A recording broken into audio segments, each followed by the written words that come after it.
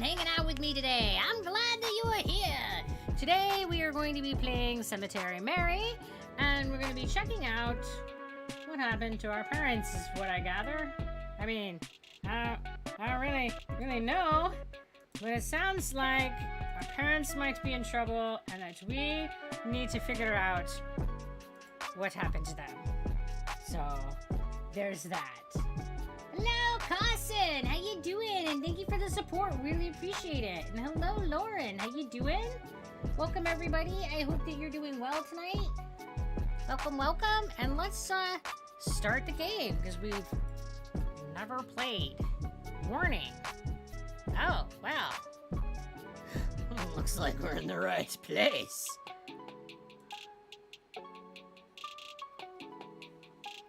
You know, I was wondering why I couldn't hear anything, and then I realized I didn't put my headphones on.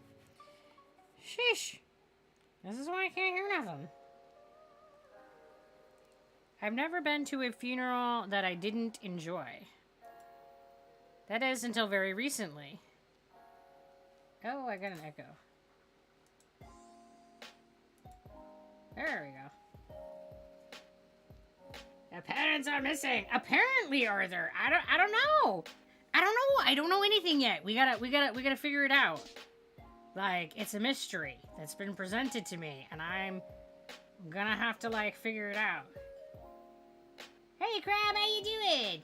So, there are other people, but they are over on Twitch. I think that you are the only person hanging out with me right now on YouTube. So, but we are multi-streaming, so some of the people that I'm talking to some of the time are on Twitch.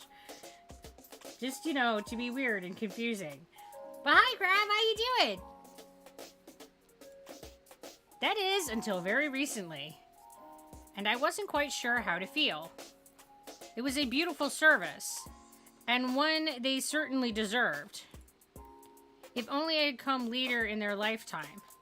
And maybe it could have been prevented. If there wasn't a murderer in my city. That's what everyone's been saying anyways. The Blackwood Butcher. That's what they called them, at least. It was hard not to overhear the rumors people said about them. I heard they strike at night. I heard they only target one person at a time and don't stop until they're dead. I heard it's a ghost blindly seeking revenge. I didn't believe any of that. At least, not at first. Well, thank you for stopping by, Crab. I hope you have a fabulous night. How did I enable closed captions on my channel? It is a extension through the extension options on Twitch. Well, you heard a lot. I know, right? There's a lot of things heard. At least, not at first. But my parents did. And because of that, they didn't like me going off to the cemetery alone. Staying until it closed. Walking home by myself in the dark. Even though it was only across the street, those rumors had made them afraid for my safety. Do you really believe they're real? I asked my father. I do, he answered. Are you really worried for me? My mother did not say anything. But that is to be expected. They thought I was a perfect target. But I still didn't believe in it. Still, they were worried about me. So they sent me off to live with my aunt, uncle, and cousin. They didn't live far. At least, not anymore. They moved from their fancy home in gorgeous Halland City to a small little cabin in the woods. I never understood why, but I never really asked about it either. This is the first time that you've seen subtitles? Is it automated? You just have to connect to the extension, and then after that, once you've set it up, it does it all for you. Yeah. Hi, Hats, how you doing? 18 gift subs? Oh my goodness. Well, thank you. Thank you, Sidney Marco. I appreciate the support. Thank you so much. How am I doing? I'm doing really well. And you're welcome, it's time. But I never really asked about it either. My parents felt it would be safer with them.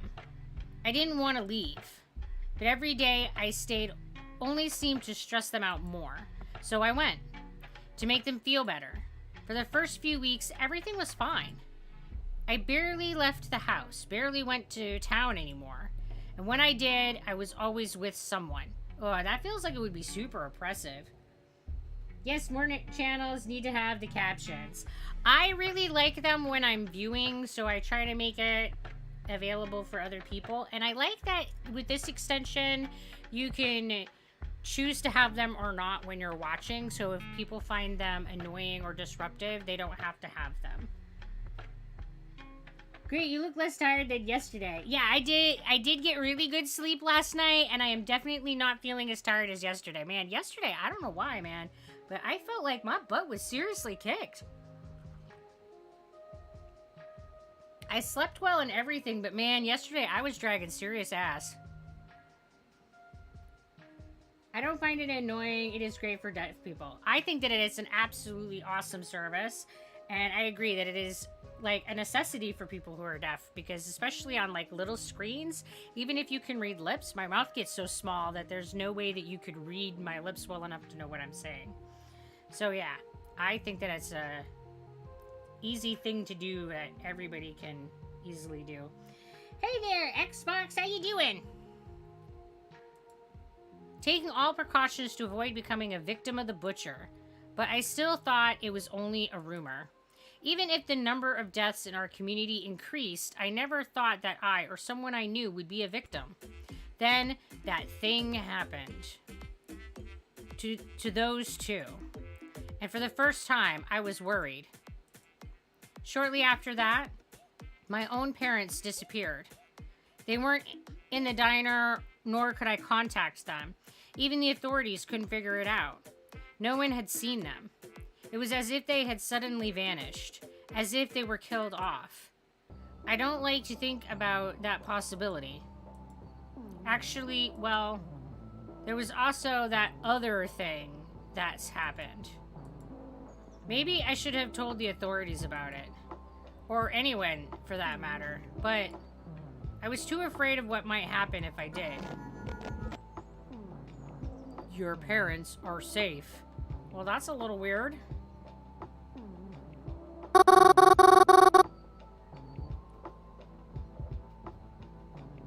You are deaf. Well, I'm glad that you were able to read the captions. And hello from Austin. Well, hello. How you doing? Hello. I knew I would fall asleep if I sat down. Oh man, that's me some days. Is it raining outside? It wasn't supposed to rain today. I love the little noise. It's like all of the old RPG games. The lights on outside. Is Croven out there? I better go check. In case you didn't notice yet, YouTube is really great auto transcripts for every single video now. Yeah, they're getting really, really good about it. Glad to see Twitch has an integration too. Yeah, it's nice. I'm a lovely streamer. Oh, well, thank you. I appreciate that. What are you doing out here? Where's Aunt Uncle? Finish dinner, come inside. What are you doing out here? It's raining. But that's a weird noise. I can see that it's raining, Mary.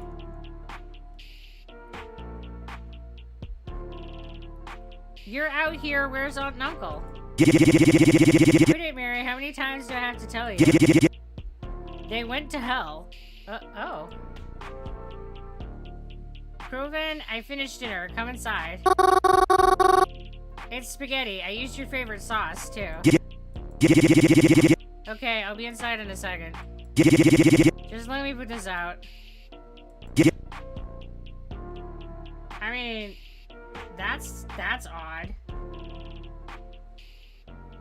You gotta go get some sleep? Oh, well, I hope you sleep well. Thank you for coming and stopping by. All the food is cold. Well, probably because you took so long to get inside. I know I fell asleep after I made it. I just wanted to take a seat in the living room, but it's fine. I'm not complaining. Other than that, we didn't say much and dinner was quiet. That would so be me. Like, I do that kind of dumb stuff all the time where I'll be like, I'm just gonna say a full minute. And then the next thing I know, I've like taken a power nap and my food's cold. Not gonna lie, I got very concerned when I read stream title. No, it's make pretend. It's in the game. Their parents are missing, but I'm them, so I'm okay. My real parents are okay. Everybody's okay. How you doing there, Sky? I cleaned up most of it, but Kroven helped a little bit. After that, he went to go sit in the living room. Once I finished cleaning the kitchen up, I joined him like usual. Normally after dinner, when Kroven and I sit together, we do something fun. We play a game on our phones together, or we get a board game, or we play cards. Talk about our days if something exciting happened. But that's when Aunt and Uncle were still... Kroven's been in a pretty bad mood since. It's not as if I can blame him. I want to talk to him, but I don't really know if he's much in the mood to talk. You're doing good? Glad to hear it. I'm doing pretty good today. Attempt conversation. Crow, do you want to talk about it? There's nothing to talk about. I've still got my old therapist number, you know. Kroven? Ain't there a reason she was your old one? Right? I know. But she was good at this kind of stuff. And I've been thinking that maybe... Shut up, Mary. Just shut up already.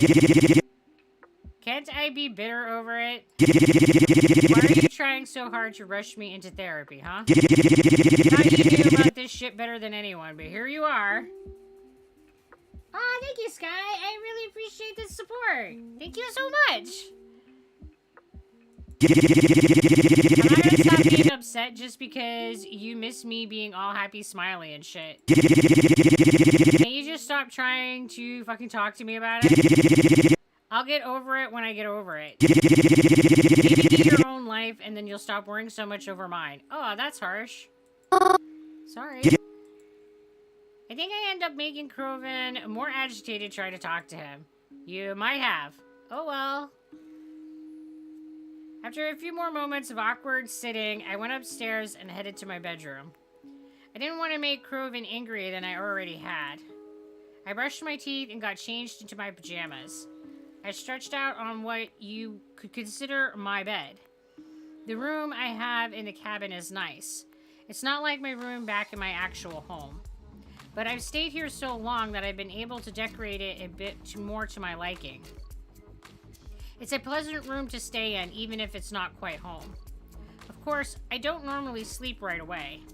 I usually read a book or watch a movie on my laptop or lie awake thinking of every embarrassing thing that's happened in my life. I mean, that's a mood right there. But as of recent, I've picked up a different nighttime ritual. One that's nowhere near as pleasant. The text message I had received the days following my parents' disappearance. It was from a number I didn't recognize. Your parents are safe, it had said. I know I should have done something smart. I should have told somebody. But instead, I texted the number back, and they responded to me. I've noticed that other than the first message, they usually don't reach out to me. It's me who keeps texting them, hoping to find out what's happening behind all this. Are you still awake? Mystery number. I am awake whenever you want to talk. Are my parents still alright? Yes. I am keeping a careful eye on them. How can I be so sure you even have them? What if you're just trying to prank me? Why would I do that? Because I'm hoping it's a prank. I'm sorry, it isn't a prank. I can promise that it's all real. How did you even get my number? Your parents gave it to me. Why would they do that? Because they care about you. You must be lying to me. My parents wouldn't do something like that. I'm sorry, you don't know your parents as well as you like to think you do. What does that mean? Seriously, you freak me out. I just want my parents back. Please don't drag this out. I just want them back home. You should get some rest. It's late, isn't it? I'll talk to you tomorrow. I don't like to text for too long. Until then, goodbye. Goodbye. Yeah, that's, just a little creepy. Somebody randomly being like, yeah, you're missing parents? They're totally fine. They're totally okay. Mm-hmm. Yeah. They suggested that I get some rest. But how do they expect me to do that? I had never felt more restless in my life. That's legit. Even asleep. I knew I wouldn't rest. When I woke up the next morning, Coven had already left for the day. But that wasn't a surprise. He'd been staying out late and leaving super early ever since the incident. I think being home bothers him. I'm not surprised. Whenever I pass the dinner, the diner. Whenever I pass the dinner. Jeez, I don't know what I'm reading, guys. Hecka creepy. I know, right? It's really super creepy.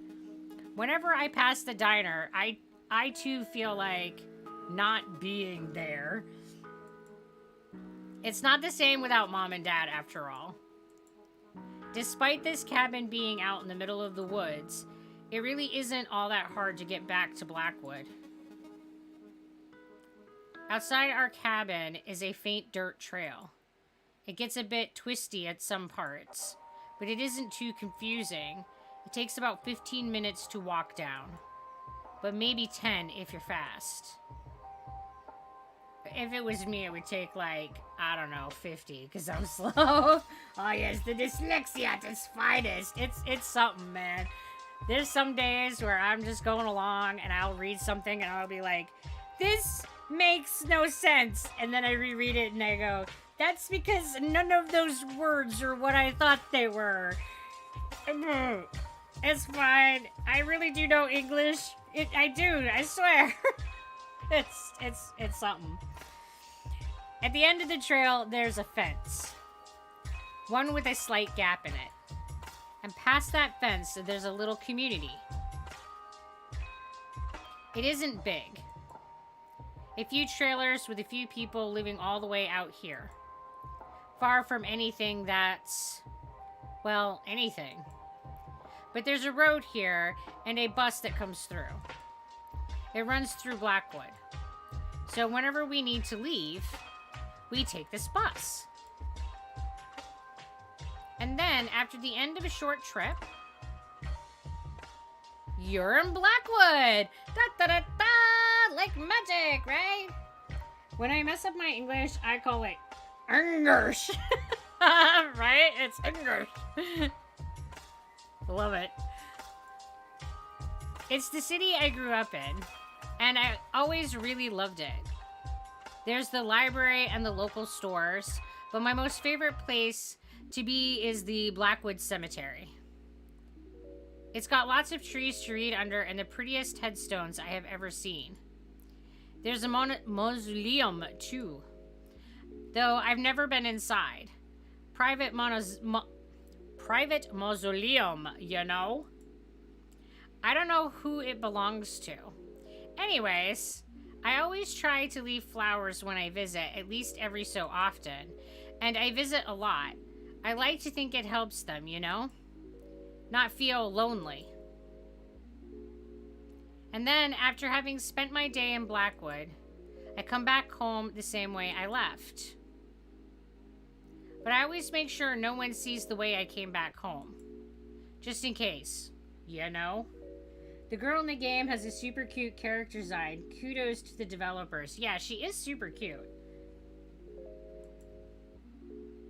I like the art style in general. It makes me think of a lot of the older RPG games.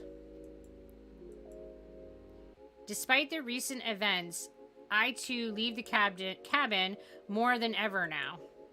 Kroven is rarely home, and I don't like being here alone. I know I'm just being paranoid, but I don't like the thought that maybe the butcher could find me out here all alone. Even if that's the whole reason that I'm here in the first place. So I go out a lot now. I feel more comfortable surrounded by lots of people.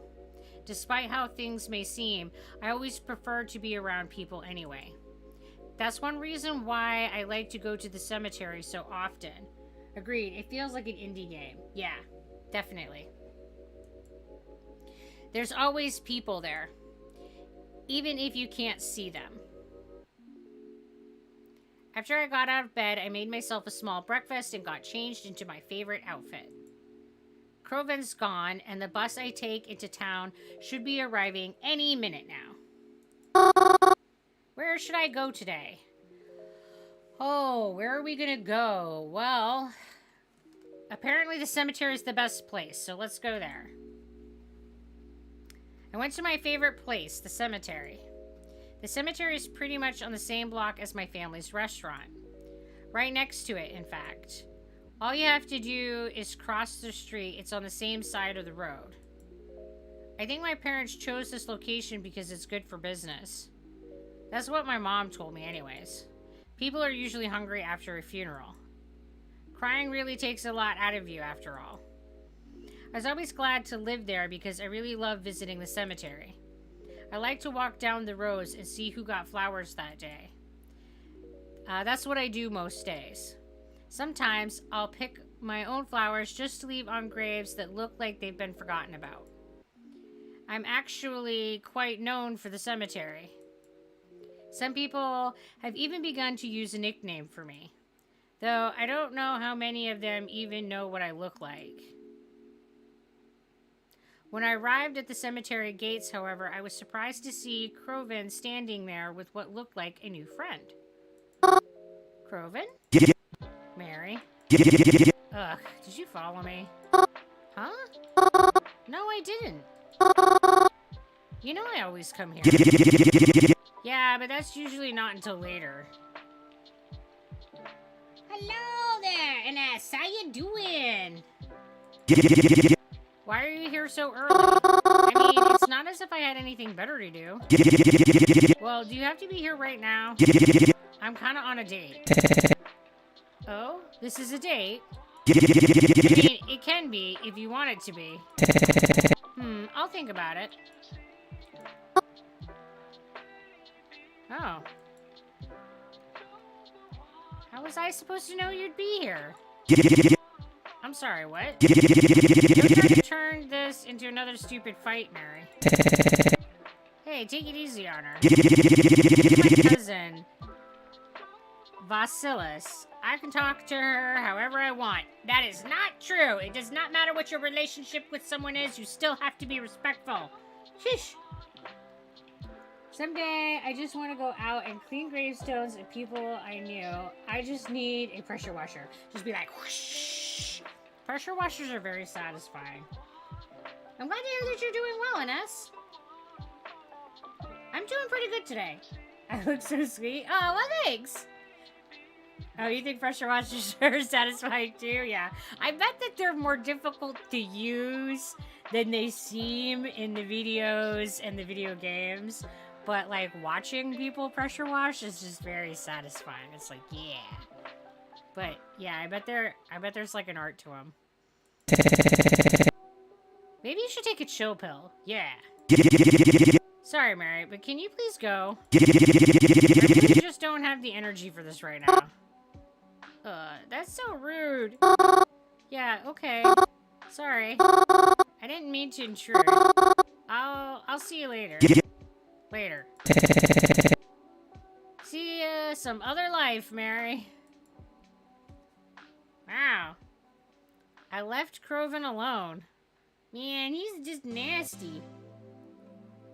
I've got a small battery-powered one, but it isn't powerful enough.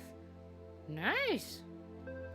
Oh, the more power, right? It's always about that, right? It doesn't matter how big a one you get. You always want, like, more. I didn't want to interrupt his little date or whatever. I especially didn't want to make him more mad at me.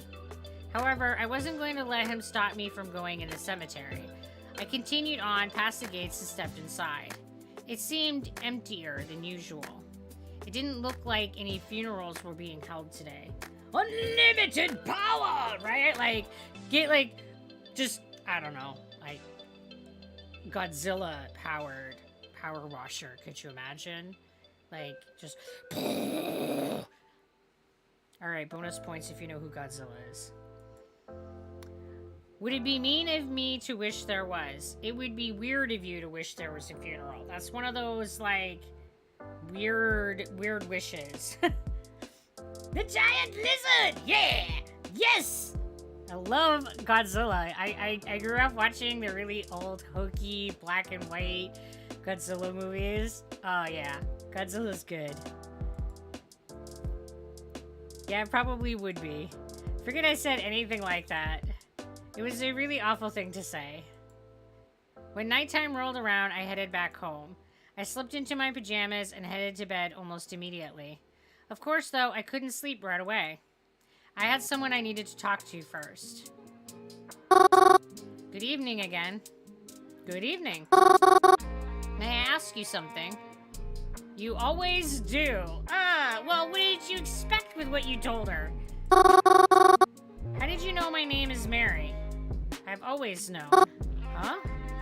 I've always known what your name is. Well, that's a weird answer. Like, what?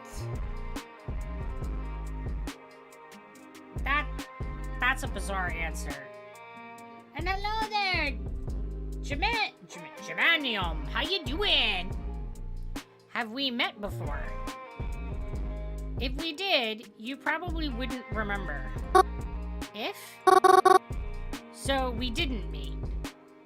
Take the if as a maybe. We may have met before, but would it make any difference if you didn't remember me? It would be as if we were meeting for the first time.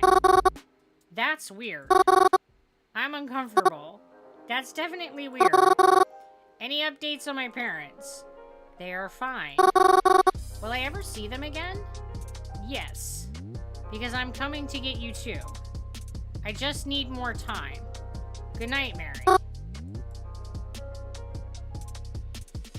I don't think that like, alleviates the creep factor if you're like, I'm coming to get you too.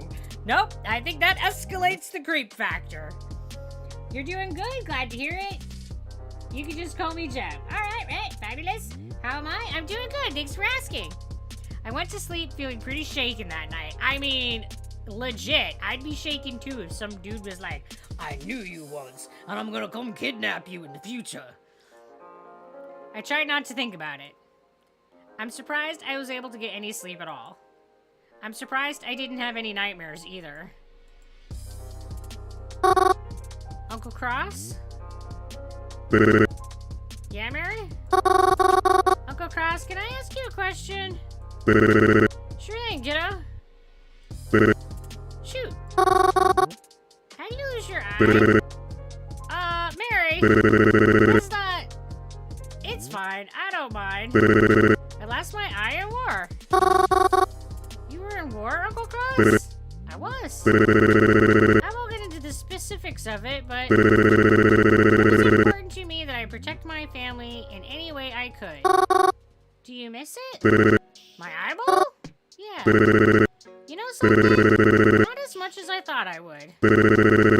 I think I would miss you bunch a lot more. Well, that's a really sweet answer. You just joined the Discord? Well, welcome to the Discord community. Weird things happen there.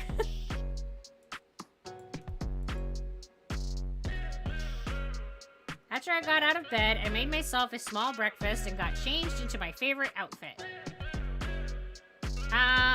Didn't you wear your favorite outfit yesterday?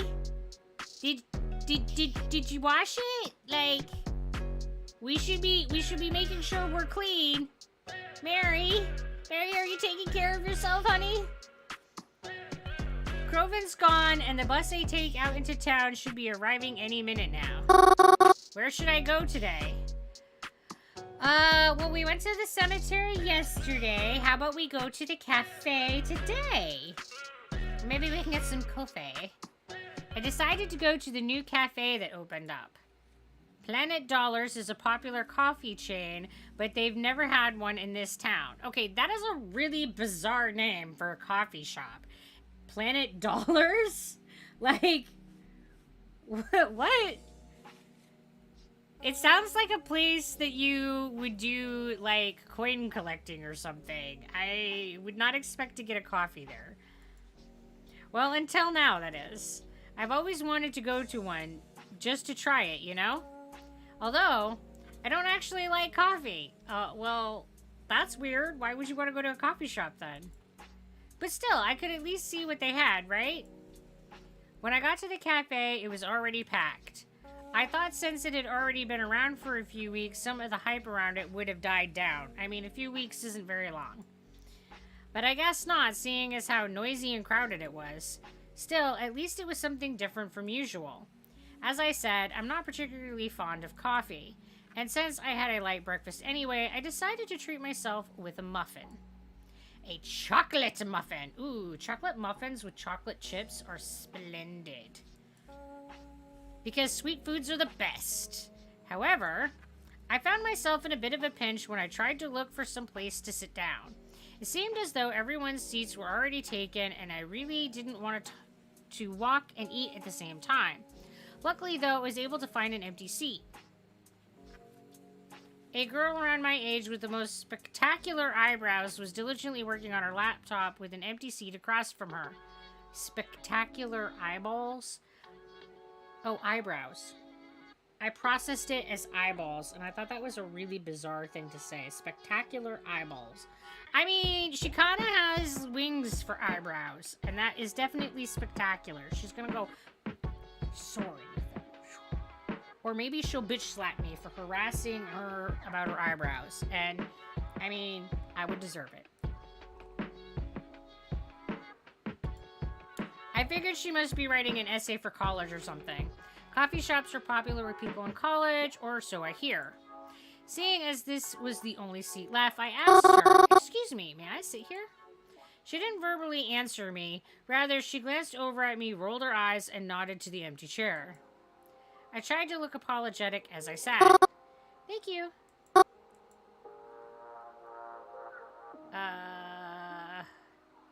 Don't be intrusive. Stay quiet. Okay, in real life, though, I would not be able to do it. Like, sitting at a table with somebody would be like, gotta talk to him. Gotta talk to him. I couldn't just shut up in my own business.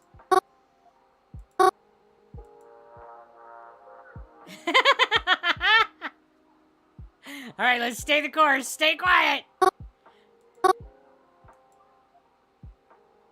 Oh, no. We really can't say that. Stay quiet. Stay quiet. Hey. What? What? I didn't say anything. Yeah? Thanks for being quiet while I work. Phew. I thought she was going to be all like, well, you're rude, just sitting there staring at me being all quiet. I can't even say hello properly. Oh, okay. Phew. All right. Okay, we went the right course. I appreciate it. Oh, of course. No problem. What are you working on, if I may ask? So you're interested in what I'm doing here? Well, yeah, I guess. You seem to be very focused, after all.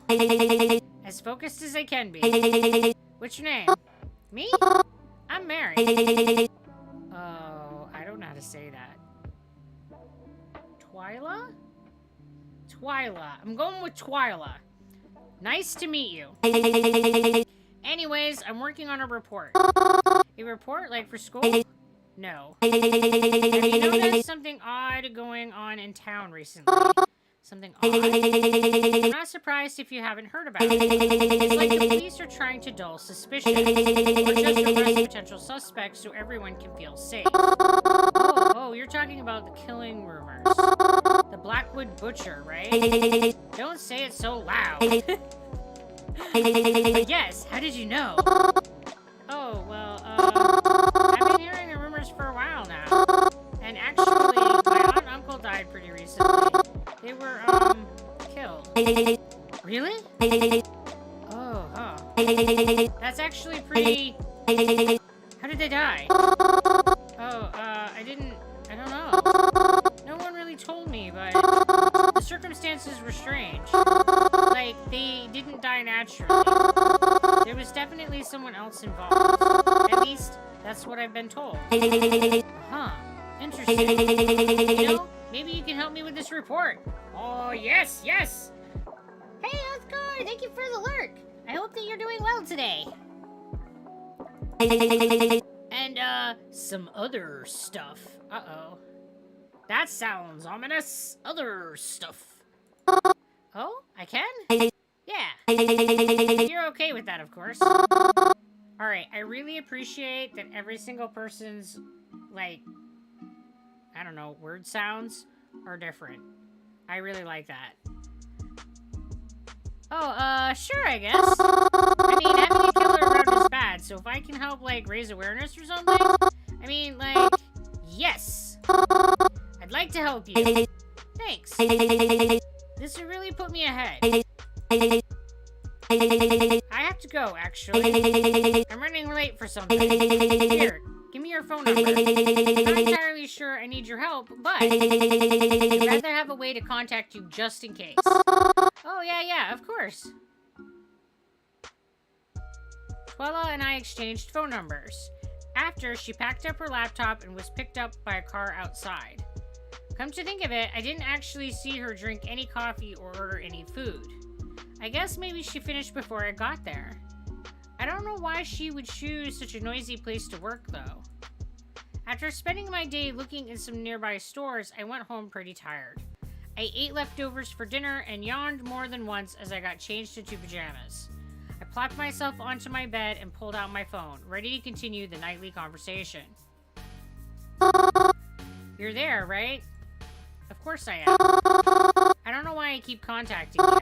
I guess I'm just afraid if I don't, you'll disappear or something. It's unlikely. I know you won't tell me where my parents are, but can you at least tell me why you took them? No. Why not? I don't know who could be seeing these messages. That's... Are you worried about being traced? Possibly. I may even change phones from time to time just to be careful, but you'll know it's me. I don't know if that should be comforting or not. I really don't see how this works. How am I supposed to trust you aren't someone dangerous if you don't give me any info to go off of? Especially when I haven't even heard from my parents. Goodbye, Mary. Sleep well. Yep, creep factor high. I felt sick that night as I tried to go to sleep. I tossed and turned so many times, and yet I was still too tired to get up and try doing something else. I don't remember when, but eventually I was able to fall asleep. I didn't sleep very well, though. I'm not going back out there. You saw how they were looking at me. I can't do it. I can't. I'm sorry. Maybe it's better if I don't anymore.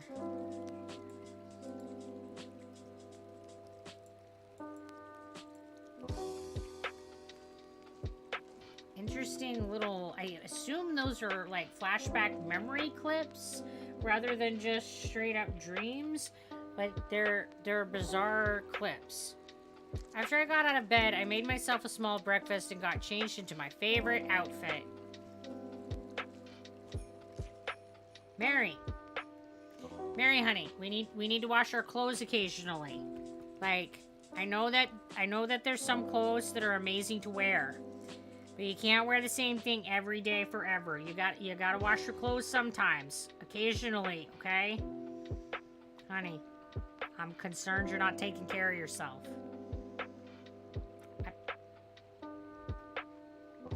I don't think that we're doing our laundry, guys. Croven's gone, and the bus I take out into town should be arriving any minute now. Where should I go today? Well, let's go to the library. We haven't been there yet. I decided to go to the library. There's nothing quite like a good book. I mean, this is true. My favorite kind of books are mysteries. Not necessarily murder mysteries, but mysteries in general. In fact, I kind of prefer it when the mysteries don't involve anyone dying. There's a lot less tension there, you know? But maybe I'm just too soft. I also quite enjoy manga, especially the shoujo kind? I probably am not saying that correctly. I feel almost embarrassed to like them, but I find that they're cute and nice, and I like seeing characters fall in love. Yeah, a shoujo. Maybe that's what I'll try to find in the library today. I stepped into the library and began to make my way over to my favorite spot.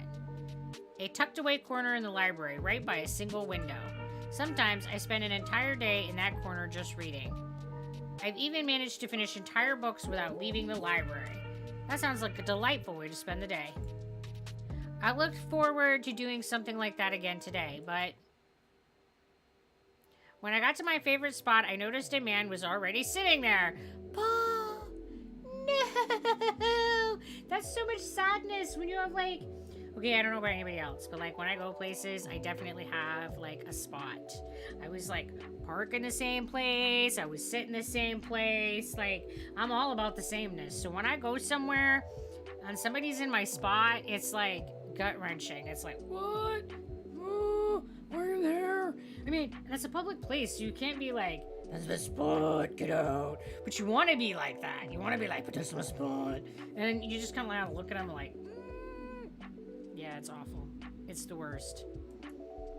I was surprised because usually this library was pretty empty. But this man, he's familiar. I've met him before. Oh, my apologies. Did I take your seat? Why, yes, you did. Oh, it's you. Mary. Mary Anti, yes? That's right. I remember you. From the funeral, right? Indeed. Do you remember my name? Reginald? That's right. So much to see you here. I was hoping I'd run into you again one day. Oh? Aha. I hope that doesn't come off weird. Definitely weird. You were just such a pleasant person to be around. You really brought life into that funeral. Oh, really? Thank you, I think? So what brings you to the library today? Oh, well, I didn't really have plans, so I thought I'd just check out a book or something. Likewise. What kind of book were you interested in checking out? Oh, let's be honest. We're gonna get a shoujo. I'm actually here to look for a shoujo manga. A shoujo manga? What's that? Oh, it's like... Do you know what a manga is? I have an idea, but I can't say that I've ever read one myself. Well, it's like one of those, but it's usually centers around the romance between the two main characters. Sometimes they're like friends or rivals, but I really like the comedy ones because they get cute jokes mixed into the romance. But sometimes the drama ones are really cute too, and they can get really intense. And, sorry, I'm rambling. I'm not good at explaining things. No worries, I think you did a good job. A shoujo sounds interesting. Perhaps I'll check one out myself later. I'm kind of more open to new things after all. Anyways, what are you here to read? Me? I'm reading... Oh.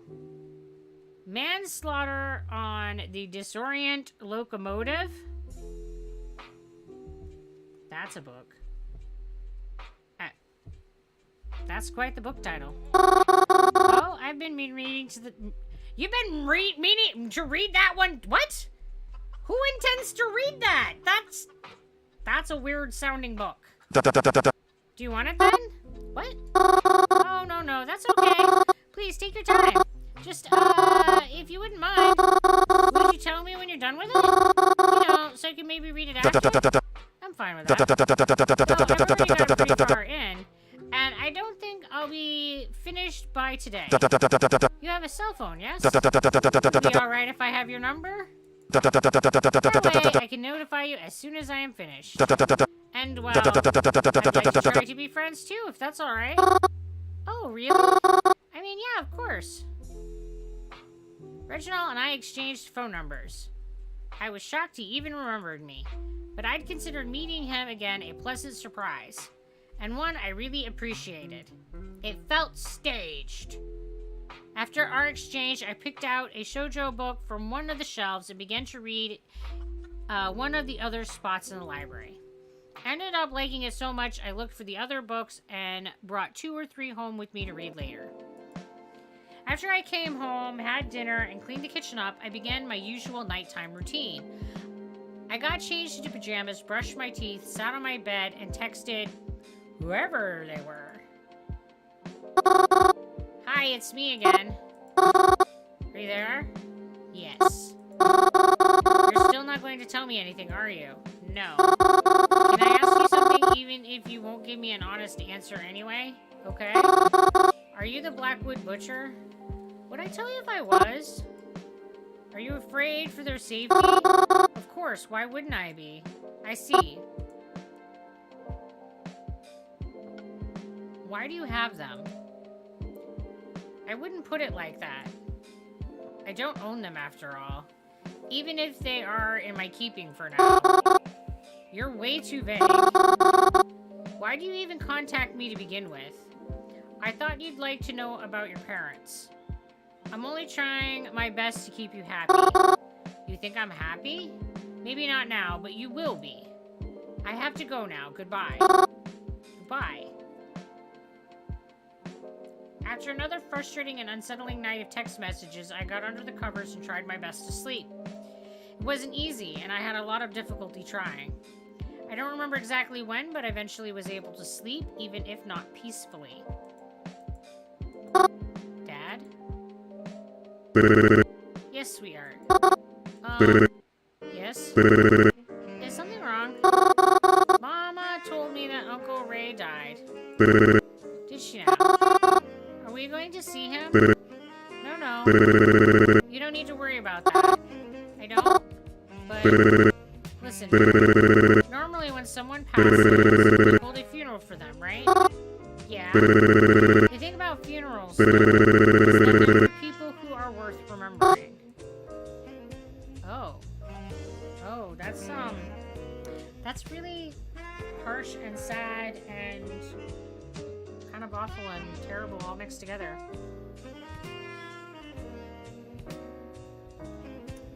Like, yeah. It would be pretty awful to have somebody in your life that you felt was not worth remembering.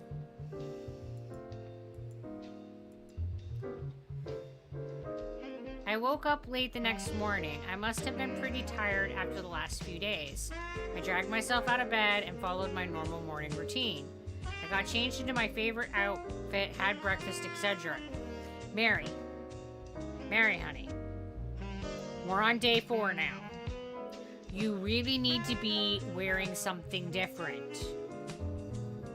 You can't just stick with the same clothes. You gotta wash them. You gotta wash yourself. I don't think we're doing laundry.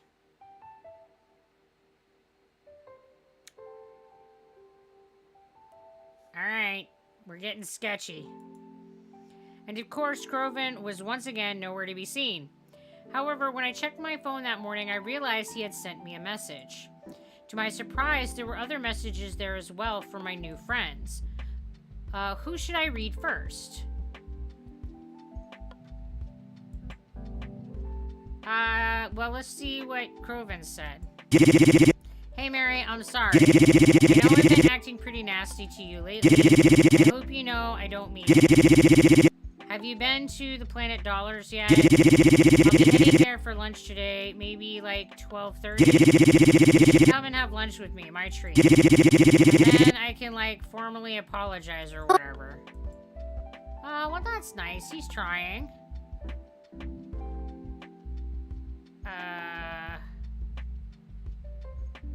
We got one from the unknown number? No? Oh, that's just us texting them. Then we got one from Reginald. Good morning, Miss Mary Anta. I hope you're doing well today. You asked about that book the other day, right? Well, I actually finished it quicker than I expected to. I'd really love to give it to you, but I won't be at the library today. I'm actually going to be at the cemetery. You like that place, though, right? You should come see me, then I can pass the book over to you. I'll be there at 1:15 or so. Oh, so this is a case of, like, pick and choose the interaction. And maybe after we can grab lunch or something together. I hope that doesn't come off weird. I just like some company for my lunch break. Call me back. Twala. Mary, it's Twala. If you're still interested in helping me, I'll be at the library around noon today. It should be quieter there. And there's some books I want to pick up for research purposes. Meet me there if you can, but if not, I'll just call you up another time.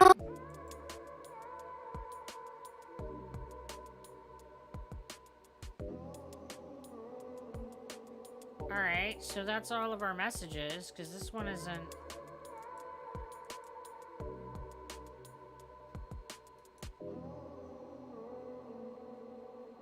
Oh. We can save, apparently. By hitting that button. I had no idea. Okay.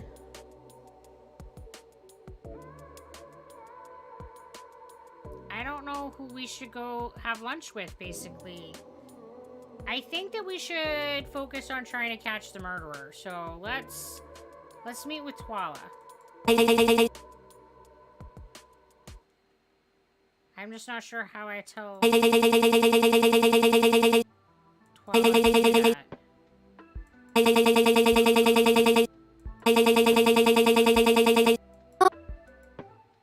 Because it doesn't... I'm confused. Maybe I go to skip? No? Oh, nope, that's not it. I'm breaking things. I don't know. Oh, hey, look, there's an exit phone button. Hey, guys, when you want to get out of the phone, you hit the exit phone button. Oh my god.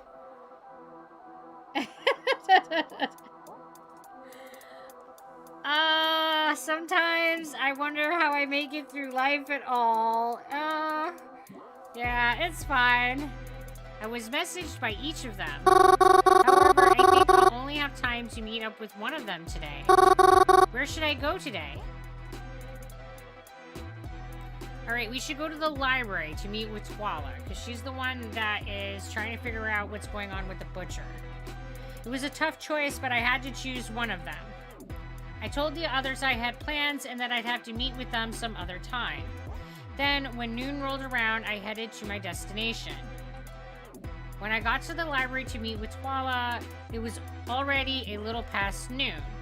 I had texted her on the way there, but I still worried she might already be gone by the time I got there. I don't know why. She said you'd be there for research after all. And surely that takes a while. At least, I'm pretty sure it would. When I got to the library, I was able to find Twala, who was coincidentally in my favorite spot of the library. Twala? Oh, you made it. Sorry, I just got really invested in this book while waiting for you. Oh, what book is it? Celsius 232.777. Oh. Sorry, let me finish this last paragraph and then we can start. I waited patiently for Twala to finish the book, and mouth broken. I waited patiently for Twala to finish, and when she did, I watched her place the book onto the wrong spot on the shelf and turn to face me. So, are you ready? I mean, yeah, I guess. What exactly are we doing here, though? Your reports are on the... Remembering what she told me, I whispered the next words. It's about the butcher, right? Yes, that's why we're here. This library's got some good books on the history of Blackwood. You don't understand why that's important, do you? Should I? Anyways, we're here to look up stuff about other serial killers and Blackwood itself. Other killers? Yeah. Before I do much else, I want to make sure this isn't some sort of copycat killer. A copycat killer? What's that? Do I have to explain everything to you? Oh, no, sorry. Copycat crime is a crime that mimics another. Copycat killer is a killer who bases their murders off previous murders. It could be that they were inspired by a killer to commit the same crimes in similar fashion. And they could even be doing it as an homage to those who inspired them. Okay, I think I get it. So we're going to research similar crimes and potential killings that have happened in the Blackwood area in the past. Our library's got plenty of books on the subject and seemingly more useful stuff than the garbage I found online. Based on the statistics I've collected of the recent mysterious deaths, I'm going to research these other killers and see if their method of murder or victims are similar to what's been happening here. Oh, that makes sense. I'm hoping that if it is a copycat, it would be easier to seek out and catch the real killer. I'm going to go look for books about Blackwood itself. You should go look in the true crime section and pick out any books that have to do with serial killing. Report whatever you find back to me. Got it? Good. Twella, wait! Twella walked off into the library, leaving me to look for the books. Except she didn't tell me about any of the statistics she found, so I had no idea what I was supposed to be looking for. Just guess, it's fine. I tried just getting any books that mentioned killers in them. I wasn't sure if it mattered how old they were or if the killer itself was ever even caught. Eventually, Twella had sat down with a few books and began flipping through them. I kind of just kept bringing her new books and putting away books she asked me to. We ended up spending a long time there. I started getting tired, and she didn't want to admit it, but I could see Twella was starting to get tired too. After a while, we decided just to call it a day. So did you find anything useful? For the most part, not really, but there are a few books I'm going to check out and bring home with me for further research. Oh, that's good, I think. It's better than nothing. Hey, thanks for helping me. It probably would have taken me longer to find stuff without your help. Oh yeah, of course, no problem. Hey, can I ask you something? It's not really that important, but why'd you choose this spot in the library? I'm sure that sounds so weird, but I'd love to know. You want to know that, of all things? Well, I mean, I've been coming to this library for a really long time, and I've never seen anyone in this corner except for me. I just thought it'd be more private and quiet. Is this really an uncommon place to sit? Well, I mean, other than you, I've only seen one other person sit here. I saw him here the other day, actually. Who's that? Oh, he's just an acquaintance of mine I recently met again. His name is Reginald. Wait, hold up. Reginald Tetra. Oh, I mean, I don't know his last name, but... long caramel hair, rectangle glasses, kind of has an accent if you listen carefully. Oh yeah, that's him. Do you know him? Garrett, you can't talk to Reginald. What? Huh? Why not? He's a suspect. Of course he is. He is. Everyone's a suspect, of course. But I really don't trust that guy. Why? I used to spend a lot of time here, you know. I even worked here for a time. Reginald was always up to something. Trying to hide the books he was reading. I never saw him check anything out. You watched him that closely? I watched him because he was weird. He always hid the covers of the books he read. Rearranged the shelves when he was done, so you couldn't see what he was reading. And when I would confront him about it, he'd just smile and act as if he wasn't reading at all. I mean, just because someone seems weird doesn't mean that you should, you know. But I saw what he was reading despite his attempts to hide it. And it's not good. I can't trust a suspicious guy like that, and neither should you. Oh. Wow, that's awkward. Nothing neutral. We gotta go with I'll distance myself or she's overreacting. I'll try to distance myself from him. He was pretty nice when I met him, but if you really think he's that bad, I'll try to limit time spent around him, I guess. Good, you should. But don't let your guard down around everyone else either. Anyone could be a killer, not just him. Keeping your space is a good idea. Thanks for warning me, I guess. After that, Twyla and I said our goodbyes. I don't know what she did after. I thought about what she said to me all day. Reginald's behavior seemed strange from the way that she described it, but he has to have his reasons, right? And it's a bit extreme to accuse him of something so cruel. I took the bus home like usual and did all the normal nighttime things. Hello there, Big. How you doing? I know my parents are missing. I don't know what's going on, and there's this dude texting me saying he's got them. It's a mystery. I have to figure it out. Zebra Pig, your title is affecting people. It's what's happening in the game. My parents are missing, and we gotta solve the mystery, guys. We gotta figure out what's going on. We have to save them. Eating, washing up, whatever. And then I was back to my least favorite part of the day. Hi. Mystery number. Hello. Can we talk about that thing you said the other night? I haven't been able to stop thinking about it ever since you said it. What's bothering you? You said that you were coming for me. Yeah, like, that wasn't creepy at all. That you just needed more time. Are you really going to steal me too? It'll be alright. I promise. It's for the best. You're gonna make me feel sick all over again. What do you want me to tell you? That I'll see my parents again. You will. At least, that's what's planned. You shouldn't worry yourself sick over something like that. I promise I'm taking extra good care of them. Somehow that's still hard to believe. You'll see. I wouldn't do anything to disappoint you. That's so weird. Like, why would this random person be invested in what I think? When will this be over? Soon, hopefully. I just need more time. You'll hang on for me, won't you? Do I have a choice? Haha. Sweet dreams, Mary. I didn't sleep at all that night.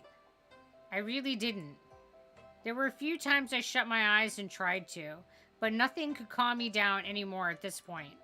My anxiety was through the roof. I bet. Like, how could it not be? I just wanted Mom and Dad back. I wanted to know for certain that they were okay. It should have been me that was taken.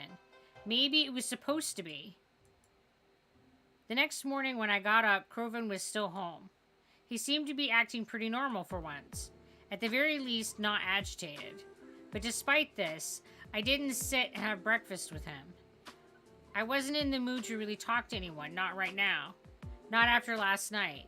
It was too much. I just wanted some private time to myself. I just wanted to cool down. As I was about to leave, Crow called out, "Not eating breakfast, Mars?" I responded,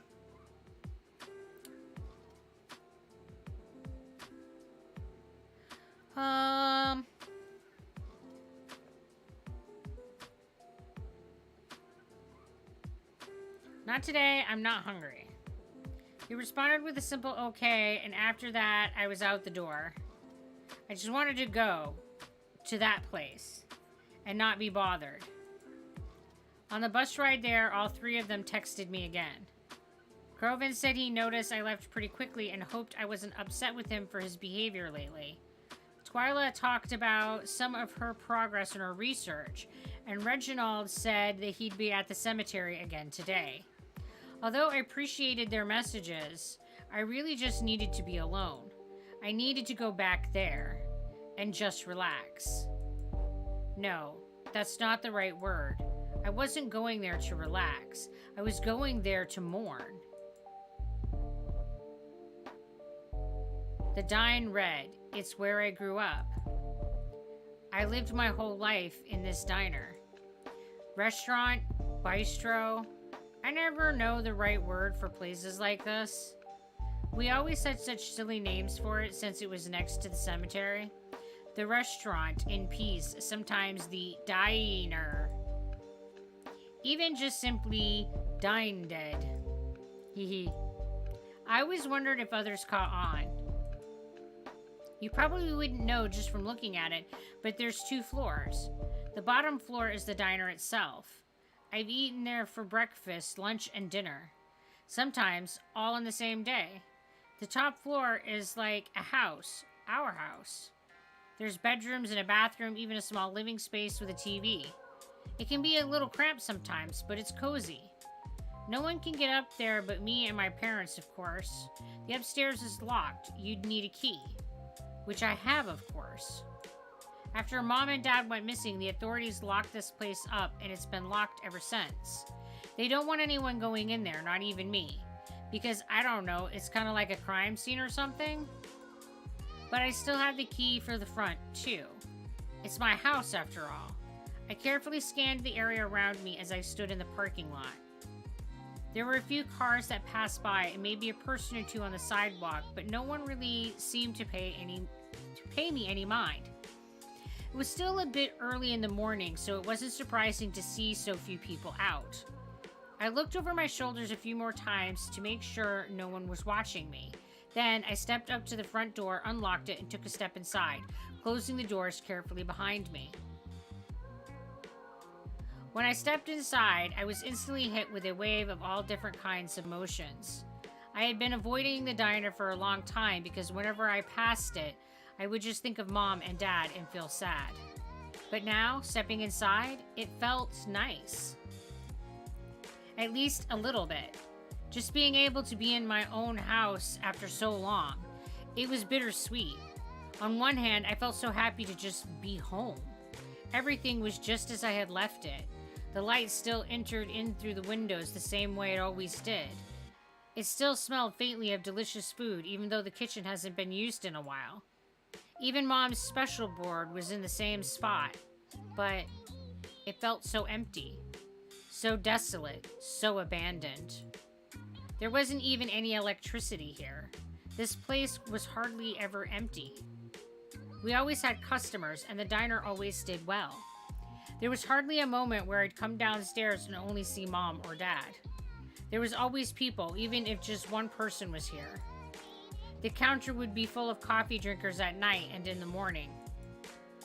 I'd see families come by for dinner or people out on dates come here. I always loved being able to see that. There were so many good memories in this place. Like... oh, now we have to pick a memory. The time we had a Halloween party. It was more like a trick-or-treat kind of thing. We had a bunch of cars lined up in our parking lot giving out candy, and there were a few games to play. I remember Mom helping me put together a little Grim Reaper costume. It was a rare instance where I actually got along with other kids, and even was able to see them considering I was homeschooled. I remember Croven being there too. He was dressed like a zombie, though his makeup got completely ruined when he tried to go bobbing for apples. Bobbing for apples. That's so gross. Who even came up with that? I don't think that I could even imagine doing it today. But it seemed fun as a kid, I guess, even though I never did so. I probably thought it was gross back then too, I guess. I remember Crow got to sleep over afterwards too, and Mom and Dad kept the Halloween decorations up all day the next day. It's funny. I use some of those decorations in my room now, but I remember all the booths and tables and windows being absolutely covered in orange and black streamers. But now it was all covered in dust. And no one's here. Where should I go? Hello there, Gamer9. How you doing? Let's go to Mom and Dad's room. Decided to walk up to my parents' room. I just missed them so much I couldn't bring myself not to. I stepped into my parents' room. The curtains were drawn open and warm light flooded into the room as the sun finally came out from behind the clouds today.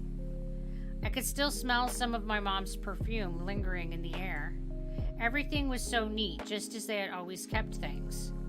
You wouldn't even have guessed that they were kidnapped. There were no signs of struggle or even any sort of mess at all. The bed was made and all their stuff was exactly where it should be. The only thing different was a fine layer of dust from how long it had been, and the fact that my parents weren't here. I sat on my parents' bed.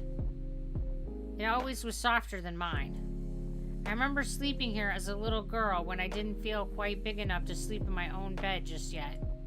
Mom would help me build pillow forts here sometimes, and we would hang up a sign that said, "No boys allowed!" Hello there, Muffin. How you doing? It didn't take long for me to start crying. I missed my mom and dad. I never even got the chance to say goodbye to them. The last message I got from them, it was my mom telling me she hoped I would sleep well that night. And then the next day, they were gone. Just like that. What do I do now? What if they never come back? What if I already saw them for the last time? I ended up falling asleep on my parents' bed. I was already exhausted from a lack of sleep, and crying certainly didn't help in that respect. When I woke up, I was unaware of how much time had passed, but I felt groggy and I didn't think that I should stay any longer. It probably just made me feel worse. I got up from the bed and began to head back downstairs. It wasn't until I got to the bottom of the stairs that I noticed someone was here. Some stranger kneeling over in front of the doorway for whatever reason. I was almost frozen in my spot. Who were they? Why were they here? No one should have been able to get in. This place was locked up. That's right. I unlocked it. Yeah, about that. Crap. I stood there, hoping they wouldn't see me. The way they were dressed with baggy dark clothes and their hood up told me that they were most likely bad news. Did they follow me in here? I wasn't sure what to do. I thought about trying to escape out the back way or sneakily heading back upstairs if need be, but as soon as I took a step back, I tripped slightly and let out a small yelp as I caught myself on one of the bar stools. The stringer immediately bolted outside. Wait! I wasn't even able to get a good look at them. For a split second, I considered trying to chase after them.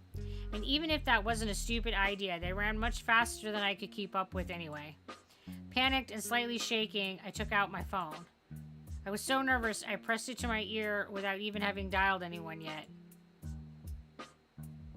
But who would I call? The police? No, I can't do that.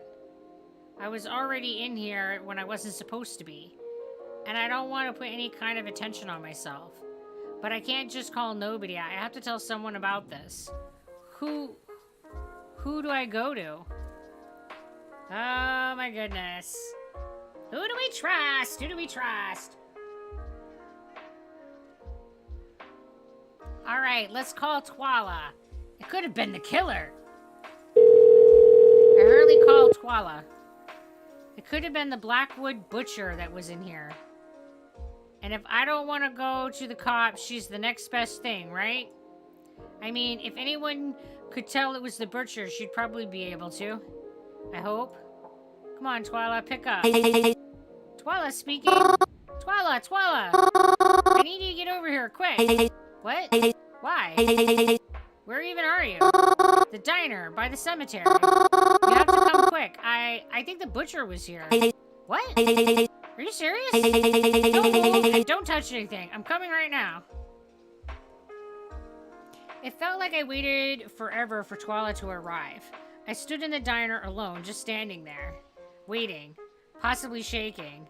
I don't remember it that well, but I didn't move from the spot I stood in. She did tell me not to touch anything after all. That's a bit extreme, right? I hope you're having a good day. Always stay happy. Love you, Zebra. Oh, well, hello, Glocky. How you doing? I've been having a good day. I hope that you are as well. When she arrived, she didn't even give me a chance to say hi. She immediately started talking and came in holding some weird box. I told her that whoever it was probably long gone by now, but she said we were still going to look for clues.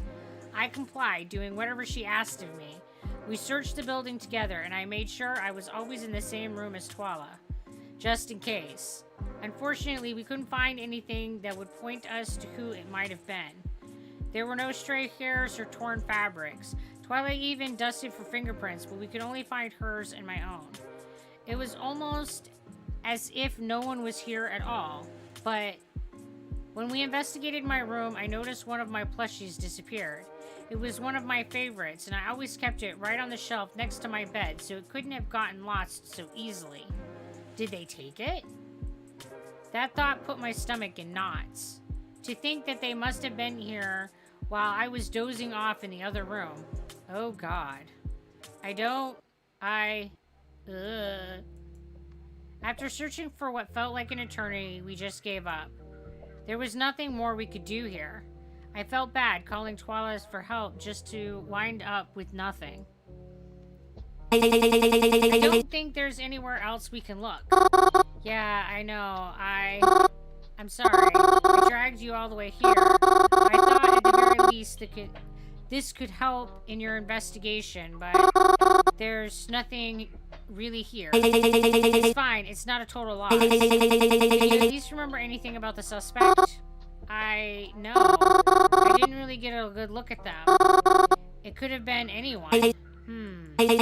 Well, whatever. Whether they're the butcher or not, someone has a special interest in this place. And it's definitely worth looking into. Yeah. I'm definitely keeping an eye on this place. Maybe we can catch them next time they come back. How do you plan to do that? Don't worry about it. I have my ways. But you probably shouldn't come back. It might mess up the investigation. Oh, alright. That's probably smart anyways. Thanks for helping me, Twala. Yeah, whatever. Just don't come back here and mess anything up, okay? Whee! After a little while longer, Twala left, leaving me standing alone there once again. I stepped outside as she drove off and locked the front doors behind me, wondering if that would be enough to stop whoever broke in from doing it again. I strayed in crowded areas the rest of the day, hoping that being around so many people would provide some sense of safety. The only time I was alone again that day was when I went back home that night. But I'm never truly alone then either, am I? Hello again. Good evening. Was that you in my diner today? What do you mean? Earlier today, I was in my diner, or house, I guess. There was a stranger. I couldn't see their face. And they ran out as soon as they realized I was behind them. Was that you? No. I don't know why I bothered asking. I doubt you'd give me the truth either way. Sometimes lying will be necessary, but I am telling the truth now. If you say so. I'm not really sure what else to say. That's okay.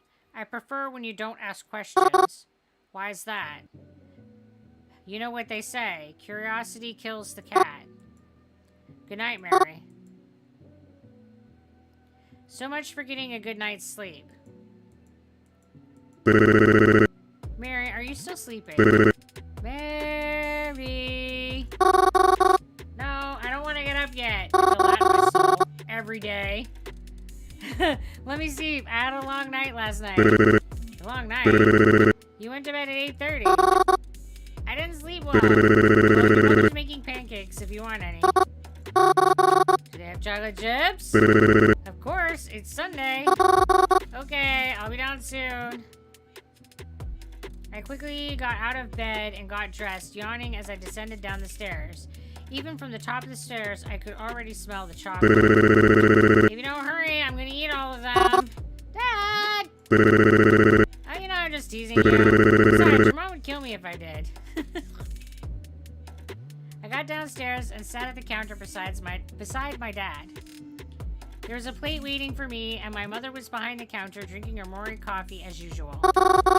Thank you for breakfast, Mom. Of course, dear. So you have any plans for today?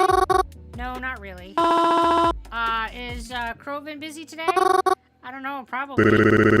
Well, we can always do something if you want. We can? Of course we can. Didn't you want to see that new movie? The horror one with the janitor? Why don't we go tonight? Are you sure? Aren't you busy? You know, I'm never too busy for my little girl. That sounds really fun, but what about Mom? Are you really worrying about me? I'll be fine, sweetheart. Go out with your father. You can even call up Crow and see if he wants to come too. I've been really looking forward to this movie. I'm so excited now. This morning's been quite the pleasant surprise, but something feels off. Like I'm forgetting something? No, something is weird here. But what?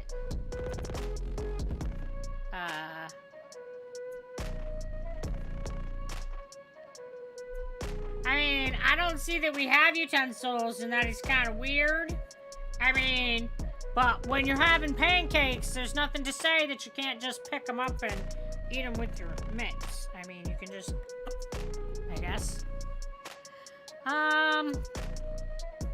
It's way too empty in here. No, that's not it. It's Sunday. We don't open until past noon on Sunday because Mom likes us all to have a nice breakfast together. It's still morning, so... What's wrong? Utensils. I mean, yeah, I don't have a fork right now. But that's definitely... But there's definitely something else wrong here. Pancakes! Pancakes are weird! The pancakes are delicious and fluffy as ever. I don't think Mom has it in her to make a bad-tasting pancake. Or a bad-tasting anything, for that matter. What's wrong? Coffee! Coffee's weird! I really hate coffee, but Mom's always loved hers black. It's no different today. It still seems to be steaming, but that's never stopped Mom before. What's wrong? Mom. Mom's fine. Mom's always... Wait. Mom can't talk. Mom is mute. Mom's never been able to talk her whole life. I had to learn sign language as a kid to be able to communicate with her. She's never... Whose voice even was that? That was talking to me! My mom doesn't have a voice. What's going on? Mary, you okay, hun? You look like you've seen a ghost. I'm fine. Are you sure, dear? I can make you some tea to help you calm down if you're feeling anxious. No, I'm okay. I think I'm just gonna, go to the bathroom. I hopped out of my seat and rushed my way over to the ground floor bathroom. That wasn't my mom. Was that even my dad? I was hoping that once in the bathroom I could rinse my face off and make sense of things. But... Mom? Mom, what are you doing here? Were you just outside? Mom?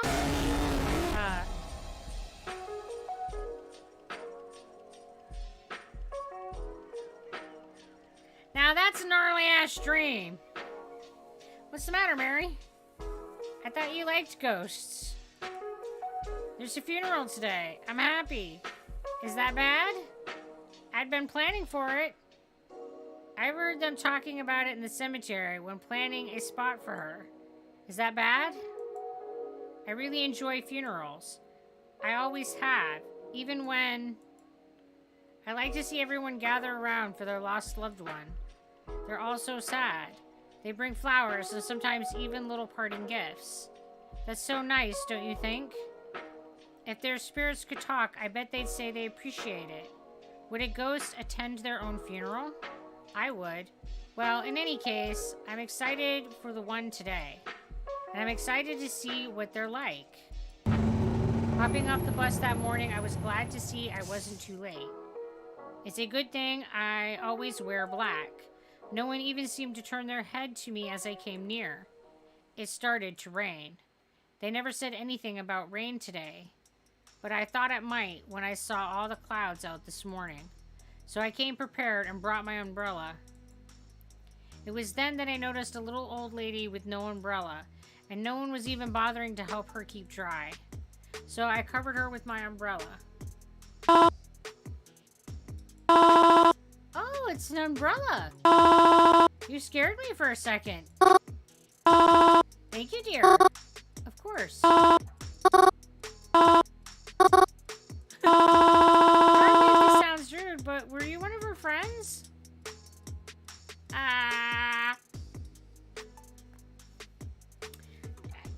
It's kind of awkward to just randomly show up at a funeral, isn't it? Like, what do you say if you funeral crash? Like, is there a polite way to funeral crash? That seems like a faux pas. Nah, at least I don't think so. Who died? Oh. Well, it was my darling Miss Spella. She passed just last week. My condolences. Forgive me if this sounds rude, but what is your relationship to her? Me? Ah, yes. I'm Spella's mom. I never met you before, have I? That's okay. Lots of people haven't. I'm very sorry for your loss. How are you feeling? Feeling? It's impossible for me to feel anything but heartbroken. I truly don't believe I'll ever recover from this. Now, don't say that. She wouldn't want you to think like that, right? Yes, I suppose you're right.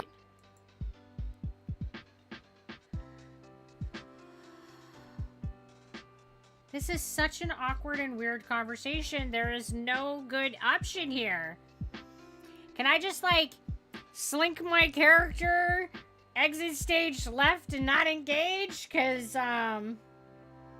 I don't want to say either of these things to this person who has just lost their loved one. Like, I feel uncomfortable, and I'm not even here.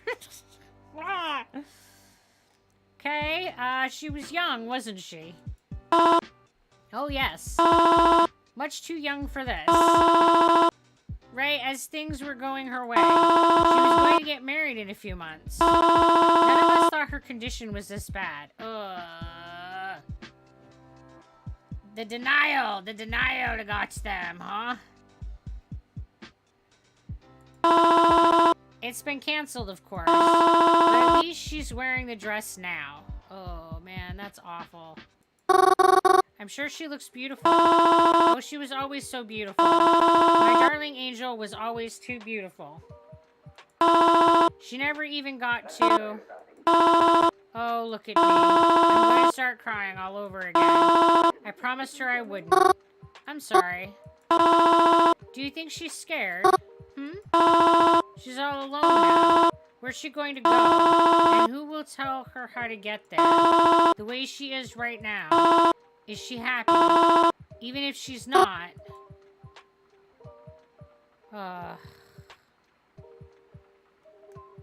She's not alone. How can you say she's alone when everyone is here beside her? I know she can't really say much about it, but I'm sure she's happy to have all her friends and family by her side. All the people here.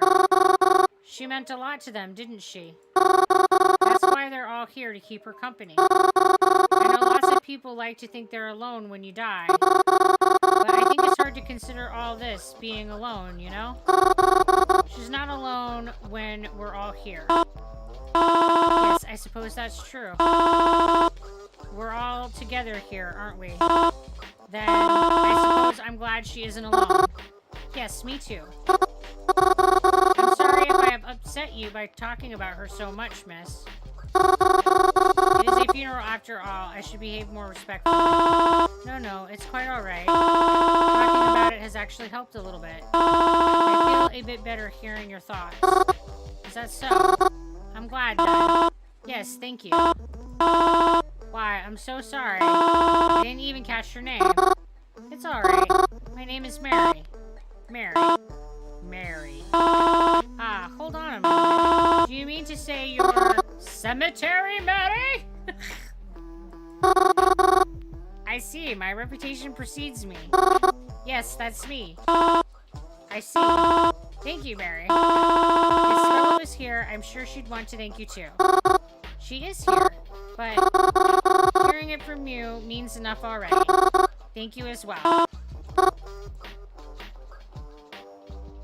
It was a lovely funeral. The coffin was lowered, and soon enough, the rain stopped.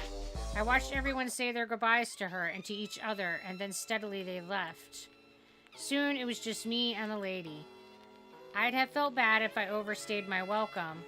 I didn't want to outlast her at her own daughter's funeral, so I quietly said goodbyes and left.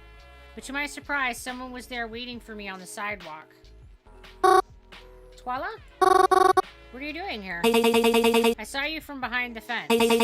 You were at a funeral. Did another person die already? No. Well, yes, but not someone I know. Okay, then. I mean, it is kind of weird to just go to random funerals. I mean, that's not normal behavior, Mary. Anyways, I'm glad I ran into you here. I was actually thinking of calling you, but you're already here, so... Oh, why? Do you need something? Yeah, there was something I wanted to check out, but you might be able to help me with it. Oh, sure, I'll help. Is this still about the, you know, the butcher and stuff? Of course it is. What else would it be about? Right. Sorry, that was silly of me to ask. I'm not sure how much help I can be, but I will try. It's fine, you don't need to do much. I just need to stand there and ask for something. That won't be a problem for you, will it? I don't see how it would be. It seems easy enough to me. So, where are we going? Follow me. It's only a few blocks down from here. This is a weird request. I followed Twala down the sidewalk. We didn't really talk as we walked, but I enjoyed her company nonetheless. The sky remained cloudy and the sidewalk was full of puddles we tried to avoid. Until eventually we ended up at where Twala planned to be today. It was a bookstore. One I sometimes passed by but never really bothered to look inside. It didn't seem as cozy or as comforting as the library. The library. A bookstore? Twala, if you needed books, why didn't we just go to the library? It's much bigger. Hey, can you, shut up? Oh, wow, that's, rude. Rude! Rudeness! Why is there so much rudeness going on? Brr.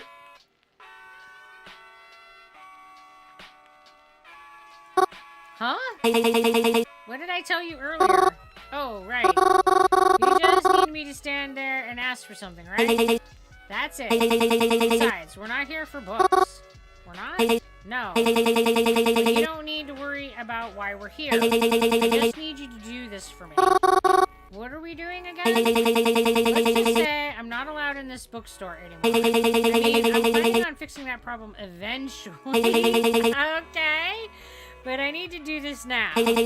That's where you come in. You're gonna go in there and talk to the man at the desk. I need you to get him to look in the back somehow. Then, once he does, signal back to me out here. I'll get what I need and then get out. Got it? You're gonna steal from them?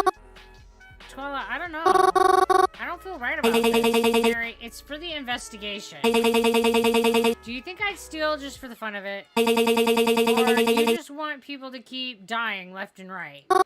I mean, no, of course not. But, well, sometimes you'll have to do bad things to be the good guy. I don't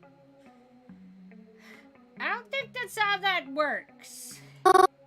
We're talking about people's lives here. Do you really want to risk someone's life because you didn't want to lie for a few minutes?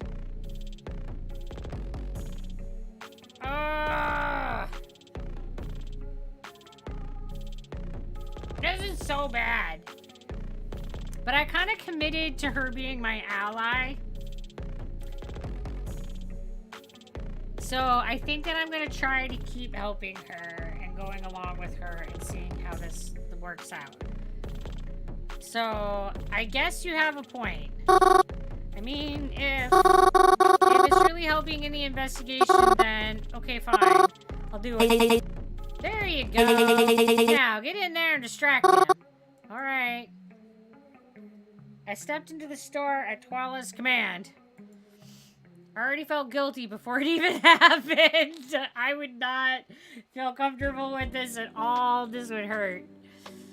But if this was somehow helping someone, then it was worth doing, right? As I entered, I noticed a man behind the desk. He was old and pretty scruffy. I was surprised he was even able to see out of the hair that covered his eyes. He seemed pretty big, and on the top of all that, he had a hook for a hand. He certainly gave quite the first impression without even having said anything. He didn't turn to me when I entered. Could he even see me, actually? Is this who Twala was worried about getting past? I stepped up to the counter. Sir? What do you want?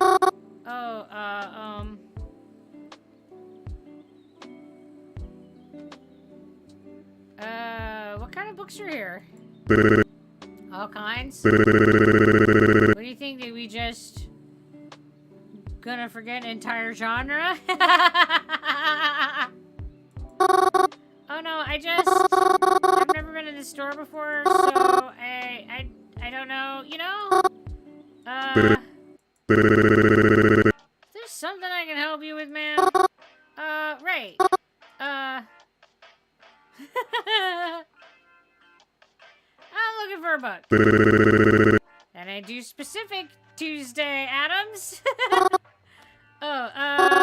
It's by an author named Horace Cope.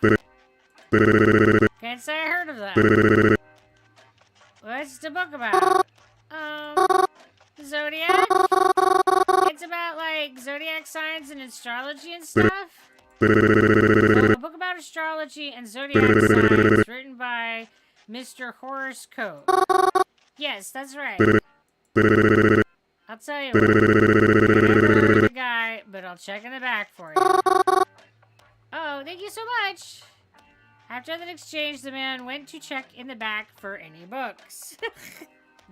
I like how, like, it's the back instead of storage. I totally just stole that joke name from a popsicle stick, but he seemed to fall for it, so I guess whatever works. After he left into the back room, I signaled to Twala that she could sneak in. Except Twala didn't tell me which signal was, so I kind of just flailed my arms and hands a bit until she noticed me. Yes, all suddenly, like... I felt really bad about it going behind that man's back like that. But if doing this meant catching someone dangerous, then... Twala was in and out quicker than I expected, as if she knew exactly where she was looking. I would have followed her, but I was waiting for that man to come back. I wondered if she still needed me or if she went on her way after leaving. But before I could think about it too much, he came back. He said he didn't have anything like what I was looking for, but he did give me something. How to talk to ghosts. He said it looked like something I'd like. He even gave it to me free of charge. Was just taking up space, he said. Probably costs less than 30 cents to make, he said. I wished him a good day, and then I was on my way. To my surprise, Twala was still waiting for me once I got out of the bookstore. Oh, Twala. You're still here? Oh, yeah, I'm still here. What fucking took you so long? Oh, well, he gave me a book, and Hey, wait. Can I ask what you took from him now? Does it matter? I mean, well, kinda. He was really nice to me. And it's not as if you've told me much about why we did it. Humph. Fair enough. Fine, I'll show you. But only if you get into my car with me. That's not suspicious. Huh? Well, since you're supposed to be helping me and all, I wanted to bring you to my house for an interrogation, if you will. Why does everybody gotta be so sketchy about everything they want me to do? Like, nobody sounds like a normal, reasonable, or rational human being. They all sound like sketchy as fuck. They're all like, I'm gonna interrogate you, that okay? No, that is not okay. Interrogation? Maybe I asked you to help me because your family members were involved in a mysterious death. So I wanted to ask you some questions about them and take down some notes. But not here. I don't even like talking about this out loud. So I'll call up a car to come pick us up. You're fine coming with me, right? Oh, I mean, sure. I don't really really have any other plans. And of course, the butcher couldn't possibly be this chick with rad eyebrows, right? Like, clearly, the butcher could not be the person who wants to get me in a car and drag me off somewhere by myself. That could definitely not be what's happening. Yeah, I figured. That's rude. Twila called up a car to come pick us up. Is this one of those taxi service things? Huh? No. I'm just really rich. Oh, okay. Alright. Shortly enough, a car rolled by to pick us up.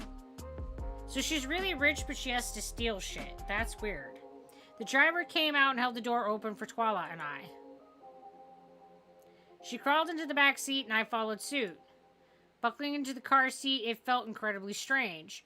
Crovin's family always had a bit of money themselves, but never like this. Anyways, you want to see what I took, right? Yes, please.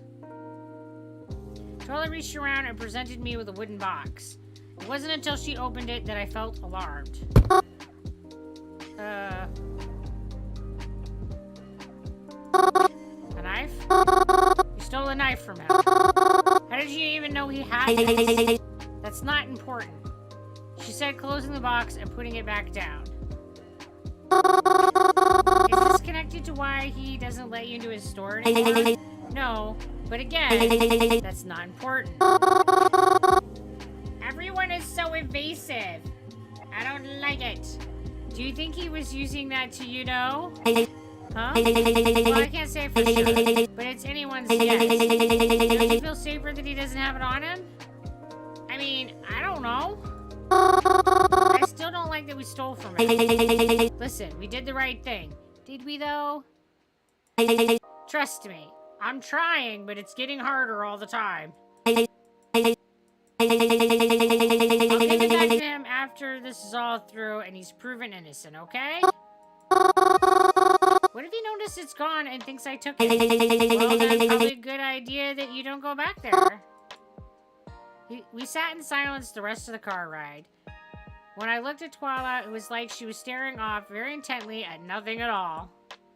She looked like she was going over different ideas in her head, deep in thought. I didn't want to disrupt her process or anything. It's totally fine. Everything is fine. Twila had just told me she was rich. So rich, she had a chauffeur to drive her wherever she needed to be. But despite that, she was stealing stuff. I didn't expect her to be this rich. I mean, yeah, big ass house. She's fine.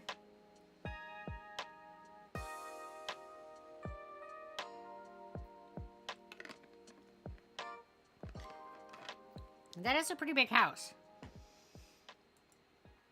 We had to pass through a gate to even get in. She even had a fountain in the front. Oh my goodness, Twila. You really live like this? Yeah. I told you I was rich, didn't I? We got out of the car together and the chauffeur drove off slowly. As soon as I exited, my nose was bombarded with the smell of freshly cut grass and fragrant flowers that adorned the front of the house. Even though it had been raining today, nothing smelled like the dampness of rain or even seemed overly affected by it. It felt like I had just stepped into an entirely new planet. By the way, I live with my uncle. I'm pretty sure he's home right now. You might have to say hi to him. Oh, that's fine. I'm just warning you because he can be kind of sleazy. Oh? Harvey has a good attitude and often flirts with girls he doesn't know. Oh, that's great. I see. Yeah, but like, now that I think about it, it's usually only for pretty girls, so you should be fine. Man, she is absolutely savage. Like, savage. I see. We walked up the tall staircase in front and Twila unlocked the double doors. As soon as we got inside, it appeared as if her uncle was leaving. Ah, Twila, home already? Yeah, I need to bring someone over for some business. Ah, I see. Well, I was just about to head out myself. It'd be rude of me not to introduce myself, of course. I'm Denzin. And what would your name be, little lady? I'm Mary. Oh, my name is Mary. It's nice to meet you, sir. Pleasure to meet you as well. Anyways, I ought to make my leave now. I'll be running late if I stay any longer. Oh ho ho! I'll leave you little ladies to your business. Perhaps I'll see you again soon. And after that, he was gone. Your uncle. Looks like a cartoon supervillain? Yeah, I know. He looks idiotic. It's embarrassing being related to him. Okay. Well, I don't know if I'd go that far. Come on, I didn't bring you here to talk about my uncle. Let's go. Twyla led me through her house. It was pretty big on the inside and very nicely decorated. To think that she just lived here felt wild. I didn't get to have too good of a look at her home, though. Twyla led me into a room that looked like a den, almost, or maybe some kind of storage room. Compared to the rest of the house, it seemed a bit messy, as if the room itself belonged to a completely different house. There were instruments near the walls, the tables with playing cards sprawled across them. There were lots of cabinets and drawers, but I had no idea what they might be holding. It was strange, but somewhat cozy as well. Like some sort of tucked-away activity room. Twyla led me to one of the tables and told me to take a seat while she readied herself. I sat and waited for her to be ready as she pulled out a laptop as well as a notepad and some other things. She sat across from me and opened her laptop, but once she had everything prepared, the entire aura of the room felt different. Yeah. It felt compressed. Full of pressure. Like, this really was some sort of interrogation. Like, I was somehow in trouble. I'm going to ask you a few questions, Mary. I want to know about your uncle that died. Be honest and tell me all the details. Okay? What should I do? I said I wanted to help Twyla, but do I really want to tell the truth of everything that's happened? I know that she's doing it for a good cause, but she's still a stranger to me. I hardly know anything about her. But if I lie, will she be able to tell? Would it ruin the investigation? If I lie about what really happened, am I offering the butcher another chance to get away? Would I share blame if someone dies because I didn't tell the truth? Ask away whenever you're ready. Alright then. To start, how old were your aunt and uncle? Be honest. Well, I don't always remember their exact ages, though I don't think that they were the same age. And it was kind of obvious, too. My uncle was kind of old, and it was beginning to show on his face. But my aunt still looks pretty good for her age. Sometimes she even looked younger than my mom, if I'm honest. But don't tell my mom I said that. Right. Next question, I guess? Right. So, were you ever given reason to suspect that they might be dying soon? Huh? How do you mean? Well, before they died, were you ever worried that they would die soon? Be honest. No, I never would have thought that. They were both so healthy and full of life. They just, I don't know. Felt like the kind of people I would know forever.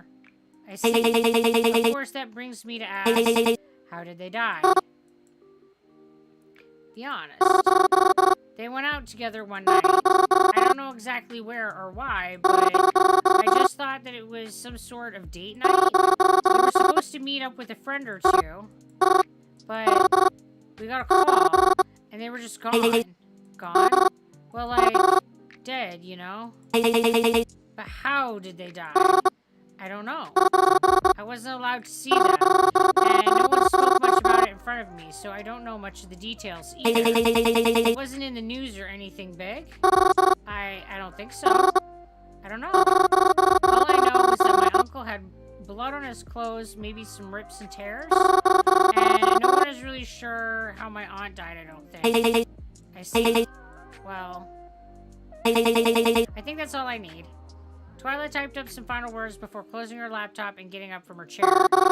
That's it? We're done? Yes, that's all I need right now. Thank you for agreeing to come talk with me. I was a bit taken aback by how short it took. We traveled all the way to Twyla's house just to talk for a short while. She didn't even ask me for their names or anything. I don't even know what sort of information she really got out of it. I doubted I was being very helpful. So what do we do now? Well, I'll be continuing my own research, but you can go home for now. Really? That's all you needed from me? It's not quite what I was expecting to hear, but it certainly helps me a lot. Really? Yes, it helps give me some more insight on some of the things that have been happening lately. But that's all I need from you. Right now, at least. As I said, you can go home. You're sure? I mean, we came all this way, and I feel like I hardly did anything. You did more than enough, Mary. Please leave. I need to focus on the research I've been collecting, and the last thing I need is a headache. Oh, that's so harsh. Man, she is savage. I understand. I'll text my driver to pick you up out front. Give me your address so I can send it to him too. Oh, that won't be necessary. Huh? He can just, drop me off by the cemetery. Why? Just 'cause. I just, don't feel like going home right now. Alright then. After saying goodbye, I went out the front to the car that would drive me back to the cemetery. It was a bit of a quiet and awkward ride, but I arrived there safely, so I can't complain. It had gotten later than I thought, however. I didn't realize how fast the time flew by. There wasn't much else for me to do with the day at this point. It wasn't long before I decided just to take the bus back home again. And nothing of note really happened after that, except, well, you know. You here? Hello? Yes, I'm here. Is there a problem? You mean, other than the ones you've caused me? I apologize. You say that, but nothing's changed. I'm doing all I can to keep you happy. You already know what would make me happy, though. And that is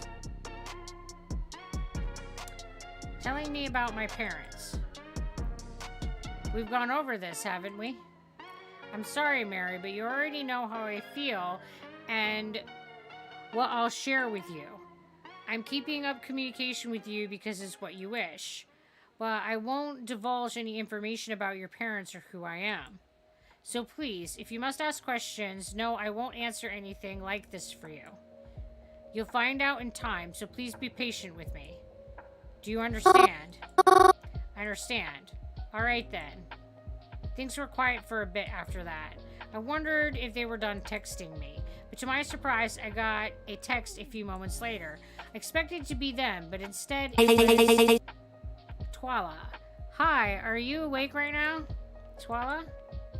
What could she want so late? Yes, I'm awake. Why do you ask? You don't have any plans tomorrow, do you? Other than standing around the cemetery all day? Well, when you put it like that. No, I'm not busy. Oh, good. Then, we can do this sooner rather than later. I want you to head somewhere with me tomorrow. Where? We'll find out when we get there. Why is everybody being like that? Like, I would so never be cooperative with people that were this vague and evasive. I just nope right out of that shit. Can't I know? No. Why not? Because I don't want you refusing to come with. Oh, yes, that's definitely going to encourage me to go with you. You think I'd refuse to help you? I don't know. You seem kind of sensitive, that's all. Trust me, it's not that bad. You don't even have to do a lot. Remember when you were a distraction for me earlier today? Yeah? Well, I'm just going to be doing that again, but someplace different. Oh.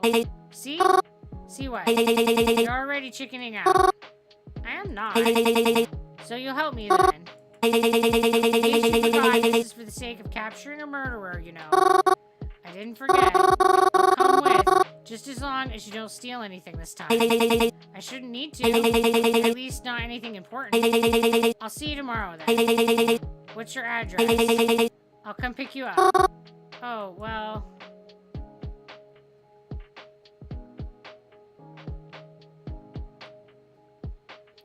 I'll be at the cemetery by then, surely. Really? I'm planning to go pretty early. Yes, I'll be there. I'm not really at home that often, so... Besides, it'll be easier for you to drive to, I'm sure. Whatever floats your boat, I guess. Can you meet me by the cemetery at 7:30? Oh, that early? The early bird gets the worm, after all. It's not a problem for you, is it? Oh no, it's fine. I'll be there. Oh, that's like the ass crack of dawn. Alright, good. I guess I'd better go to bed then.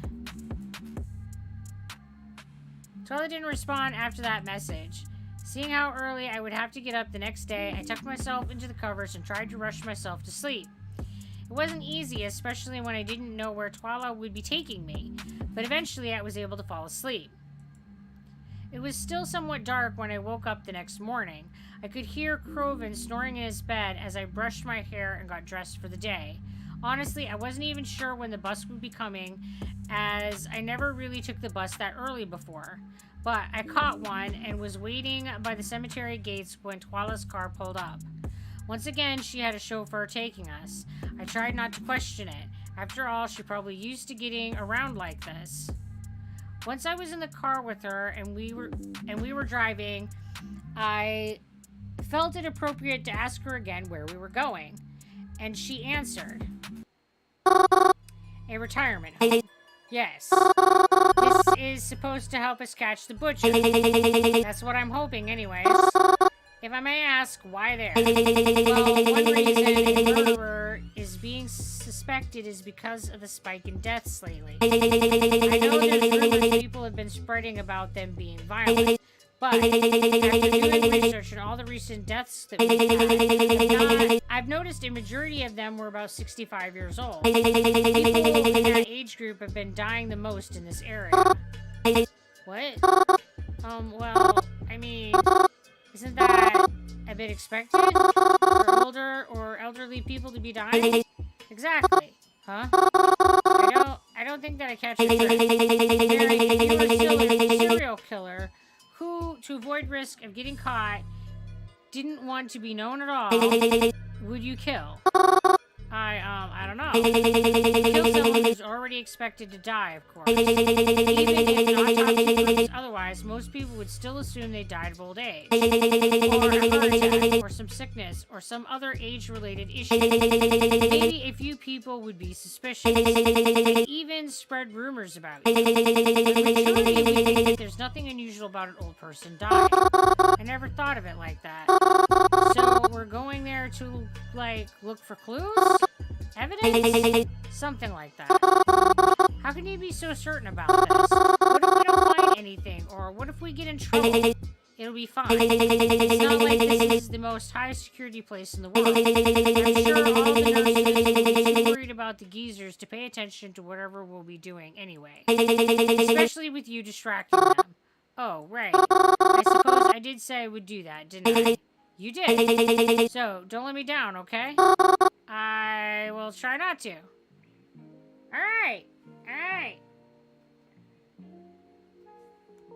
Angry pig. Okay, we can do angry pig. I can do angry pig. I can do angry pig. We're doing angry pig. Sorry, that's up slow. We're trying to catch a murderer who might have kidnapped my parents, who might be coming after me. I mean, maybe the angry pig is in fact the best thing to have on for this event. I mean, maybe I should be angry. There's a lot of weird shit going on.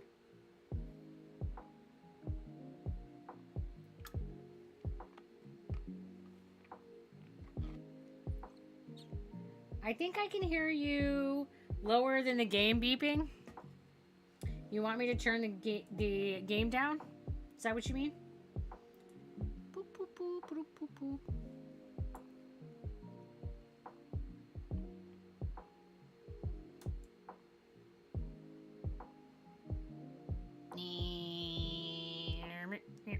Yeah, I'll like see how that does.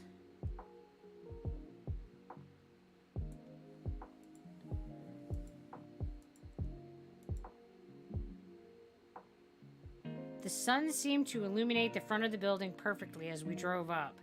Cypress Side Retirement Home. Cypress Side. I've heard of this place before. I've seen job ads for it. They were looking for nurses and other stuff. Twyla told the driver to return in about 2 hours or so before stepping out of the car. I followed her. The air smelled fresh and clean as we headed towards the welcoming front door.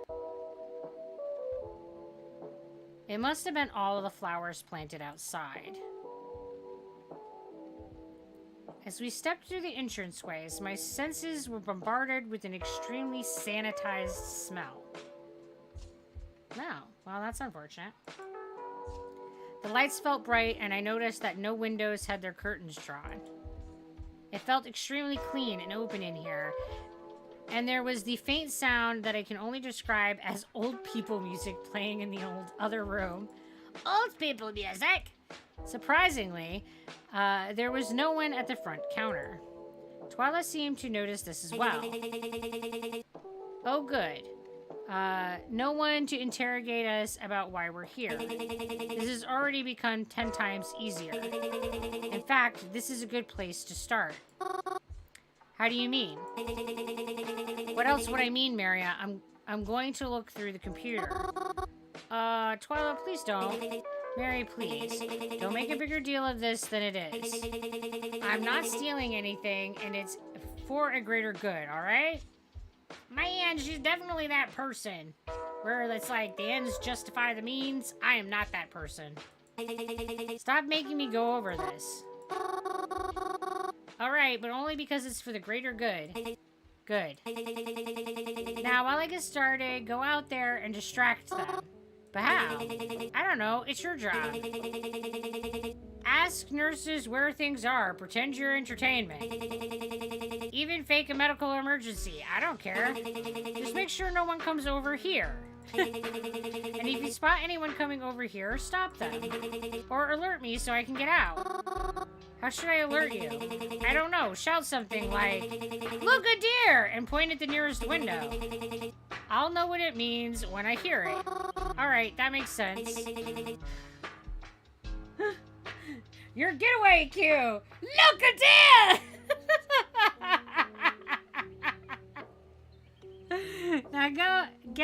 Now get on out there.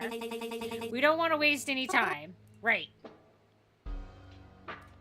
As instructed, I walked further into what appeared to be a common room.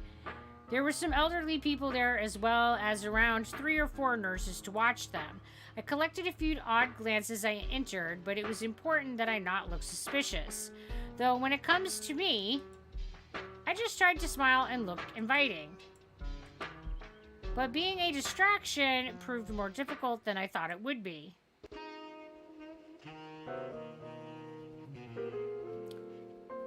Talking to people didn't seem like the right way to go about it.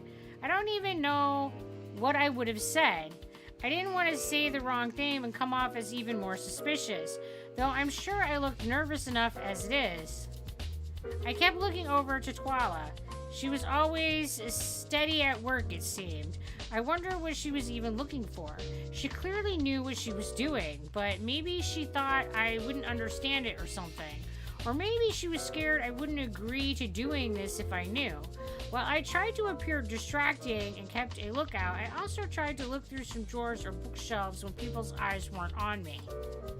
It felt dirty and wrong, even if this was a common area. I just didn't like snooping at all, but it's not like it mattered, I guess, because I didn't find anything important. But at one point, I noticed a nurse heading to the front desk. Wait! Mom, you cannot go that way! Just stand in front of her. Wait! And go like that. And be like, "Oh dear, I'm so sorry. I didn't mean to. I mean, I just can't." Like, oh. And let me tell you, she'll be definitely focused on you. Alright. I think it would work. I was about to shout our whole deer plan, but it's a good thing I turned to check before I yelled, because when I looked back over there, Twyla was gone. That's strange. Where'd she go? Did she just get up and head somewhere else without telling me? She wouldn't leave the building, right? Or did she already get caught because I wasn't checking enough? Well, either way, there was no use to me being in the common room anymore. I made my way out and went to look for her. Of course, if she was snooping around, I couldn't just out and call her name. So I tried to be quiet as I looked and made sure to keep a lookout for anything strange as I did. And I did actually happen across something strange. There's a trail of something on the floor. I noticed it as I looked down. It was like a stain spread across the floor. It wasn't red, so I don't think it was blood or anything. If I bent down really close, it even vaguely smelled of fruit, if that made sense.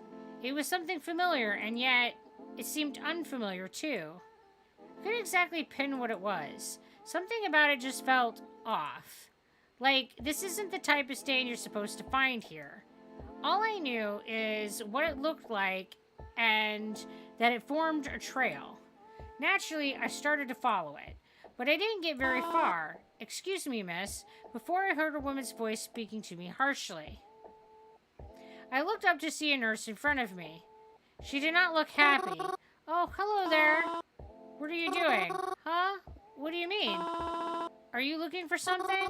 "Well, not particularly. I noticed you in the common room earlier, and now you're looking around the halls. What is it that you're here for? Because it doesn't seem like you came here to visit someone." "Oh, no, I did. I was surprised they weren't in the common room, so I went to look for their room, but, I couldn't remember the number. Really now, who is it you came to visit then?" "Oh, my grandpa. I'm here to visit my grandfather."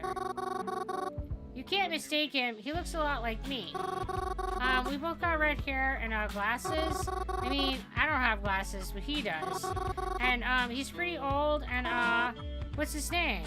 "His name? Oh, shoot. Oh, shoot. What am I supposed to say? If I say the wrong thing, I'm doomed." I felt absolutely cornered now, but it was then that I noticed Twala. She was all the way at the end of the hall, right past the nurse in front of me. She seemed to have spotted me as I was looking for her. It looked as if she was crossing in some other room, but I guess she noticed it looked like I was in trouble. Should I call her over? Maybe she can help me.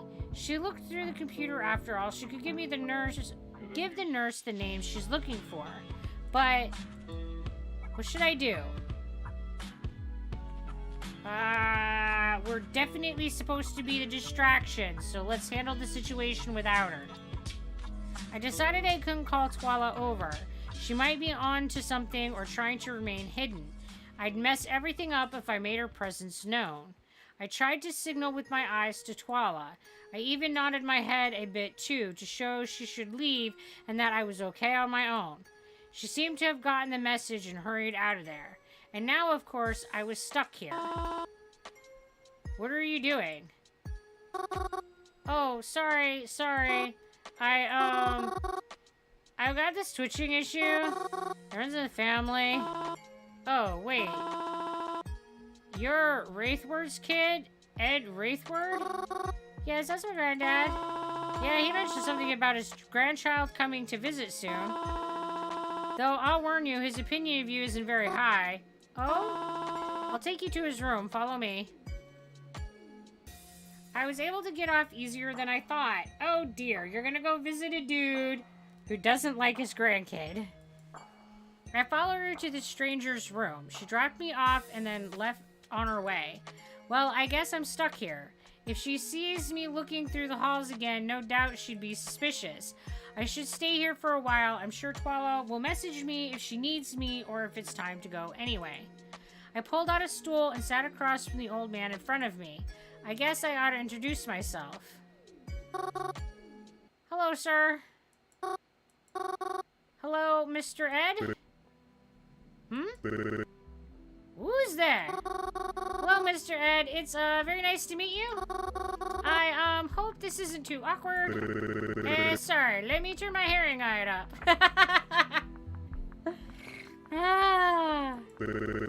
Blind as a bat and already losing my hearing too. "Alright now, come again. Who is this? I ain't had a visitor in forever."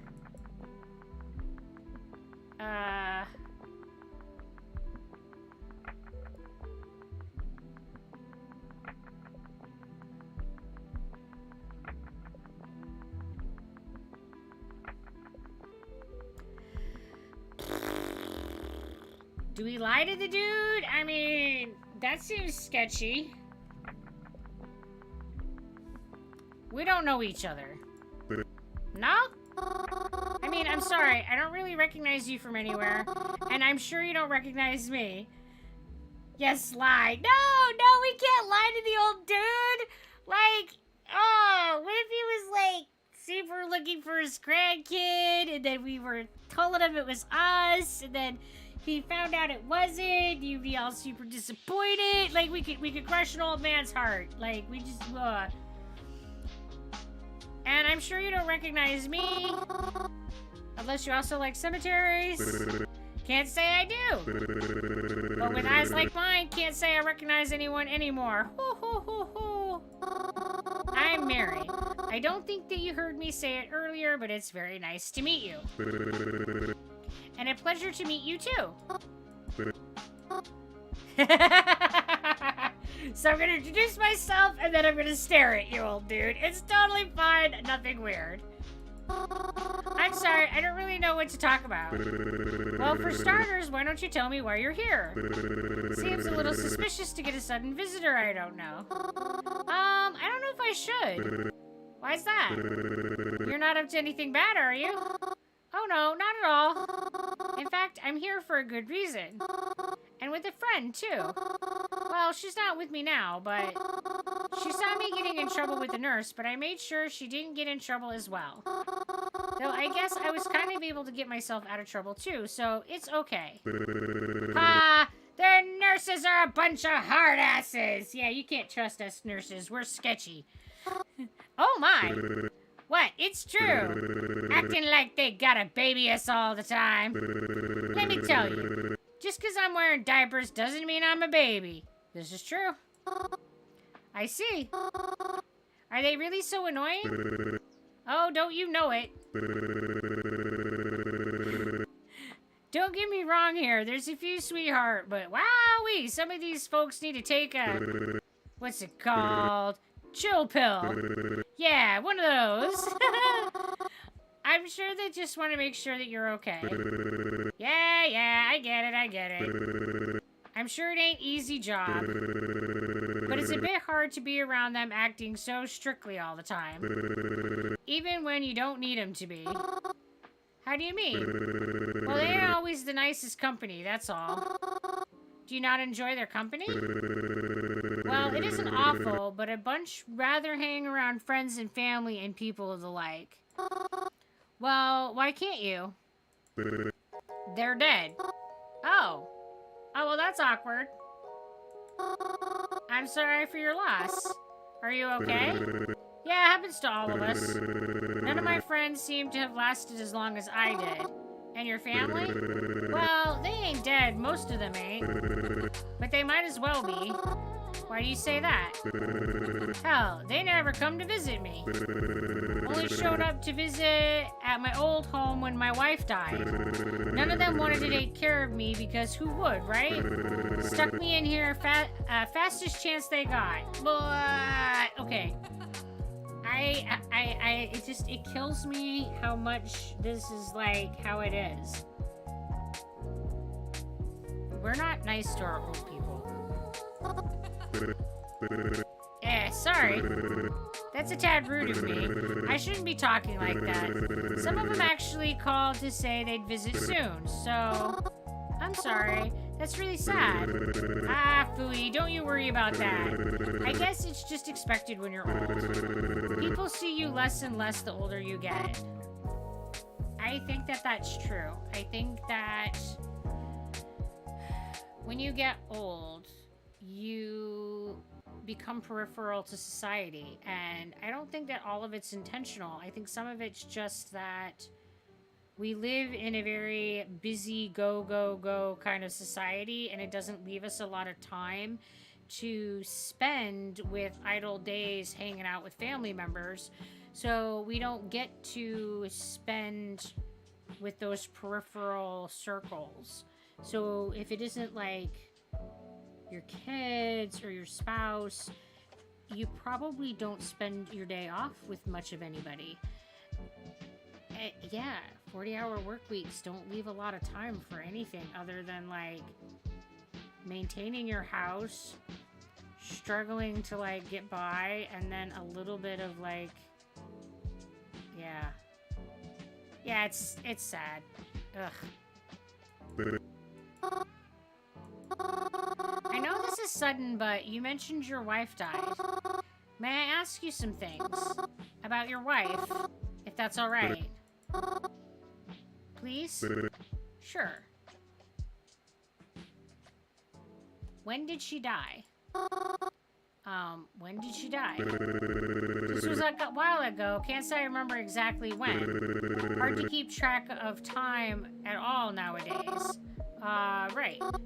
Well, how did she pass peacefully at least?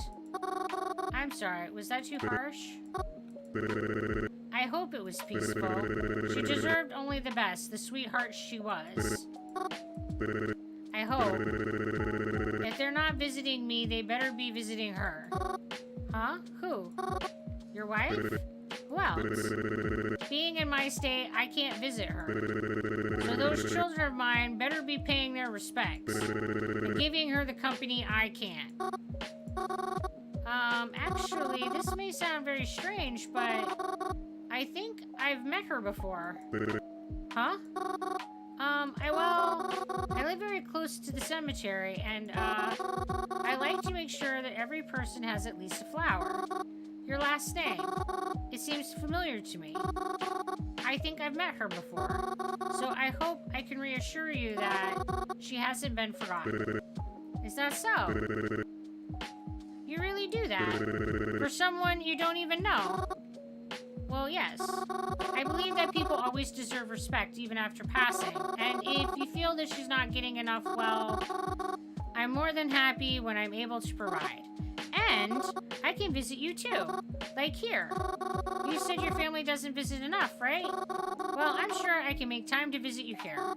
And maybe I'll be able to take you to visit your wife too. I'm sorry, I just got a bit weird there, didn't I? I'd like that. Aw, that's super sweet. You would, really? I'm so glad then.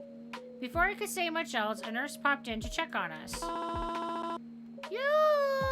Hello, hello, hello! How's everything going in here? Everyone doing okay? Like, why would you intrude on a visit like this? Wah! Oh yes, thank you. Glad to hear it. Well, I've come to bring you your special luncheon. Lunchtime already? I see, thank you. The nurse pulled out one of those small folding tables and placed down a tray of food for Ed. Ed sipped a spoonful of soup and coughed. I immediately began to worry that he was choking, but then... Ed! Ed! That is not okay! That is not what's supposed to be happening! Ed is not okay! Guys, Ed is not okay! What's happening is a very good question. Oh dear, oh my! Don't worry, this will be fine! No, that is not fine! I'll need to call for some help, that's all. I'm getting some help if you're not equipped? What kind of nurse are you? I saw the nurse reach over and pull out what looked like a walkie-talkie. Okay, this is the weirdest old people home ever. Like, walkie-talkie? She scrambled to get it working as she voiced that there was an emergency. Before I knew it, nurses started to flood the room as I was pushed out by them. I tried to look over to see what was happening, but it was no use. There were too many of them, and I was also too short to see past. I felt a tight feeling in my throat as I nervously fiddled my hands together. I don't know what happened. I tried to listen in, but with all of the nurses talking and panicking at once, it was hard. I think I heard something about an ambulance, but I couldn't be sure. I wasn't sure what to do next, but then... Twala! There you are. Hey, what's going on in there? The man! The guy! Use your words, Mary. The guy in there. He started choking, and now a bunch of nurses are in there trying to fix it. I think I heard one call for an ambulance. Really? That's a lucky break for us, then. Huh? Well, if they're all in there, we could snoop even further without getting caught. Well, Twala? He's having an emergency. Yeah, and? What if it's the work of the butcher? That would be really awkward. Think about it. Maybe this is because the butcher really did decide to strike here today. Maybe they're still around, and maybe we can catch them or find something that they left behind. Twala, please. Come on, who knows how much time we have? You may let this opportunity go to waste, but I won't. If you're not gonna look with me, then wait outside until I'm done. I'm looking whether you like it or not. Twala, no. I had no choice. I had to follow Twala. I mean, you had a choice. You just made one. I didn't want her doing something even worse. Luckily, most of the doors she tried to get in were locked anyways. But then she tried getting into the kitchen. Before she could step inside, I reached out and tried to pull her back. She was insistent on getting in.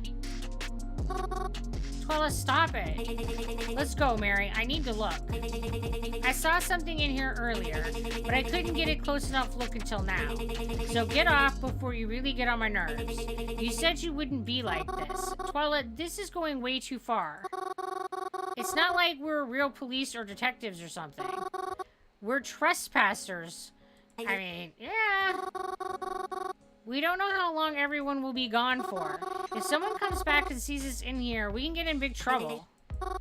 Police! It's not worth it. You're right. Fine then. Let's go.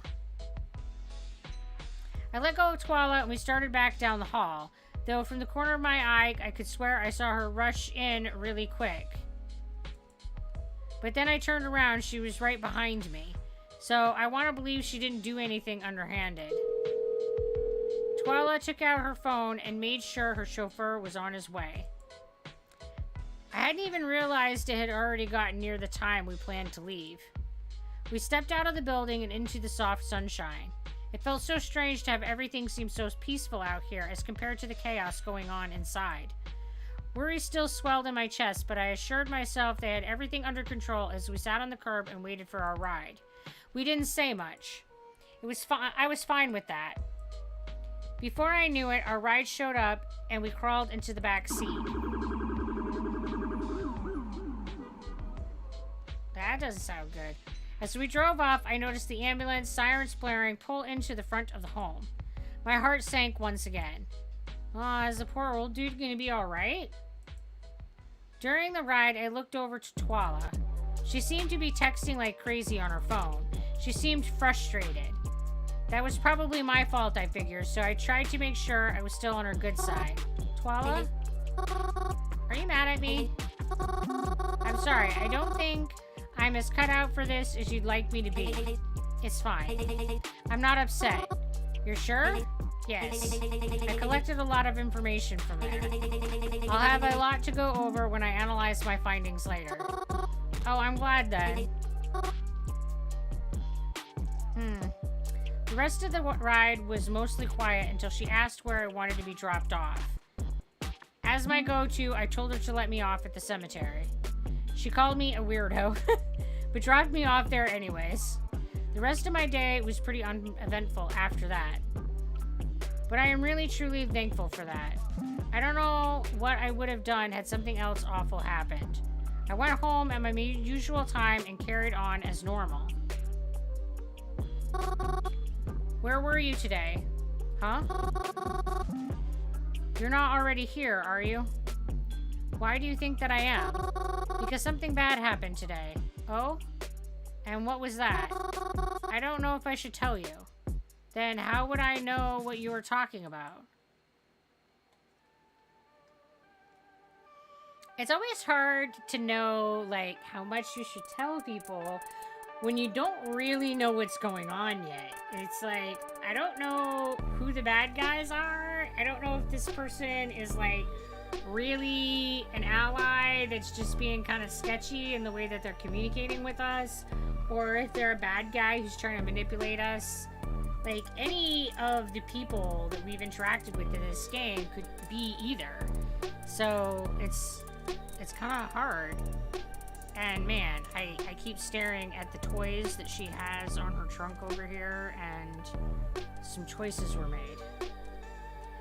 There was an emergency today. I went somewhere today, and while I was there, someone started having a medical emergency. They called an ambulance, and I was told I should leave. I see. I'm sorry you had to go through that. By any means, I hope you may feel better about what happened soon. Try not to think about it too much, and get a good night's sleep.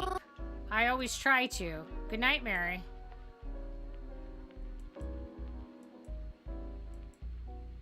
It had been a few days since I last talked to Twala.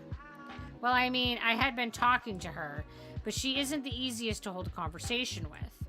Unless she wants to talk about the butcher, there's really nothing we have to talk about. And things regarding it have been pretty quiet lately. Well, on my end, at least. I don't know what Twala's doing or if she's found anything. I feel like she doesn't really trust me. But, well, that's fair. We don't really know each other too well. But maybe she'll start to trust me the more we work together. That's how friendships work, right? Something like that. Anyways, I'm spending today at home, like I've been. Going out is nice, but I need a little break every once in a while, too. Not Crovin, though, apparently. He always leaves the house, even if it's not a nice day. He stays out all day, too, so it can get pretty lonely when he's not around. But it's not so bad. I've been able to keep myself pretty entertained. I mean, that doesn't sound like she's really that convinced. It's like she's trying to convince herself.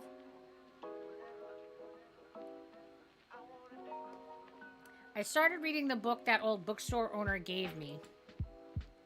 When I saw the title, How to Talk to Ghosts, I figured it was, well, figurative.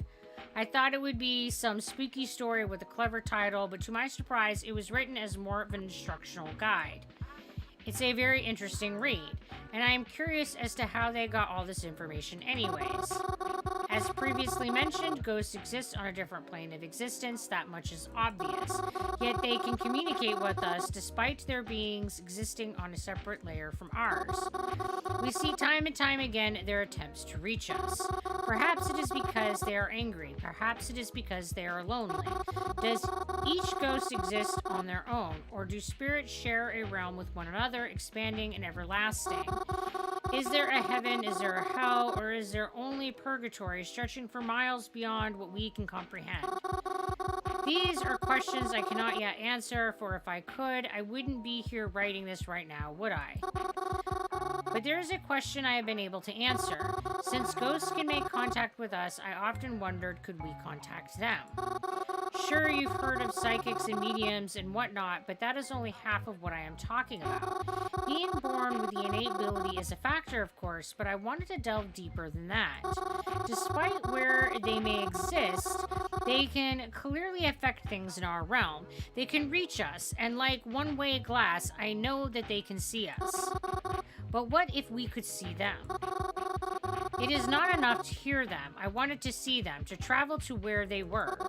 I believe that when you die, perhaps your soul can become unrestricted. But what if we could accomplish the opposite? What if a living being had the ability to unrestrict itself before death? Perhaps this sounds like crazy talk. Yeah, it sounds like crazy talk. My phone is ringing. Hello? Hi. Oh, hi, Twala. Did you need something? No? Well, kind of. Remember how we went to Cypress Side the other day? Yeah, of course. Why? Do you happen to remember the name of the guy that you talked to? You mean Ed? Yes, but his last name also. Wraithward. Thank you. I was sure I had it right, but I just wanted some confirmation. Oh, okay. Is there, anything else you need from me or him? I mean, you did call instead of text, so... Oh, that was just to ensure I got an immediate response. Oh, well, okay. If you need any more, info on him, I'm gonna visit him this weekend, so... In the cemetery? No, in the retirement home. Mary. You know he died, right? Ah! No! The old guy didn't make it!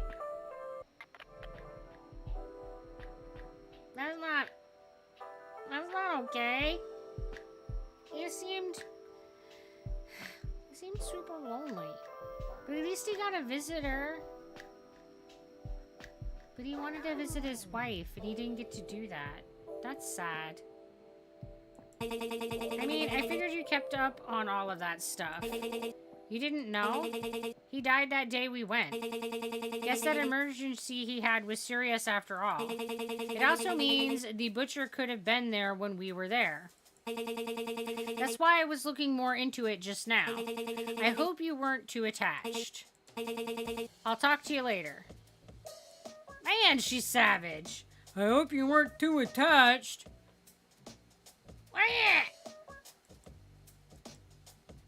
I was heartbroken.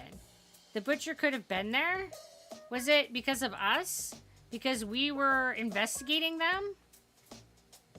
Were they on our trail? Did Ed die because I had trouble sleeping that night. Yeah. And I made sure to stop by the cemetery every day, finding out as much information as I could. If he really did die because I wasn't going to miss his funeral.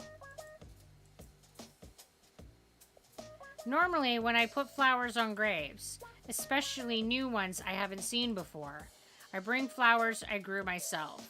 Buying them can get expensive, and it feels more genuine to grow my own. But I had just been growing a new patch. I didn't have any new flowers I could bring, so I took all the little buds I could gather and wrapped them up and invited myself in. Wouldn't you know, his funeral was the same day I was planning on visiting him. Isn't it funny how life works out? I normally don't cry at funerals. I mean, at least the ones where I don't know the person well. But I had to cry now. I had no choice but to cry. All I could think about was him sitting there in his room talking about how lonely he was. How no one ever came to visit him. Well, they came to visit now. I think that we make time for people at the wrong time. It doesn't mean anything to the person if you go to their funeral. And for most deaths, it doesn't mean anything if you attend their deathbed. I think that we should always try to make time when they know that we're there. And I think it's too easy to get caught up in the lie that we have tomorrow. Ugh. This is so sad. I didn't expect this. I wasn't ready. I was not emotionally ready. He wasn't alone now. Right? I didn't talk to any of his family. And they didn't talk to me. And I was fine with that. I didn't want to explain my reason for being there. The overwhelming sense of guilt was enough weight on my shoulders. I didn't want to have to explain it to them too. I normally don't like to outlast family members at their own family's funerals. But I couldn't help it this time. I had to stay. I had to stay as long as I could to somehow possibly make up for what I may have caused. Family members dwindled, and eventually they all left. I'm sure that they were confused that I didn't. But I didn't want to move from the spot, even if you tried to drag me. Oh, Ed. I'm so sorry. You didn't deserve this. I'm so sorry. This might be my fault. Maybe she was right. Maybe if I had helped her more. Or we had worked quicker, maybe. Maybe your family came to visit, you know? Just like you wanted them to.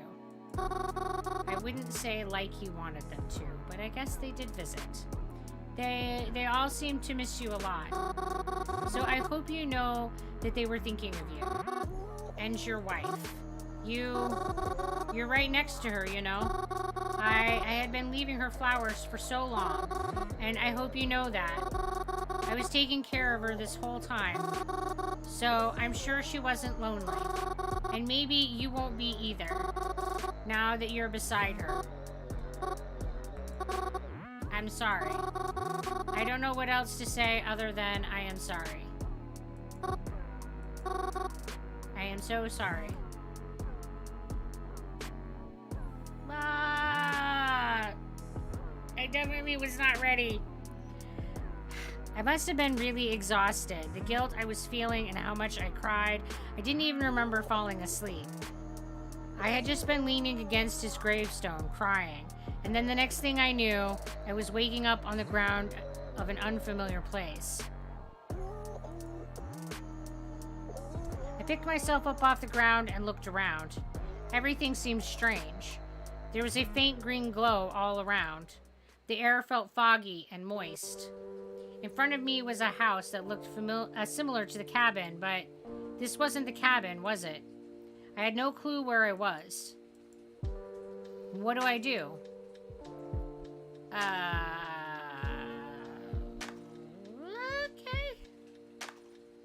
Take a whiff! That's a random option! I took a big whiff to smell my surroundings. There was a faint smell of lilies coming from all directions, though I didn't see any. That's odd.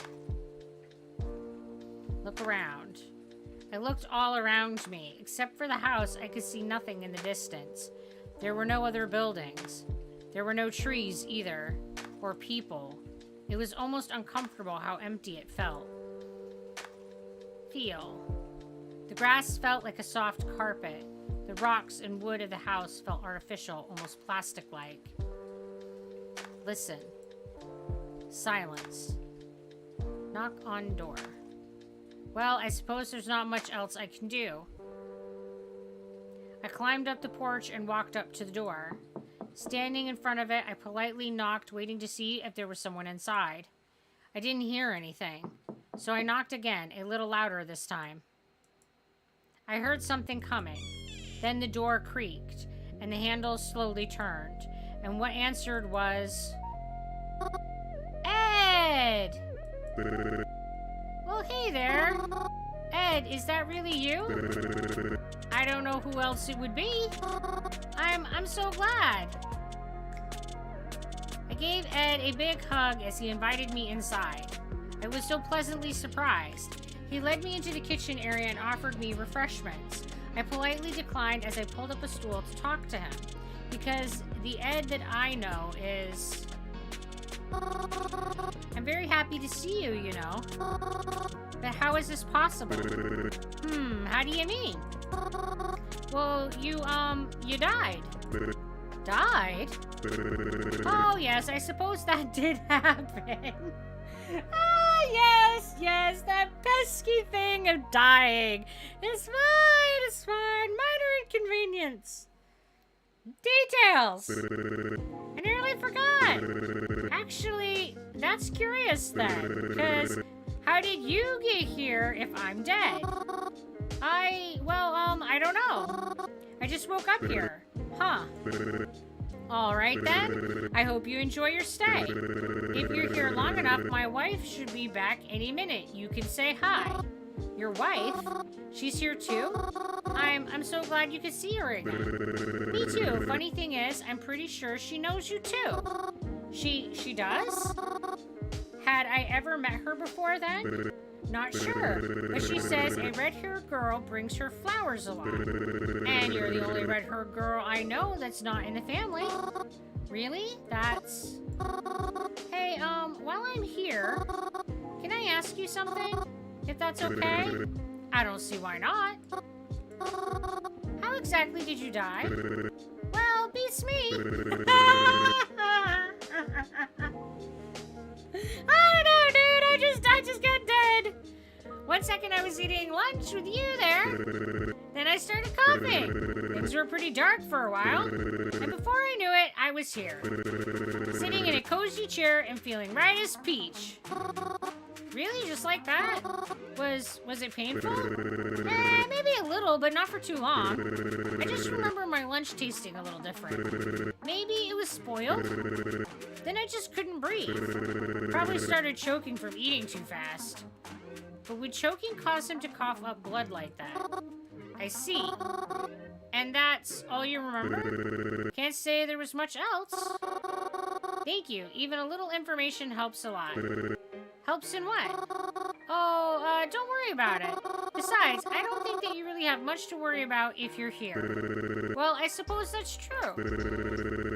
Sure you don't want anything while you're here, then? We just stocked the fridge. Go on, help yourself. Oh, well, if you insist, I suppose. Thank you very much, then. No, don't eat the food of the dead. It's like the Fae. I mean, there's rules. If you're in another realm, you don't eat the food. I got up from the stool and walked towards the fridge. That's kind of weird, isn't it? I didn't think dead people would need to eat.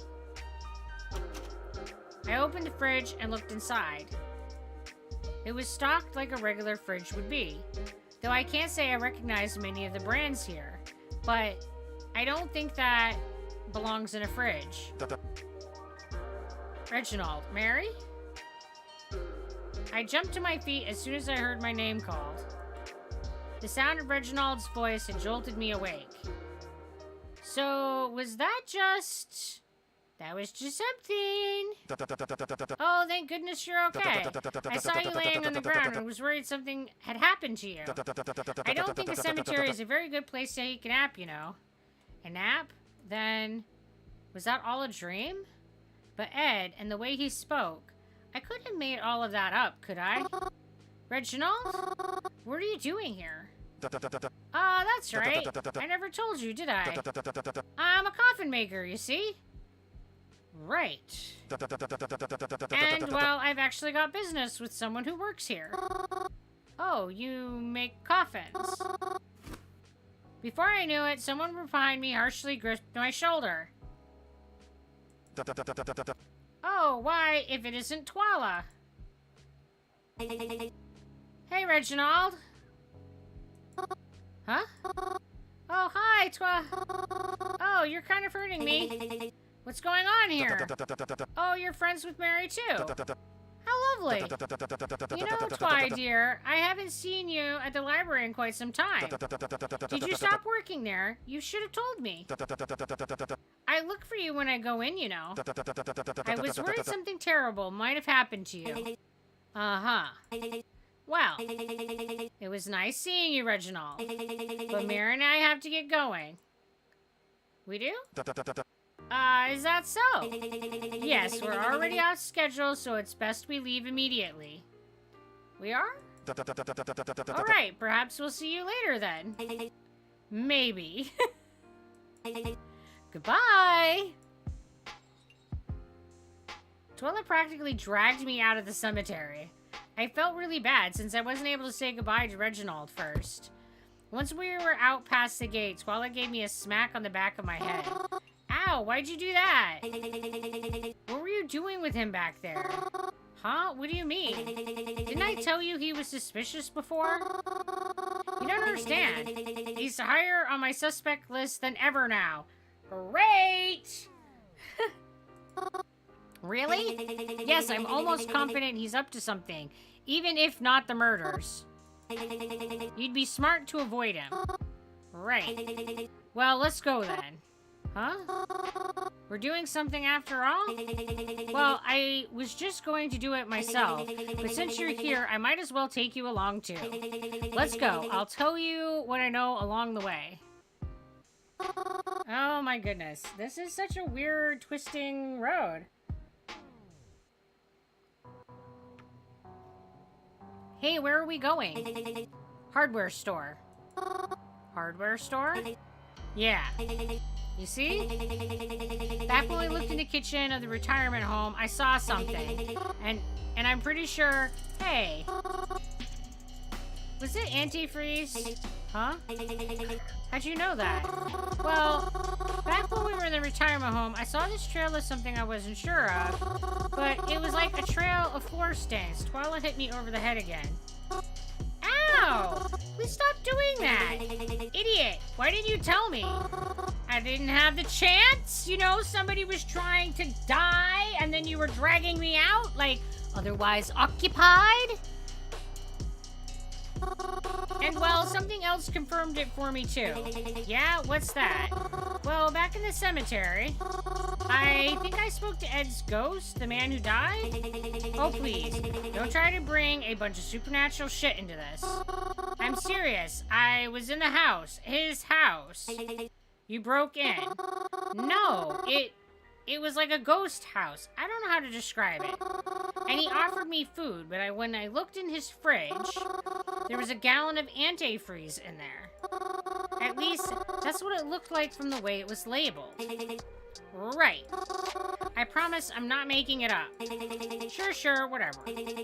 By any means, you know what we're looking for.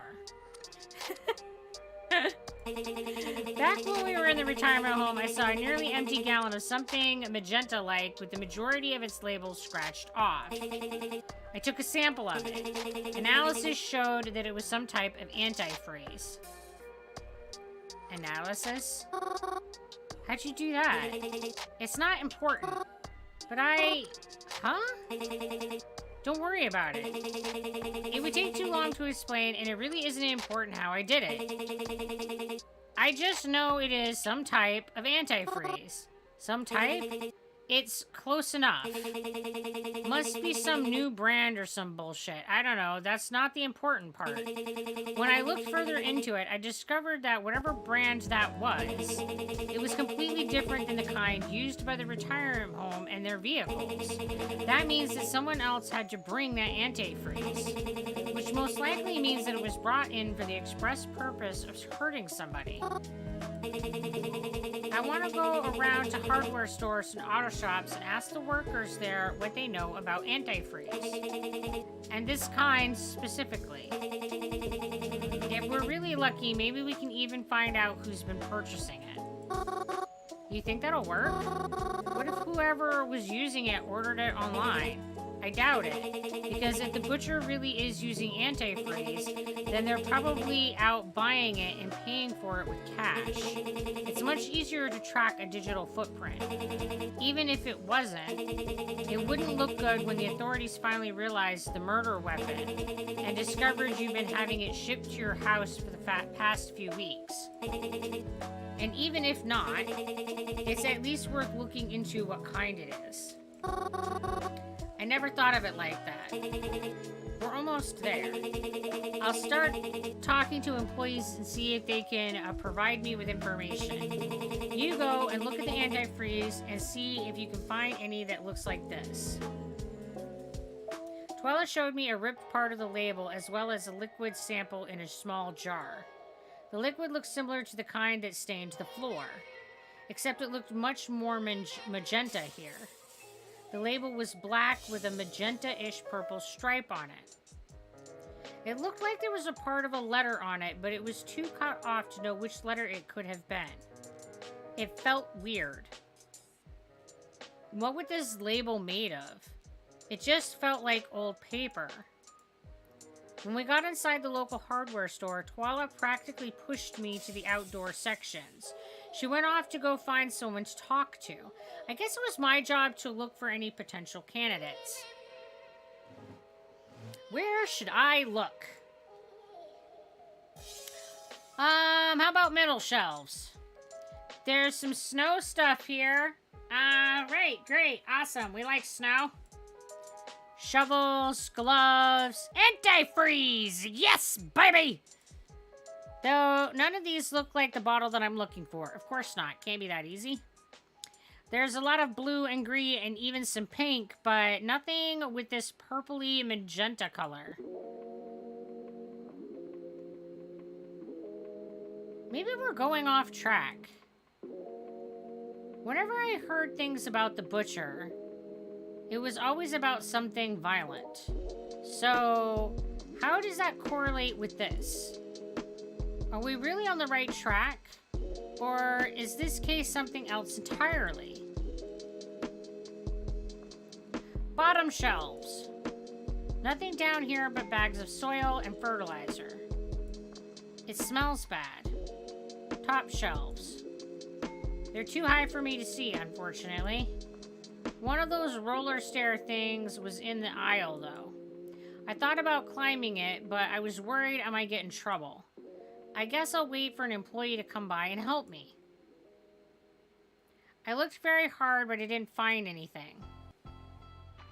Twala and I tried out a few different stores, but no one seemed to have what we were looking for. Anything that was purple wasn't antifreeze, and anything that was antifreeze wasn't purple. Even when we asked the employees, they didn't seem to know what we were talking about. Even showing them the label, they would say they had never seen antifreeze or coolant packaging like that in their lives. Our effort seemed fruitless. So eventually we just gave up. At least for the day, that is. Twala didn't even offer me a ride home or anything. She seemed really fed up. I guess I could see why. I just ended up heading back home after that. We had spent a while out together, and it wasn't as if I could do much more today. The day was pretty exhausting anyway. So I went home to do all the usual evening things, and night proceeded as normal. Can I ask you a strange question? Are you there? Where are you? I'm here. What was your question? Do you believe in ghosts? Do you? I'd like to. Then I do too. Ah, what an evasive answer. That's not... You can't just believe in them if I do. Why can't I? I trust your judgment. So, if there's something that you believe in, then I believe in them too. I guess I can't stop you. Good night, Mary.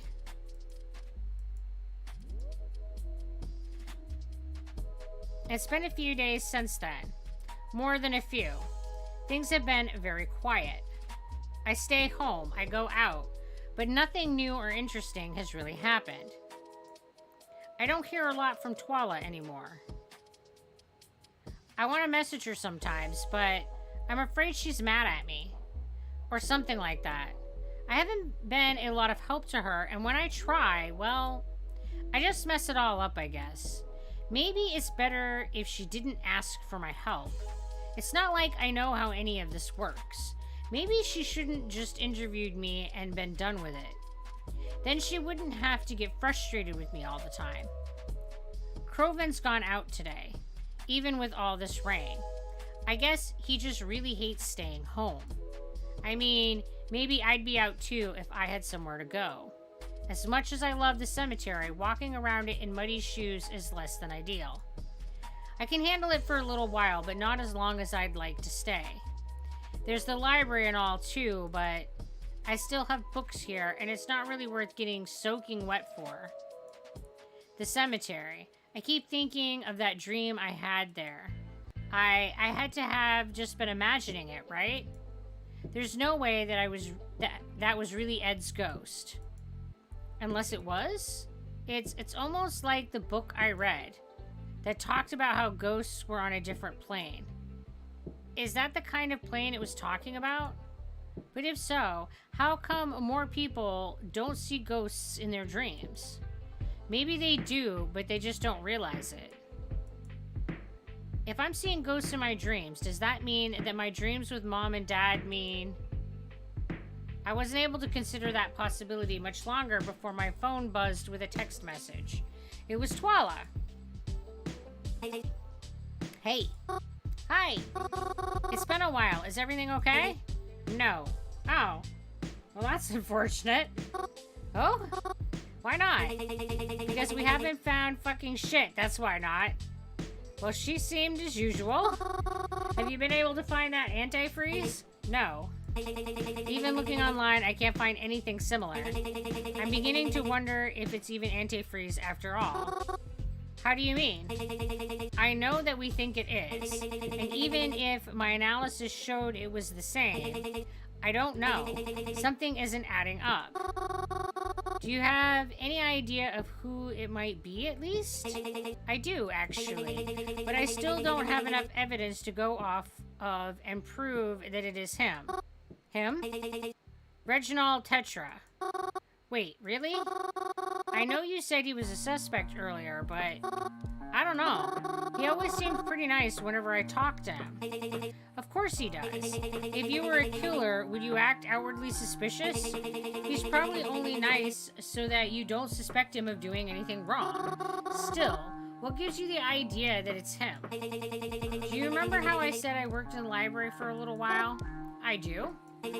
Well, I remember he would always try to hide or cover the books he was reading, as if he never wanted anyone to know. But once, I was able to catch sight of one of those books before he put it back on the shelves. It was about poisons. I didn't think too much of it at the time. It was a while ago, before this all started. But it stuck out to me, especially considering he was always so secretive about what he read. It seemed very relevant now, doesn't it? You think he's been referencing that book? That he's poisoning people? It's a high possibility. At the very least, it's the only lead that I have right now. Which brings me to believe it's him. I never trusted that man. The only thing is, I have no other proof. And I don't think that I can get closer to him without appearing suspicious myself.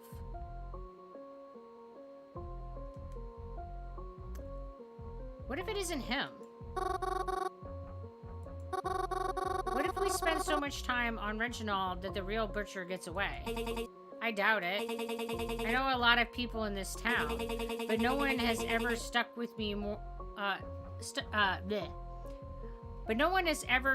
me with more suspicion than Reginald Tetra. I think that if we're going to set our sights on any suspect, it should be him. She seems so certain of it. But she's giving me no real reason to suspect him. Besides, he seems so friendly and sociable. He's been so nice to me every time I have met him. I don't want to think that he would do something like that. Well, then Ty, if you're so certain it's him, why don't you contact the police? I'm sure if they look into it, they'll find something. The police are a bunch of fucking idiots and full of scummy fucking people. We've been over this. Even if that wasn't the case, I don't want to be involved in any investigation of theirs. Can't you send in an anonymous report or something? Do you really think that any of those reports actually stay anonymous? Do you realize how easy it is to get information, Mary? Even just texting this over the phone with you makes me concerned. If anyone sees these texts and knows what we're doing, it could be a lot of trouble. That's why I want to get this over with as quickly as possible. And the quickest way to do that is to decide on who's responsible and then out them. Just like that. Is she so certain it's him she's willing to accuse him just on a whim? If we can prove that Reginald has been purchasing large amounts of antifreeze, then at least maybe we'll have a little bit of evidence to go by. And you'll turn that into the authorities? Because, I mean, they'll have to get involved at one point, right? Eventually. But that's for me to worry about. I just need a more clear indicator pointing towards him and I'll be all set. It's just frustrating knowing the proof I am looking for is so close and yet so out of reach. Hey, this is gonna sound really weird, but I have an idea that might help actually. Really? Yeah. It's like, maybe... Okay, so, if you can... I want you to collect a list of everyone you think might have been killed by the butcher. And bring it to the cemetery tomorrow. I don't know if it'll work, but... if it helps even a little, it's worth a shot, I think. Mary? What the ever-loving fuck are you talking about? Like, how else could you respond? Like, we're gonna seance in the cemetery? It's hard to explain, but trust me. I think I can make it work. Whatever you're planning sounds stupid. Oh, that is so rude. But fine. I'll be there tomorrow morning, but I have a meeting in the afternoon. So it better be quick. And it better be helpful. If everything goes how I'm hoping it will, then it should be. You can't see it, but I'm sighing. Very well. See you tomorrow. Yes, you too. If this ghost thing is real, then I should be able to talk to one of them too, right?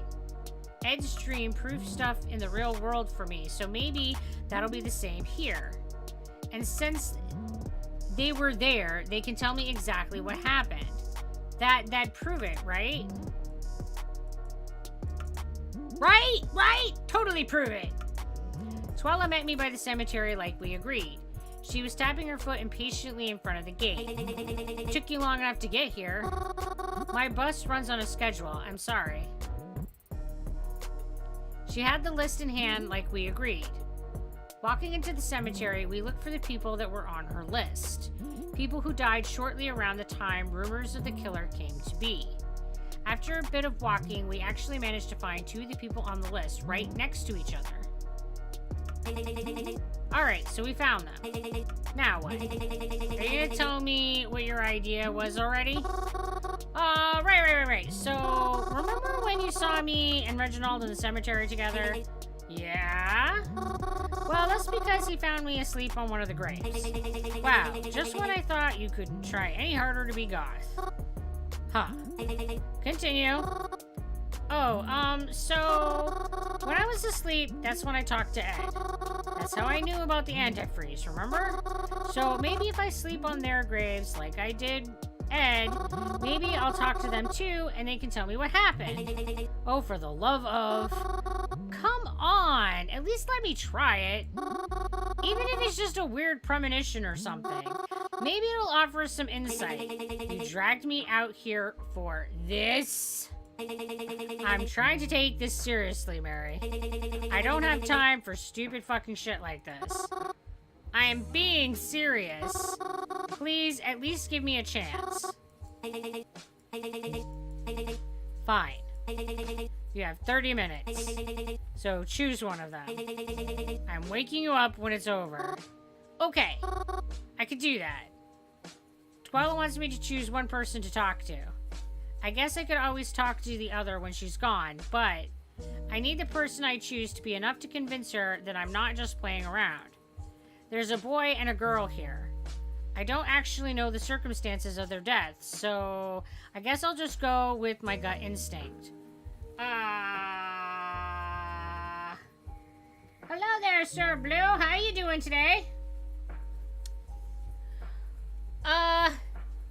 I usually have better luck talking to boys. So we'll talk to boys. I laid atop the grave and gently shut my eyes. It felt weird to be doing it purposely this time, but I was prepared and made sure I woke up extra early today, so that I'd be able to fall asleep with no problem. Yeah, Ads, really, I do. I tend to have an easier time talking to boys. I don't know. Is that not true for you? Do you find girls easier to talk to?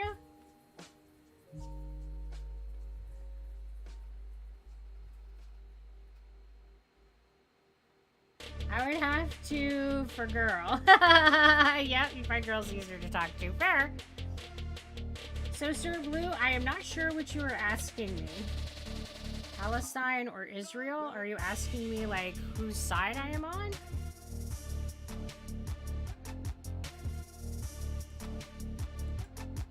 It happened. Bum, bum, bum. We have ghost action, guys. Just like the last time, I woke up in an unfamiliar place. But getting a closer look, this place seemed more familiar than I thought. I recognized this place. There was a road below my feet and buildings surrounding me. Looking up, I could see the sign on the post next to me. Black Oak Street.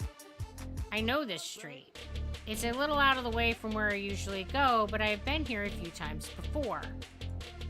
My shoes are wet. I looked down. There was water running past my feet. The trail of it led further down the road. It was a bit foggy that way, but I could see bright lights shining from behind the mist. I made way over, and nearly startled myself when I realized there was someone else here with me. Everything's fine. I had found the source of the water. A terribly busted fire hydrant was bursting with it. Sitting on top of it was a boy I had never met before. It looked like he was taller than me, but he also looked like a high schooler. Despite his body dripping with blood and the steering wheel around his neck, he seemed bored more than anything else. There was a broken traffic light that fell over, and next to its source, I could see an ambulance and some police cars with their siren lights on. I guess it was a car accident. Hello? Diesel? I was wondering when you'd speak up. I wasn't sure which one of us was supposed to talk first. You're bleeding quite a lot. Are you okay? Well, I am now. Truth be told, I haven't been here in a while. I was kind of wondering why I was sent back here. But then you showed up, so I guess that partly answers some of it. I mean, I don't know exactly what's happening, but you don't quite look like you belong here, so, I gotta say, though, despite that, your presence, you feel kind of warm. Familiar, maybe? Did you go to my school? I don't think so. I'm sorry. I hope I don't seem pushy, but I don't have a lot of time here. Is it okay if I ask you a few questions? Alright, shoot. How did this happen? Oh, like all this? I got hit by another car. Another car? Yeah, like, I was in my own car, right? I was driving to school, rainy morning, as usual, right? And I hit a stoplight, so I step on the brakes. Or at least, well, I thought I did. Next thing I know, I've got a car crashing right into me from the side. Bangs me into the pole, and then next thing I know, I'm here. Oh my. I'm so sorry. It isn't like it's your fault. And being here freaked me out really bad at first, but I don't know. I guess I'm fine now. It still sucks though, like, I was so close to graduating, you know? It was my last year this year. Assuming it's still this year over there. Where all the living people are. Do you have any idea why that might have happened to you? What, the crash? I told you, it was because of my brakes. You said you thought you pressed them? Well, yeah, I thought so. But maybe I was out of it or something? Maybe I hit the wrong pedal? I'm so sorry, but, do you think someone may have done it on purpose? What? My friend and I are investigating a potential murderer. Do you think what happened to you was planned? Well, I hope not. Right? I hope not. I can't think of any reason why someone would want to do this to me. Well, maybe one. Oh? But if that really is the case, I don't want to talk about it. I see. Would it be okay if I looked at your car? Just to see? I guess. I'm sorry. It's okay. I scurried past him and the cars blocking my way, making my way over to the car that was clearly hit. It was definitely busted pretty bad. Other than the missing steering wheel, the inside of the car seemed fine. I looked under the car just in case. Something was dripping. It was hard to see just what it was. I was hoping to get some... And then, time's up!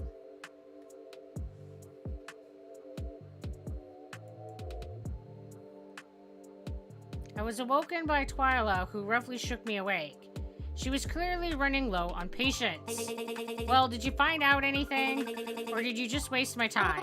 Huh? Sorry, I'm still a little drowsy. Well, snap out of it! Tell me what you learned. He was in a car crash. He was on his way to school, and his brakes weren't working. So when he accidentally passed a stoplight, another car crashed into him. And that's how he died. And you didn't know him prior? No, not at all. I remember hearing of a crash near Black Oak, but you said his brakes weren't working? That's what he told me. Actually, when I went to his car to check it out, I saw something dripping underneath. Really? How'd it look? I don't know.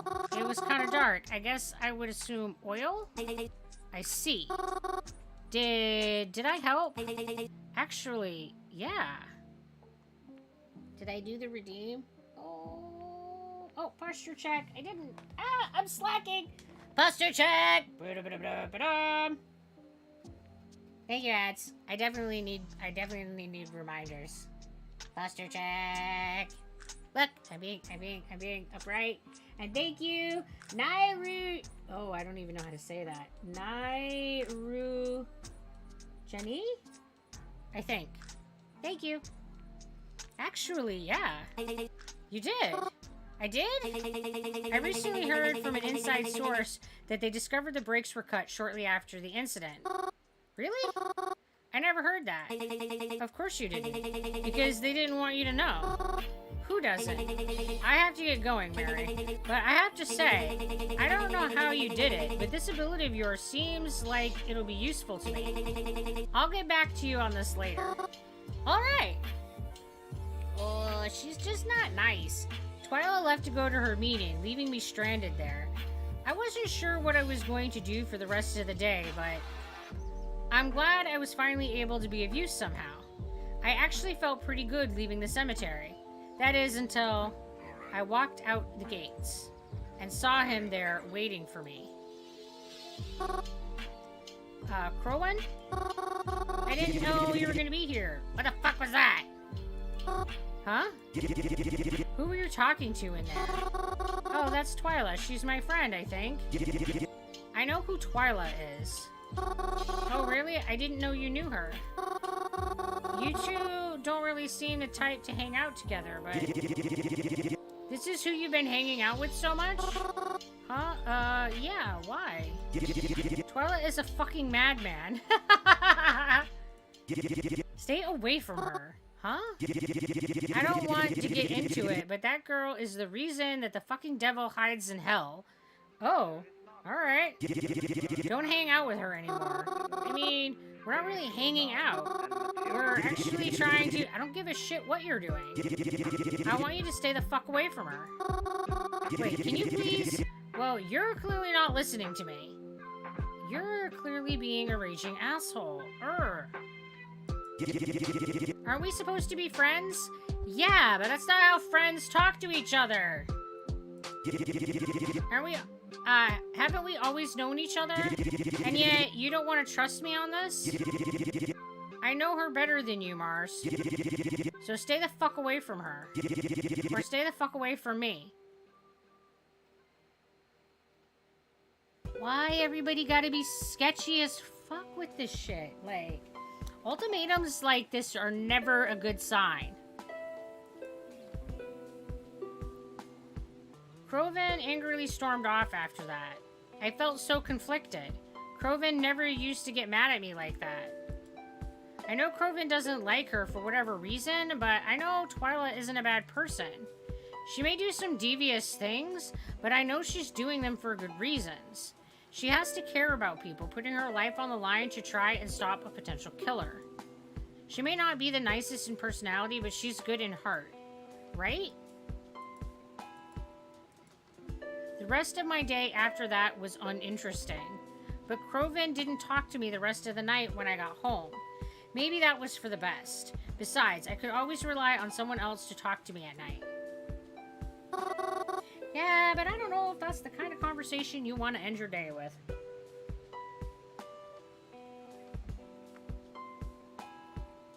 And then he stomped away. I see. I'm sorry you were faced with that. It's whatever, I guess. He's always in a bad mood lately, so I try not to take it too personally. Do not. I don't. Just wondering, but if you were in my shoes, do you think I should trust him on it? I can't answer that for you. They're your friends, not mine. How do you feel towards them?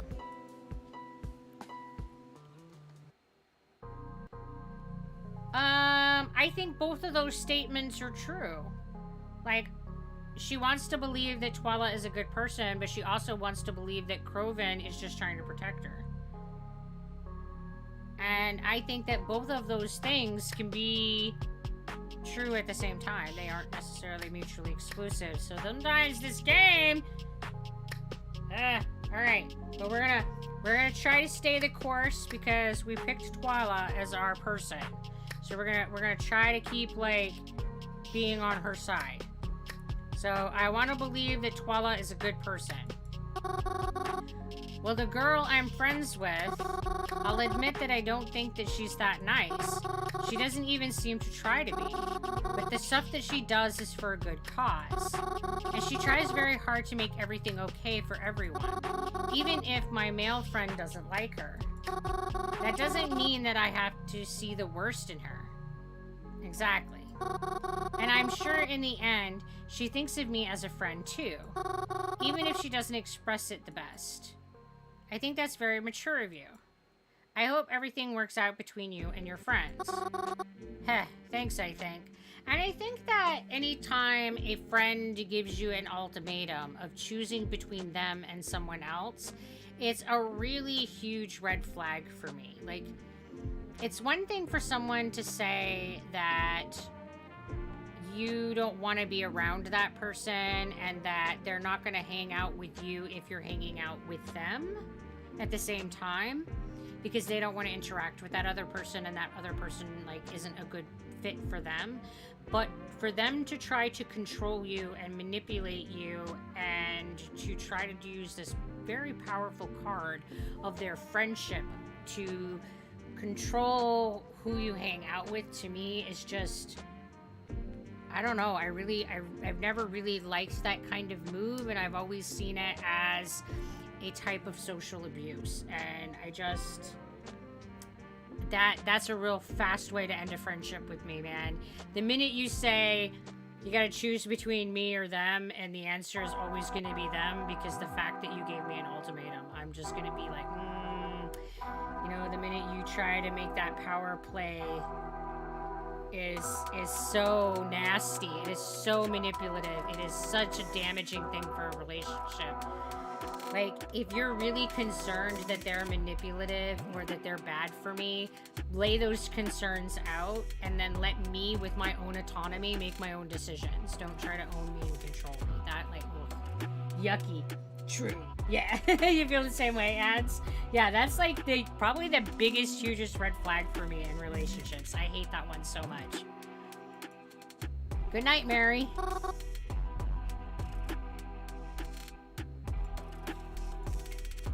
I had a pretty decent sleep despite everything that was bugging me. Before I even got out of bed for the day, my phone started buzzing with text messages. It was Twala. Mary, are you there? I need you for something. If I'm thinking correctly, you'd be able to help me with this very well. I'm not sure what I should do. I want to help Twala, but Kroven was really mad yesterday to see me with her. If I don't help, she might be missing out on evidence because of me. But if I go with her and Kroven finds us together again, it could result in him feeling even worse. I don't want him to be upset with me again, but I don't want Twala to get upset with me either. What should I do? We're gonna go with Twala. I decided to respond to Twala, telling her I could make it. Good. I assume you're going to tell me to meet you by the cemetery again, so I'll see you there at 12. Don't be late. Yeah, you're right. I'm always by the cemetery. Not wanting to be late and not wanting Kroven to possibly ask where I was going, I quietly got changed and slipped out the front door. I nervously waited for the bus, hoping I wouldn't see him until later tonight. I hopped off the bus and started to make my way towards the cemetery. I was really hungry. I probably should have picked up something back at the house, but I guess I was too scared of possibly running into Kroven there and having to explain where I was going in such a hurry. Twala met me at our designated time and place, and I asked where we would be going today. The hardware store. The hardware store. Didn't we already check most of them? Yes, but someone I talked to actually provided me with some important information the other day. I've heard that our main suspect visits this specific one at least once every 2 weeks.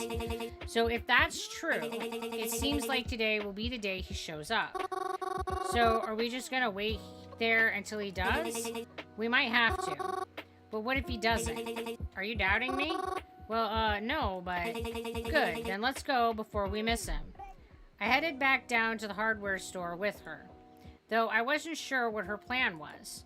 Even if we do catch him buying something, is that really proof he's the culprit? We arrive at the hardware store. Except for the few employees here, it was pretty much empty. On Twyla's instruction, we waited for Reginald to stop in. But as long as we waited there, we didn't see him. We looked around the store several times, but still nothing. Though I lost Twyla a few times, so a part of me wondered if she was just trying to keep me busy. But that doesn't make sense, because if she really wanted to sneak around, then she wouldn't have invited me in the first place. So why did she invite me? I was considering asking Twyla if we should leave. I had Reginald's phone number. I'd considered asking Twyla if we should text him, but that would be suspicious if I did, wouldn't it? Hey, are you going to be going to the hardware store today?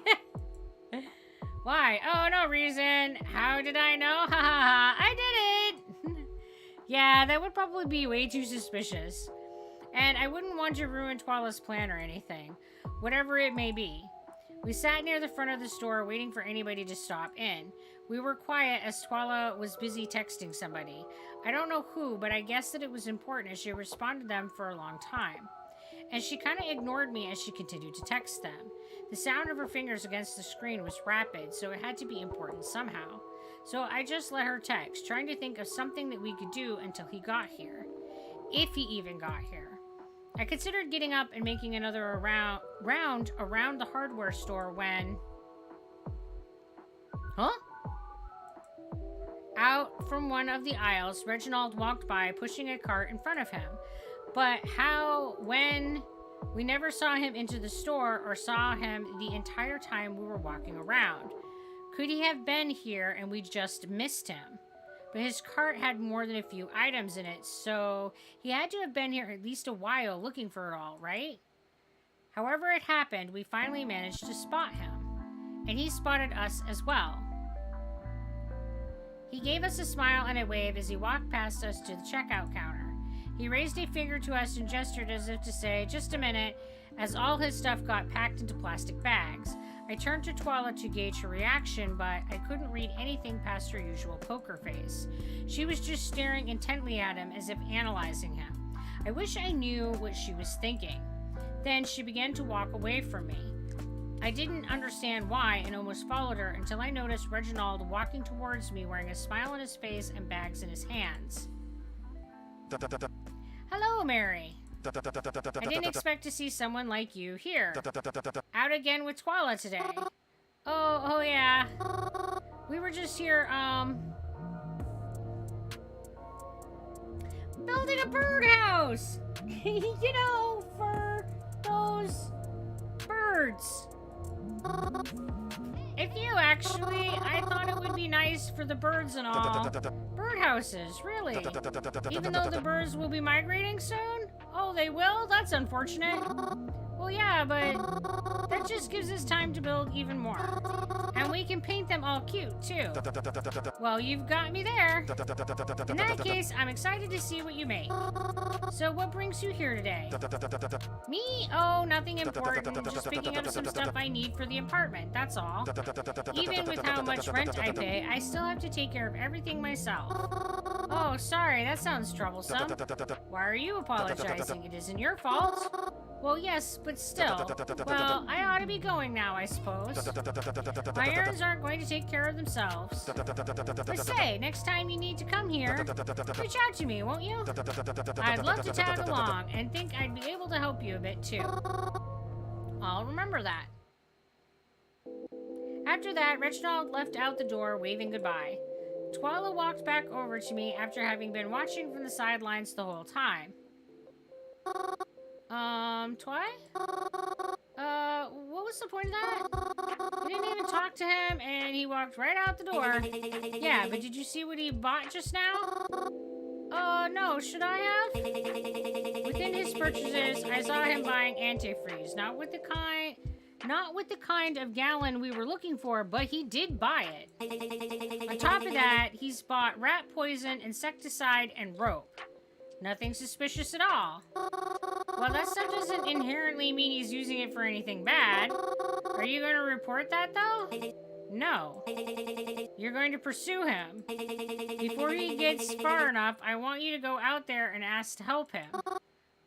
What? Isn't he our main suspect? Don't you think he's dangerous? And you want me to go with him? For whatever bizarre reason, he seems to have a liking to you, right? I don't know, this seems dangerous. So you can probably get a lot out of him. Twala, I don't know about this. Why not? You're the one who said he's not inherently doing bad things anyways, right? So you should have no reason to be scared. Okay. That is not the point. Just because we're not going to, like, innocent until proven guilty does not mean that you just, like, go with people blindly if they're being weird. Like, you're still allowed to be like, that's not a good plan. Not the same, Twala. Besides, I have to take care of something else anyways. Of course you do. Of course you do. But I'll have my phone on me the whole time. Like, you're not even gonna, like, trail us and make sure that I'm okay? So hurry, go out there and catch up to him. And text me any updates. If things start going really bad, you can just call for help. If things go really bad, I'm not gonna be able to call for help. I'm gonna be, like, SOL in the ground, or... swinging from a rope, or in little bits or something. It's just not gonna be good. It's not gonna be anything good. Hey, I should have known. Known what? That you'd rather chicken out and let more people die. Okay, you are also manipulative, and I don't like that. Like, why is everybody so nasty in this game? Why are people like that? Why? Should I even be surprised, though? Of course, you'd want that to happen? What? No, don't be like that. They fill up those precious cemeteries you love so much. Maybe that's why you keep hindering my progress? To add to your sick... Oh my god, she's so nasty. I ran out the door as fast as I could. Even though I didn't say anything, I think Twala could tell I was going after Reginald like she wanted me to. To my surprise, he actually wasn't that far down the street. I was surprised to see him on the street at all, actually. I guess he was taking the bus like I do, or maybe his car was just parked far. Whatever the reason, it worked out well for me as I was able to skip up to him pretty quickly. Reginald, wait a moment. I'm sorry. Is everything alright? Well, you see, back there, Twala mentioned to me you were, buying rat poison? Oh, yes. It's a bit embarrassing to admit, but my apartment has been having a bit of a rat problem lately. My landlady won't do anything about it, so it's up to me, I suppose. She doesn't even answer her door anymore. Can you believe that? So I guess I ought to take care of it before my neighbors start having rodent problems, too. Well, I don't think that you should kill them. They probably just don't have anywhere to go. It's not fair to them. I'm sorry, but I really don't think that there's much that I can do at this point. Well, I'm actually pretty good with animals, especially small ones. Is that so? Yeah, so maybe I can come over and I'll try to help you with them so that you won't have to kill them? I don't know. I appreciate your concern, but are you sure that's something that you want to do? Yes, absolutely. Well, alright, if it means that much to you. When would you like to come over? Oh, I was thinking like right now. Oh, that's so last minute. You're not even giving me time to straighten things out. I can't possibly have you over right now. Like, you would see all my murder victims strung up in my living room. I just die of embarrassment. Or you might die of fright. I mean, because... yeah, it'd be pretty terrifying to see all those bodies, right? Please! The problem will be over sooner if you let me come now. Well, alright. You drive a hard bargain. My car is just around this corner, and the drive shouldn't be too long. Oh, good. Hopefully I can help, at least a little bit. Oh, man, let's hope that this is really not the murderer, and I'm really not going to my death. This just seems so sketchy. Like Reginald said, we got to his car around the corner. Once I was buckled inside, I messaged Twala. I'm in his car, we're heading to his apartment. Perfect. Make sure to snoop around while you're there. Ugh, my gosh, she's awful. I don't know, no. I said I was going to help with a rat problem. So, even more of an excuse to be snooping around. You have to look for the rat, right? I guess so. Text me when you get there. Make sure you talk to him on the ride over. If you spend all your time texting me, he may think that you're up to something. Right. I put my phone down and took a deep breath. Everything about this felt uncomfortable. I mean, yeah, that would be super awkward. Going to Reginald's just to spy through his things, that's not right. But if he really is dangerous, maybe that makes it okay? I don't think that makes it okay.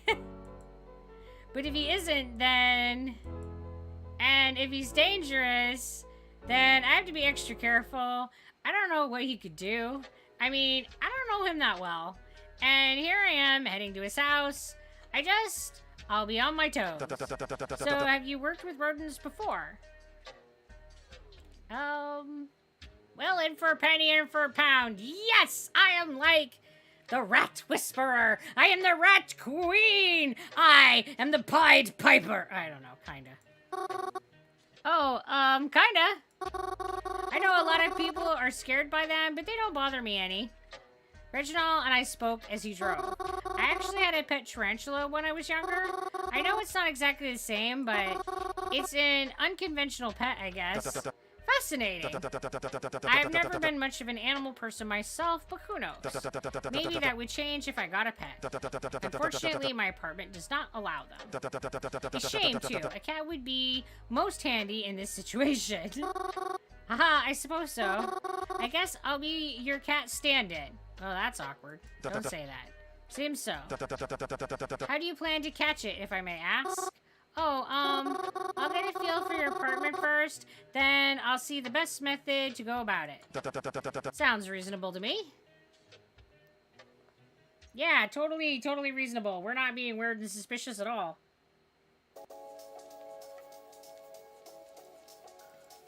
Eventually, we made it to Reginald's apartment building.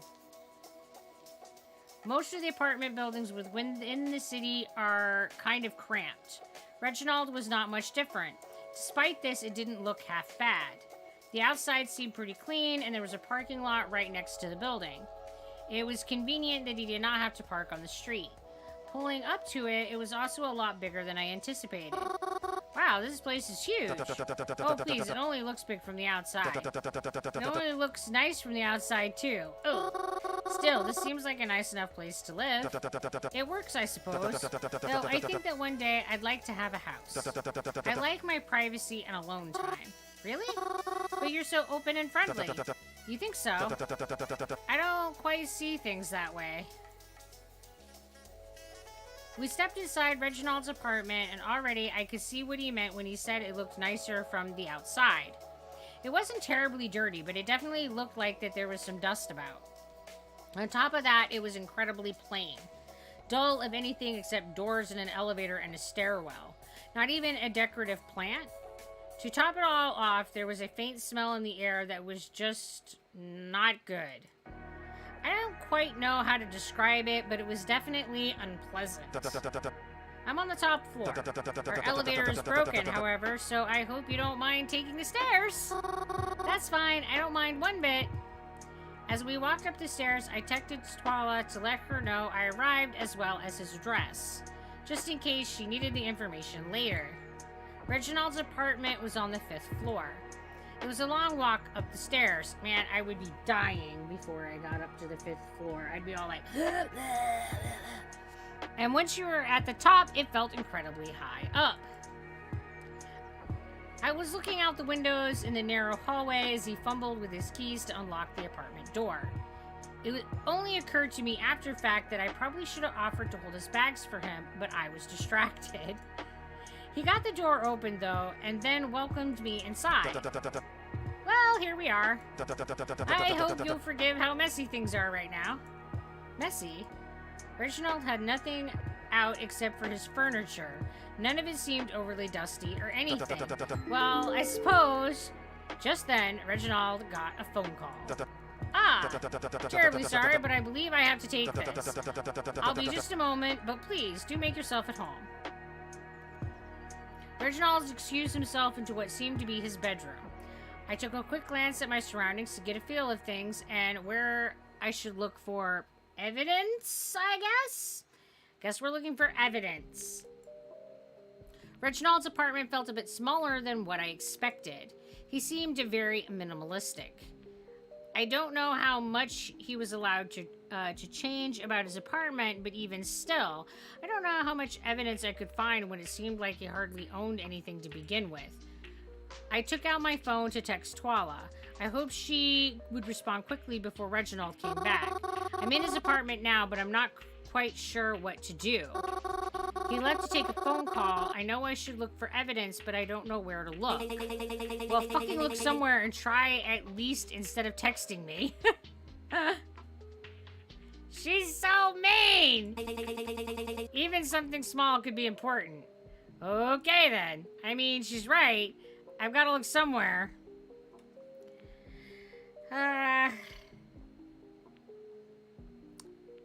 Let's look in the drawers. I opened a drawer at the end table that was sitting behind the couch. There's nothing really in here except some keys and spare change. I closed the drawer. Okay, let's look in kitchen cabinets. I walked into the kitchen area and quietly started opening some of the cabinets. I couldn't find much in here. The only thing that could have potentially struck me as suspicious is the bottle of drain cleaner, but it was kept right under the sink. That's not weird. I mean, yeah, not really. Investigate the hallway. I peered out into the hallway using the peephole on the door. I don't know what I was looking for exactly. Faintly, I could hear the murmuring of people on the other side. It sounded like his neighbor was talking to someone out in the hall. Investigate the bathroom. I opened the door to Reginald's bathroom. It was pretty tiny, cramped even for a one-bedroom apartment. I looked in some of the drawers. There was nothing that really struck me as being suspicious here. I left the bathroom. Didn't he go in the bedroom? I don't think that I want to go snooping where he is. That seems like a bad idea, so let's text Twala and say we found nothing. I was having a difficult time seeing anything suspicious. I was about to text Twala and asked if she had any ideas of what I could do, but before I was able to text her, I was hit again with an unusual and unpleasant smell. It was stronger this time. It was definitely something in this apartment. I followed the scent to a door at the end of the hallway in the apartment. It led me to a room with an oddly placed wardrobe in it. The smell was coming from this. Well, there's a weird smell in the apartments. I think it's from the wardrobe in here. Is it locked? I don't know. I haven't tried to open it yet. Do I dare open it? What if there's really something in there? What if there's a body in there? What would I do? Would I just pretend I didn't see it? Would I run out? Would he know? Mary, are you okay? Have you opened it yet? No? Well, what are you waiting for? You don't want to get caught by him. Alright, open the door. I mean, what could be the problem?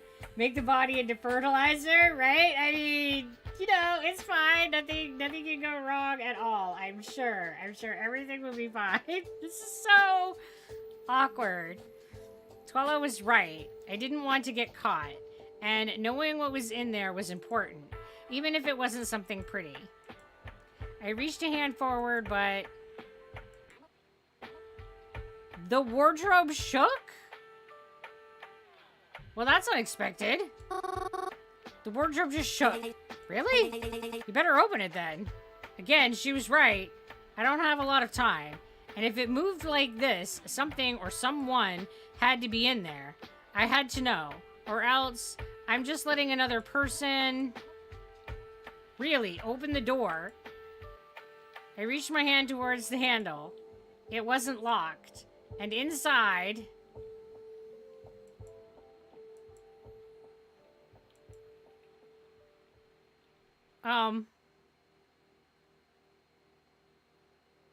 It was a nest of rats.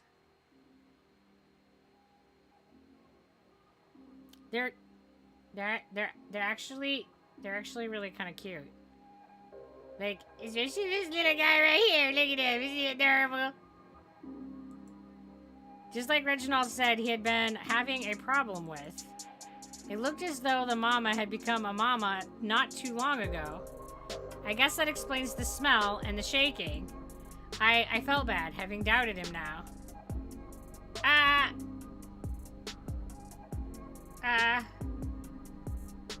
Well, this is kind of weird and awkward.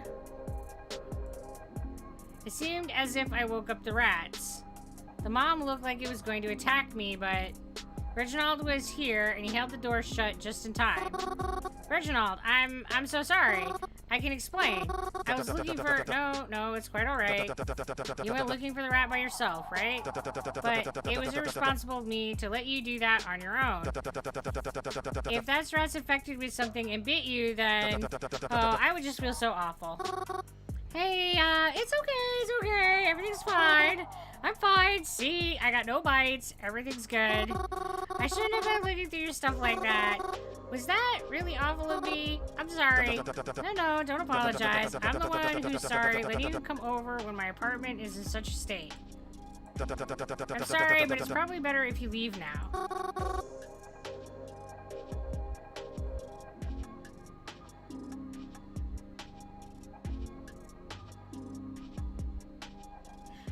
That is super weird. Like, you slam the wardrobe closed. You don't want me to see your little rat family. And now you want me to leave?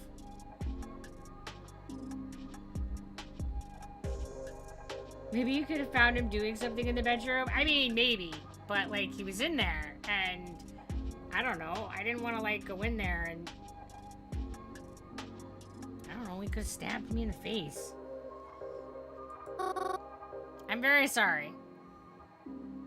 I apologized to Reginald a few more times before I left for good, but he assured me each time that he was the sorry one. He looked really embarrassed. I felt so bad. He asked if I wanted to ride home, but I told him that it was okay, I'd just take the bus. He was also kind enough to reassure me that he would look for a rat specialist or something to pick them up rather than use the poison, because he knew how much it bothered me. He was sweet.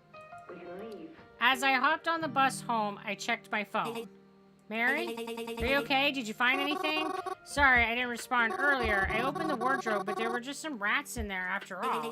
Damn it, that doesn't help our case at all. Actually, there was something a bit unusual I spotted while I was there. What was it? You said that he bought rope earlier, right? Yeah, why? Well, when I opened the closet, I noticed that there was some already in there. Is that so? What do you think he needs it for? Twala? Yeah, that is kind of weird. Hey, are you there? It's late. I wasn't sure you were still going to message tonight. I just had a busy day. Understandable. As did I. For some reason, I have a feeling our days were busy in different ways. That's probably true. You must be tired then, after such a busy day. I guess so. Well, I won't keep you up longer than I have to. As long as you're safe, that's all that matters. Hoping to see you soon. Don't say stuff like that, dude. It's creepy. Good night, Mary.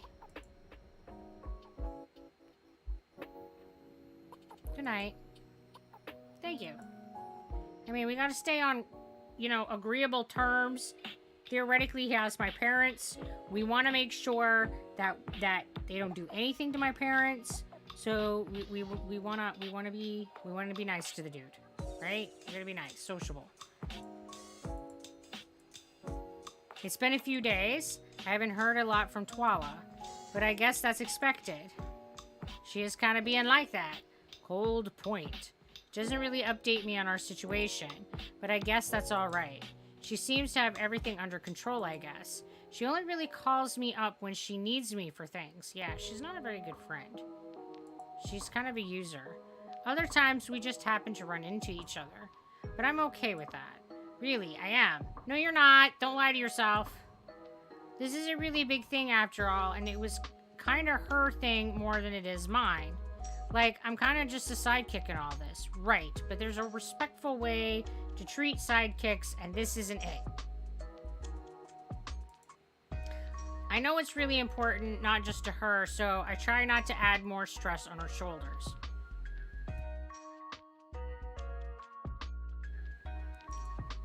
Even if I know I get on her nerves sometimes. I wish these weren't so expensive. I mean, I know I'm not poor, but with these prices, I will be. Man, I feel that in my soul. And it doesn't matter what we're buying. Was that my phone? It is. It's a text from Twala. Does she need me for something? It's a good thing that I'm already out, if that's the case. Hey, Mary. You there? Thanks for help a few days ago. Well, thank you there, Mojate? Moja? I appreciate the follow, even if I can't say your name properly, because I'm a dork like that. But I appreciate it. It actually helped me a lot. I'm very appreciative. You did a terrific job. You really think so? I'm so happy to hear that. Even if I don't see how I really helped that much. I have a question for you, although it's kind of last minute. Do you want to come over for dinner tonight? Whoa, really? I mean, sure, I guess so, but why do you ask? It's kind of sudden after all. Yeah, I know. It's kind of like a family dinner thing. I wasn't going to invite you, but then my uncle suggested I do so. Since you've been helping me out so much, he thought that it would be the polite thing to do. And he's right. That's why I'm inviting you now. You don't have to say yes, but again, it was just the polite thing to do. That's okay. Well, yeah, I can come. It sounds really nice. Thanks for inviting me. So you're coming then? Alright, I can have my driver pick you up. Send me your address, and I'll forward it to him. You can expect him at around 6-ish. Oh, that won't be necessary. I'm just gonna be at the cemetery again. Really? Yeah. It's just easiest. Whatever. Just make sure you're ready. When the time came to be, I was waiting at the cemetery like I said I would be. I recognized the car and license plate from the last time we drove together and got in. The chauffeur was the same too. He didn't say a word to me and I didn't say a word to him. That would be so awkward. I don't know that I could do that. Like, even if it was just short drive, I don't think that I could go very far without being all like blah, blah, blah, blah, blah, blah, to the person that was like in the car with me. It was a very quiet drive as we made our way to Twala's house. Yeah, that would probably make me explode. I don't think I could do it. Upon arriving there, it had already turned dark. I noticed that the fountain in the front of her house had been lit up. It cast a very pleasant, elegant glow all around. I also noticed there was quite a few cars in her driveway, or parking area? Right? I don't know how to describe it. It was large and made of bricks, and there were lots of cars there. That made me kind of nervous. I know she said it was a family dinner, but this seemed like a lot of people. Would I really be okay being here? It already seemed like I didn't belong. I got out of the car, and it drove off as soon as I closed the door behind me. I guess I had no option to turn back now. I climbed up the stairs, and upon making it to the top, rang the doorbell.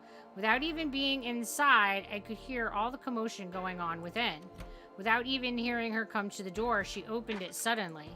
And quite honestly, I didn't expect to see her dressed like that. Whoa! Oh, you made it after all. I was beginning to think that you canceled on me. Was there a lot of traffic, or was my driver late getting you? No, but you're dressed a lot more fancy than I anticipated. Here, come inside. I don't want to let bugs in by keeping the door open. As I stepped inside, there were many people all talking and chatting. Some had glasses of whatever alcohol it was, some had little plates with them. But all of them were dressed extremely formally. Like party formal, the type of stuff you wear to weddings or extravagant sweet 16s. Twala! This is so embarrassing! Right? Huh? You didn't tell me people were gonna be dressed like this, or that there was going to be so many of them. I feel so embarrassed. Why didn't you tell me? I would have at least dressed up more. Oh, don't be dramatic. You're fine. Right. You dress similarly formally all the time anyway. Right. No, you definitely should warn people. I have to go make sure dinner is running smoothly, but you can do what you want until then. Just as long as you're not snooping through my things or anything. I'm not sure that you have room to, be like, don't snoop. Wait, I can't just stay with you? You're the only person I know here. No offense, but you'll just get in my way. Oh, you'll be fine, though. See you during dinner. Oh, that's rough. Oh, so rough. Oh, man. She was not prepared for this kind of event. Twyla left shortly after that, leaving me to wonder why I'd agreed to come to this in the first place. Because you just didn't know. You were thinking, regular people dinner. This is not regular people dinner. When she said family dinner, I guess I meant just something much different. Yeah. A quaint event with some extended family and a nice meal. This was definitely some sort of party she was throwing. I don't know how many of these people were actually family, but I think that it was more than obvious that I wasn't. I felt like everyone was staring at me. It brought back bad memories of mine.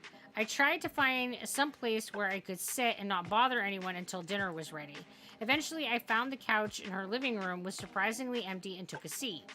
I tried to look as normal and as small as possible. That's sad. I already didn't feel welcome here. I didn't want to take up more room than necessary. I don't think that it's... I think that it sucks when a person feels like they should be small and that they shouldn't be entitled to the amount of space that they take. That just sucks.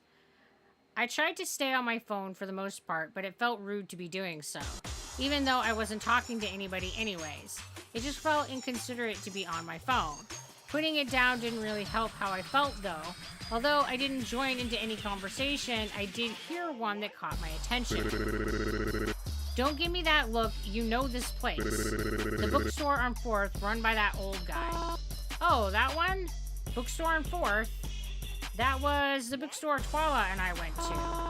What happened with all that anyways? I read the newspaper. Newspaper? You didn't just watch it on TV? Nah, I prefer to sit and read it with some coffee. Anyways, like I was saying, it confirmed his death the other day. Really? Wasn't he brought to the hospital? Hell if I know, the article didn't say. All it said was that he was found with multiple stab wounds bleeding out on the floor of his own store. Is Twyla the murderer and we're just sort of helping her, kill people? I don't even think that they found him until morning, but they estimated he died around closing times. I didn't hear about a hospital, but it seems he's dead now regardless. I felt heartbroken. That was the bookstore owner. Twy made me distract. I didn't even hear of his death. How long ago was it? Did I miss it? Did they have a funeral already? He was so nice to me, though. But his store was so empty. Was he all alone in the end? Ugh. Is this my fault? Does death follow me now? Who's going to be the next to die? Deep in my own thought, I almost tuned out of their conversation, but then I heard another thing that made me snap back into it. Is he even fucking here at all? I haven't seen him, but I wouldn't be surprised if he isn't. Not like he does anything anymore anyway. Denzin was always pathetic. Maybe now he's finally realizing that. Denzin? That's Twyla's uncle, right? You sure you want to be saying that so loud? What if he is here and hears you?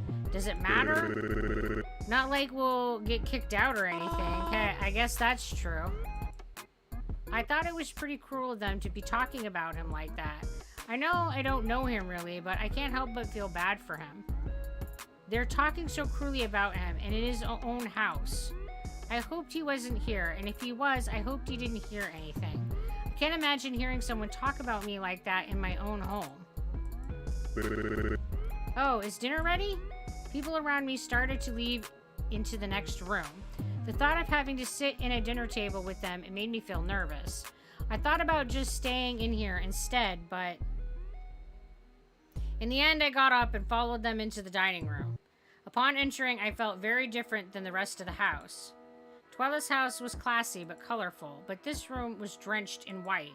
The only thing to offset it was the brown long dinner table in the center. And what a long table it was. It felt like the kind you saw in movies. People began to sit. Hastily, I looked for Twala. On one end of the table, I noticed that Denzin was here after all, and he took a seat. I had hoped those talking bad about him weren't near. On the other end, I caught sight of Twala beginning to pull her chair out. She saw me. I think she must have sensed how nervous I was because she gestured me over to her. Oh, thank goodness. I made my way over to her as quickly but also as politely as I could. I was planning on taking the seat next to her, but another man got there before I did and sat down. So I just took the one next to him. I was still in talking distance of Twala, so I was okay with it. People began to talk as well. People do. And I started to tune out of their conversations again. That is, until I was brought into the conversation. She's a bit freaky looking, ain't she? You get used to it. Ah, so mean. Oh, who, me? Yeah, look at me a second. Hey, I can't look in those eyes too long. It'll freak me out. Oh, haha, yeah. We get that a lot. You ever thought about auditioning for a horror movie? I bet they'd do something great with a face like that. She would fit in well to one. Ugh, God. After all, she can talk to ghosts. Ooh, is that so? Oh, yeah, kinda. I've only done it a few times, but yeah. Really, show me that. Oh, I can't. You should show him. I think it would be a neat party trick. I would, but it only really works when I'm sleeping, it seems like. Oh, sure it does. Come on, Mary, show them what you can do. By this point, the people sitting across from us seemed pretty interested, too. I don't know, I mean, the atmosphere here isn't... Oh, come on, not even for me? A poor man with a late mother? You wouldn't even give him the chance to speak with her again? It's not that I don't want to, it's just... I've seen you do it before. Surely, if you push yourself a little harder, you can do it right now. Ah, man, that is so, like, nasty. I wasn't sure what to do. Everyone was looking at me. I didn't want to embarrass Twala or myself, but if I pretend to do it, I'll just embarrass myself farther. They'll just think that I'm a fake. I don't know what to do, but I have to decide soon.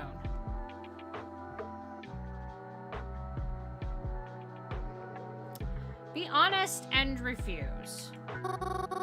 I'm sorry, I really can't. There's certain conditions I need met, and this isn't really a place I can do it. Sure.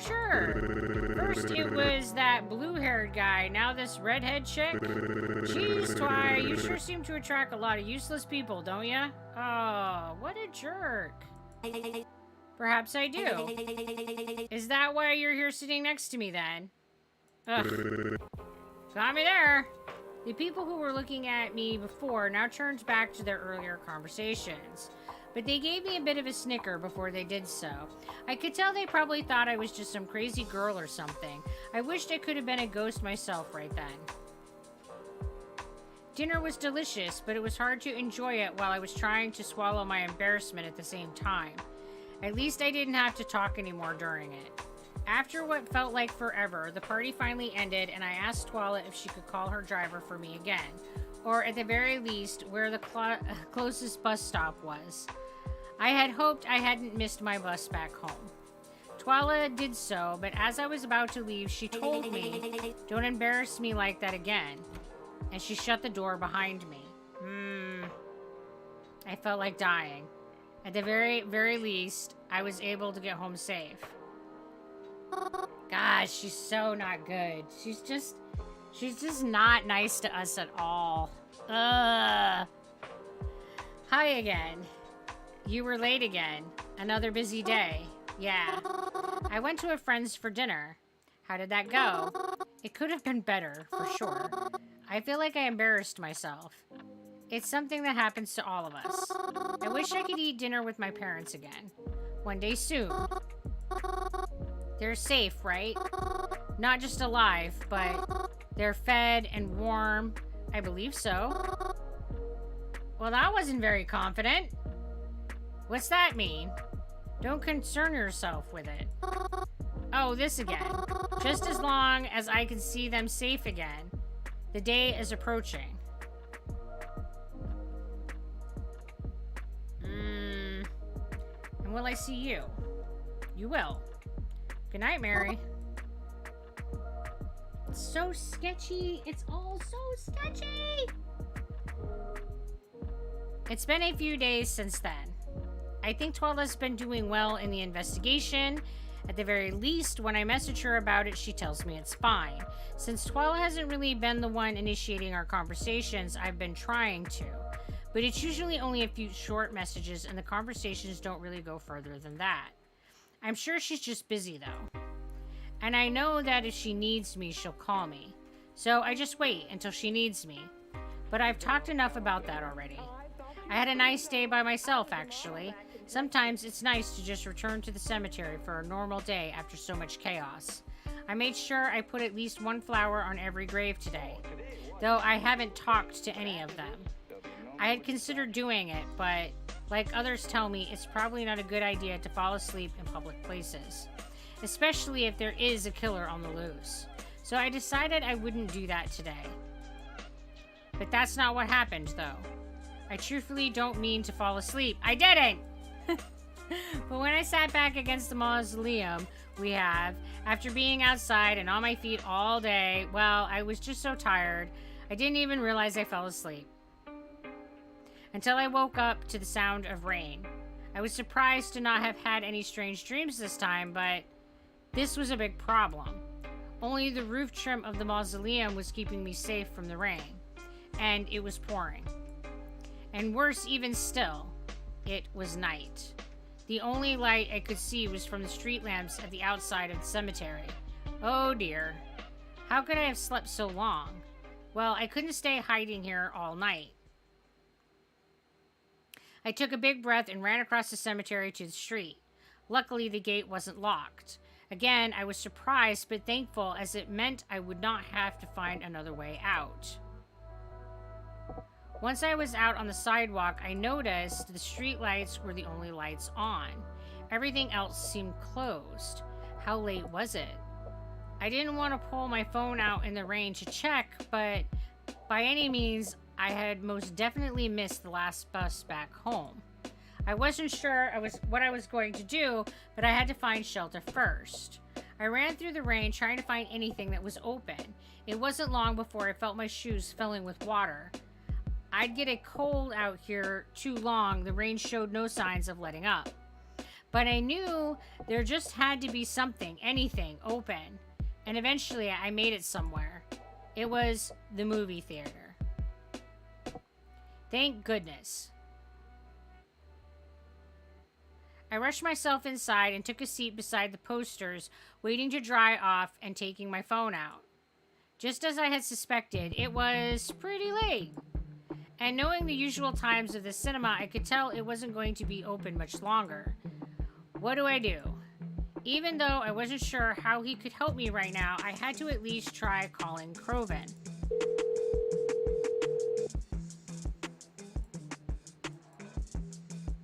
Why isn't he picking up? Mary? Oh, you picked up, thank goodness. I was starting to get worried. I'm having a bit of a problem right now. What is it? Well, you see, I kind of fell asleep in the cemetery, and I only woke up a few minutes ago. And it's raining really bad right now, and I missed the bus, so I don't know. I was hoping maybe you could help me out somehow? No can do, Mary Moo. Didn't I tell you? Tell you what? Mary, I'm like, not even home right now. I'm not even close. Huh? Where are you then? I'm like out of the fucking city right now, Mary. I had these plans with these friends. It doesn't matter. I swear I told you. Well, I don't remember. Look, bottom line is there's no way I can help you from here. What am I supposed to do then? Fuck, Mary, I don't know. I heard his frustrated sigh through the phone. I couldn't see it, but I could tell he was pinching the bridge of his nose. Like, sometimes you just know people well enough that you know what they're doing, even if you can't see it. You just know. You're like, yep. Where are you right now? I'm at the movie theater, but I think it closes soon. Alright, well, do you have anyone else you could call up? Maybe stay with them tonight? I mean, I guess so. Awesome, great. Sounds good then. Look, Mars, I really gotta go, okay? Call up one of your other friends. I'm sure one of them will come get you. Alright then. I heard the click of Croven hanging up the phone. Call up one of my other friends. Well, there's only 2 of those. Who should I go with? Oh, we could call the mystery number. That's interesting. Do we call the mystery number? He says he always wants to keep us safe, right? Like, so do we call them and tell them that we're in trouble? And see what they do? See if they really want to keep us, okay?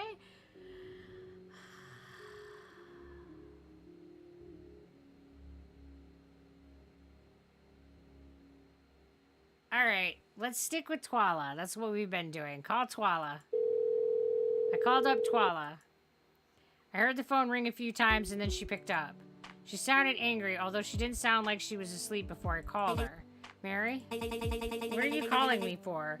Don't you know what time it is? Yeah, I know. That's kind of my problem. It's a long story, kinda, but I missed my bus home and I need a place to stay tonight. I was hoping maybe... Are you serious? Yeah. Ugh, fine. But you owe me. Yeah, of course. What do you mean she owes you, bitch? You've been calling on her left and right like nothing, and she's been doing all this shit for you, and the one time she asks you for something, it's like, this... Twala needs to get punched in the face. Thank you so much. I'm in a movie theater? Let me guess, by the cemetery? Yeah, how'd you know? I'll be there soon. Okay, thank you again. Twala came to pick me up herself this time. By that, I mean she was driving the car this time rather than have someone drive for her. She was fully dressed, but I couldn't tell if she changed out of pajamas just to pick me up. She seemed a bit annoyed picking me up, so I made sure to thank her again. The drive to her house was silent except for the rain. Luckily, there wasn't really anybody else on the roads tonight, and we got to her house safely. Stepping inside the house, it felt a lot more calm, like the first time I visited. I definitely preferred this to the liveliness of the party a few days ago, although I must admit, when there's hardly anyone here, it does feel empty. Twala's home had less doors and more archways, and passing one, I noticed the TV on. Was her uncle in there? Is everyone up so late? I followed Twala upstairs and to her bedroom. It was my first time seeing it, and it was a bit different than I expected. A lot more cluttered than I thought it would be, I guess. Not overly cluttered, but Twala never really struck me as the type to collect clutter, but you learn something new every day. Well, here's my room. You'll be sleeping here with me, but I actually have to head back out. Really? In this weather? Why? It's a personal matter. I don't want to talk about it. Oh, I see. Okay, then. You can borrow some of my pajamas in the dresser and use the shower if you like and eat from the kitchen, but again, I'm trusting you not to look through my things. Oh yeah, of course. I'd never. Good. I'll be back soon. And then she left back downstairs again, leaving me here alone. I wasn't sure how long it'd be until she'd be back. It felt weird sleeping in a room without her here. What should I do?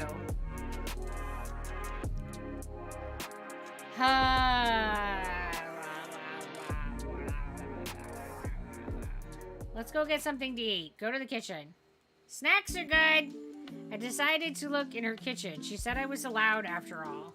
I headed back downstairs and into the kitchen. It was dark, but I wasn't sure where the light switch was.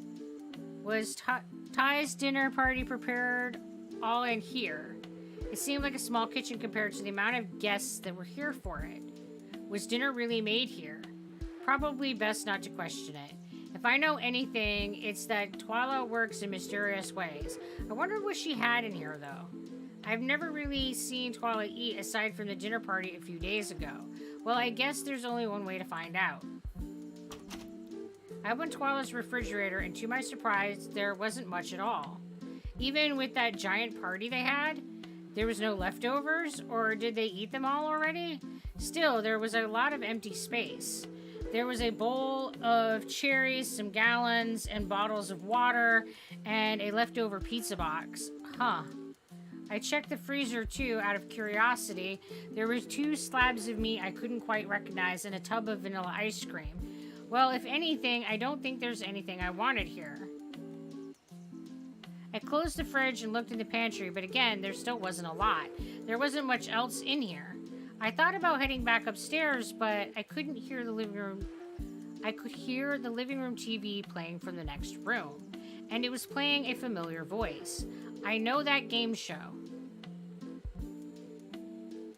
I entered the living room and made my way to the other side of the couch from where Dezen had been sitting. I didn't really say hello as I entered, kind of just plopped myself on the other side of the couch from where he was. He already knew I was here. It felt kind of awkward to be saying hello so late into my stay. This is Peril, right? Yes. I used to watch this game show all the time with my dad. I was never really good at it, but Dad was. I think he could have won if he got on it. That's so. Yeah. Do you think you'd be good at it? Could be. Not confident I'd come out on top, though. Don't say that. I think you could win, probably. I mean, you have such a nice house.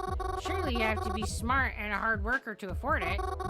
Sorry, was that rude? You have a point, I suppose.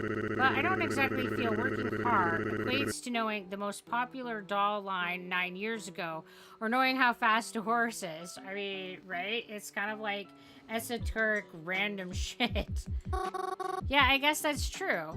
Our small talk pretty much ended there, and we continued to watch the show in silence, only piping up to guess an answer or two. It was a bit strange, but nice too, in its own weird way. Like a childhood sleepover. Eventually, I heard Twyla come back home again. She walked right past us and straight upstairs. I heard her open the door to her room, stop, then walk back downstairs, and then she joined us in the living room. What are you watching? Peril. You like that show? No offense, but I don't really take that as something someone like you would enjoy. Alright, and the next subject is graveyards for 300. Hey, you should be good at this one. Oh, maybe. A broken column-shaped headstone is used to represent what? Well, which is it, Mary? Oh, I think that's a life cut short. I don't know. Broken columns represent life that ended early. That's why it's broken. Because you weren't able to reach old age, like how the column was broken before it got to the top. At least, that's what I've heard. The contestant answering said something similar to what I said. That is correct! Huh, nice job. Oh, thanks, I think. Alright, let's head to bed now, then. I don't want you sleeping in too long tomorrow morning. I mean, that's weird and controlling. I don't want to dictate your sleeping or anything. I mean, she treats me more like a pet than a person.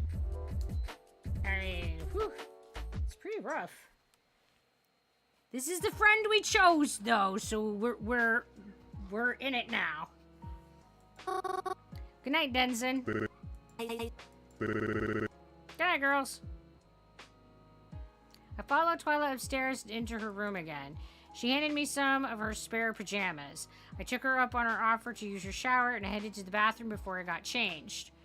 Her bathroom was really clean. Cleaner than mine, anyway. She didn't even have any toothbrushes or clutter on the sink. Maybe there was another bathroom they used more often? Taking showers in someone else's house is always weird, but the shampoo had a really nice smell to it. Strangely enough, I don't recall smelling this on Twyla ever. Not that she smelled dirty or anything. Twyla always had a cleanliness to her, but this shampoo didn't seem to match hers. I got changed into Twyla's pajamas. They fit pretty comfortably, though I expected that since we were two small girls. When I returned to Ty's room, the lights were already off, but she was clicking away at her laptop. I noticed on the floor she left a blanket and pillow for me. I didn't really want to just sleep on her rug, but I wasn't going to argue with her hospitality. I cuddled into it and tried to get comfortable. What are you typing? Nothing. Are you messaging someone? No. Does it have to do with the investigation? That's none of your business? Oh? But I'm helping you, aren't I? Yes, and I appreciate it, but there's parts of it I need to do on my own. Why does it have to be a secret? Wouldn't I be able to help you more if I knew? No. Like I said, I appreciate your help, but I don't want you getting in the way. But what if I knew something? Something that could help. Something that could point us in the right direction. I already have my direction. I just need proof. You're certain that Reginald really did it? Who? Reginald, the guy you told me to stay away from? Yeah, I know who he is. I'm absolutely positive it was him. How could you be so sure of that? I don't understand how you can be so decisive over it, especially when you don't have any proof. I'll get it, and then you'll know why you shouldn't doubt me. Alright then. Twyla, do you want to be a detective? Huh? Do you want to be a detective? Is that why you're doing this? And working so hard for it? Not necessarily. I just want my city to be clean. Would you want to be a police officer or something then? Oh god, no. Even if the police weren't morons, I still wouldn't want to be a part of them. Are you like a vigilante then? What with all the stupid questions? Sorry. I'm just trying to get to know my friend better. Are we gonna be friends? What will we do after we catch him then? What do you mean? We'll hand him over to the police. So that's when the police step in? Yeah, they're the ones who need to arrest him after all. We just take care of it until that point. I see. And then? And then what? And then what about after that? What do you mean? There's nothing after that. It'll be done. That's it. There's nothing else you want to solve. No. You say that as if it's common to chase down murderers. Well, no, I mean, I don't know. Our friendship is pretty much built on solving mysteries, so... What? We aren't friends. We're not. No. I mean, if you want to refer to me as being your friend, that's fine, but it's important you know I don't see you that way at all. I don't plan on talking with you anymore once this is over. I mean... At least she's being honest about it. It's brutal, but I feel like blunt, brutal honesty is better than leading somebody on. You know? Like, maybe if I need you for something, but otherwise there's no point in continuing this alliance. What? You're not upset by that, right? I thought I made it pretty clear I was just being polite to you. No, I'm just really tired. I think I'll sleep now. Good night. I had a hard time sleeping after that. If it didn't help that I was stuck on her floor either. I did eventually get to sleep, but I did not feel any better about it in the morning. When I woke up, Twyla was awake too. I don't know if she even slept. She seemed to be in the same position she was when I went to sleep. I guess she's something of a night owl. She didn't say anything to me as I grabbed my own clothes and I left to the bathroom to change. I left her pajamas by the sink and headed back downstairs. I left without even saying good morning or stopping for breakfast, and I decided I'd walk my way to a bus stop or something. Even though Twyla doesn't think of me as a friend, I'd like to still think of her as one. I'd like to, but... It's been a few days since I slept over Ty's house. Again, I don't get many texts from her. After our last conversation, though, I'm not too sure if I want to. I'm probably just being too sensitive, though. Despite this, I actually haven't been too lonely, especially this morning. Crovan and I planned to stop and get breakfast together today. I was glad, especially after my last encounter with Ty. It was a nice little pick-me-up. It helped remind me that not everyone sees me like she does. We went to Planet Dollars. Crovan really likes their coffee, but I can't stand coffee. I did get something, though. We stood outside, eating our food by the front window. I think we were going to walk around a bit, look in some stores maybe, but we got distracted in conversation.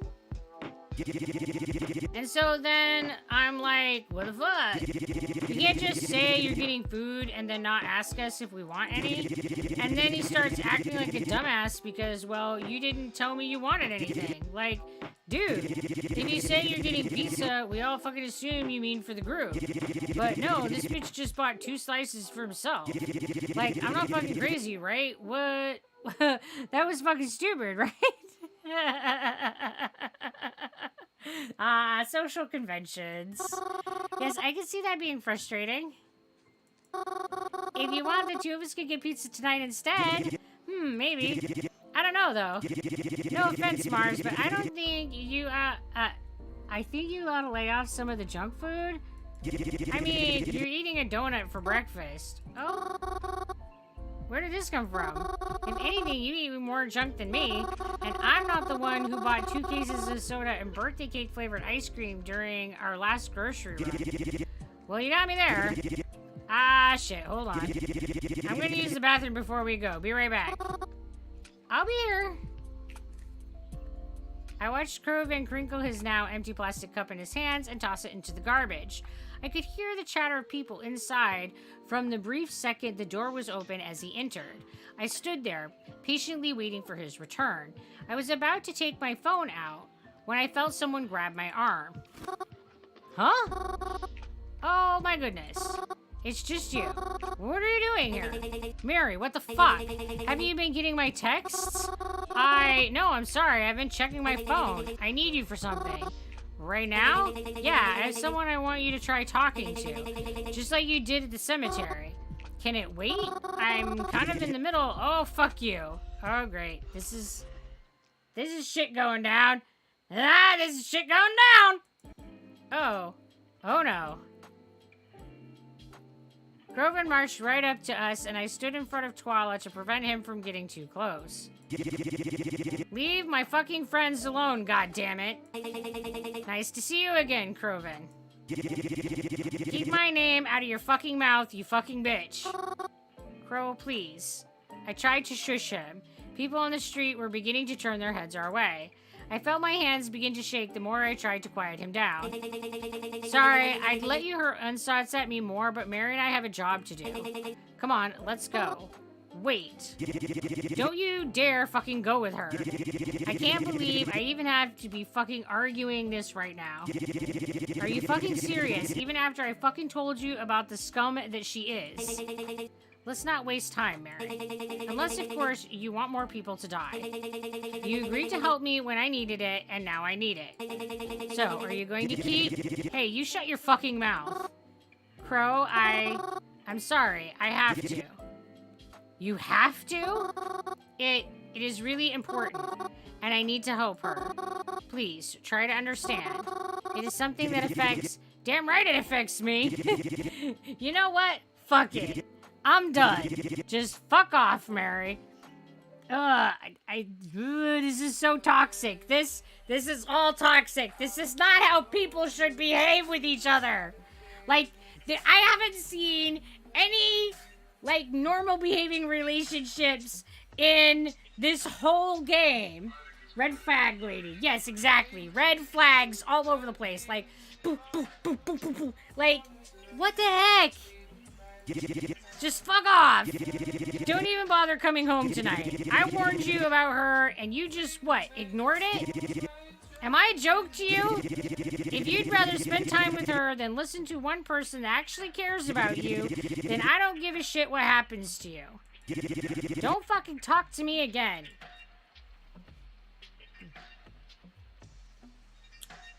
Yeah, like, when somebody decides that they have the right to decide for you, that level of, like, ownership is so toxic. Ugh. I tried to reach out to Kroven, tears in my eyes, but he slapped my hand away. Without another word, he stormed off, leaving just Twala and I there. Twala was unaffected, but I couldn't hold back my tears. I tried to hold it in with sniffles, but I eventually began wailing, like a child who had just realized they lost their mom in the supermarket. I couldn't stop. I buried my face into my hands, hunched over, and crying in the middle of the sidewalk. My throat burned with misery, and the more I tried to calm myself, the sadder I became. I think I had felt my heart break. Twyla waited beside me, and from the corner of my eye, I could see she was scrolling through her phone, waiting for my breakdown to be done. I mean, I don't think that she could be colder and more indifferent to your existence. I felt like I would never stop. I was only able to begin to calm down when I felt a headache beginning to form, as if that physical pain was just enough to distract me from the emotional pain that I felt. And as all cries do, it began to settle down, even when it felt like it would last an eternity. I rubbed my eyes and took deep breaths, and I silently prayed that once we caught the butcher, Croven would be able to forgive me. Can we go now? She asked, annoyance prominent in her tone. Yes, let's go. I answered and followed her lead. I wiped my eyes of stray tears and I followed her down the sidewalk. She stopped in front of a car and began to take her keys out. No driver today. Are we driving somewhere? The cemetery isn't that far from here. I thought you needed me to talk to a ghost, right? We are. Just get in the car. I was confused, but I got in anyway. The worst Ty has ever done was make me sneak into places, so she started up the car and we started driving. We passed both my old house and the cemetery on the way to wherever it was we're going. Before I knew it, the buildings turned into trees and we were driving through a dirt path in a wooded area. The way the sunlight filtered through the trees made it look very scenic. And it reminded me of the ride to and from the cabin. Hey, Ty? Huh. Can I ask you something? Alright. What's the relationship between you and Croven? When he found out, I knew he became really mad. And just like back there, I never brought him up to you because I didn't know how you'd feel, but why does he hate you so much? It's nothing really. He and I just have different beliefs, that's all. If you ask me, he's just too childish. I think he should really learn to be mature, finally grow up and face the real world. What do you mean by that? And how do you two know each other? Because, I mean, I had never even heard him mention you before. And I've known Croven almost my whole life. Were you, like, friends with a falling out? How long have you known him? It's not important. Yeah, nothing! Nothing is important! He doesn't like me, and I don't like him. That's all there is to it. I was confused. But before I could ask any more questions, I felt the car begin to slow. It seems as though we had arrived at our destination. Twilight pulled up to a lake. There was nothing around but trees and dirt. Although it was really pretty here, this was the last place I was expecting to drive to. I'm confused. What are we doing here? I need you to try and sleep here. Here. I thought you wanted me to talk to a ghost. I do. Not long ago, a woman was declared missing, but they found some of her stuff around here. That means she's possibly dead. And if she is, then you might be able to contact her spirit if her body is still here. But this area is so open. And so far, it's only worked for me when I was directly above someone's grave. Please, Mary, I need you to try it. If she was a victim of the killer, hell, even just a killer, then she could tell us who it was. I wasn't too sure about this. I knew that Twyla's intentions were good, but would this really work? It felt like a bit of a stretch. And I left Croven for this, too. But we were here now. I guess the least I could do was try. Alright, I guess I just lie down here. But I don't know if I'll be able to fall asleep on such short notice like this. I brought along some lullabies. Oh, great, just for this occasion. Great, I brought you some drugs, babe! I watched Twyla open her car door and mess around by the dashboard. Then I heard soft music beginning to play from the car. Oh, okay, that's not what I thought she was talking about. I thought she was talking about drugs. That's fine. Fine. It was peaceful. And listening to it in the sunlight with the beautiful scenery around, it was very nice. And although the ground was bumpy and I wasn't sure if I would even be able to, I eventually managed to fall asleep into a deep, deep sleep.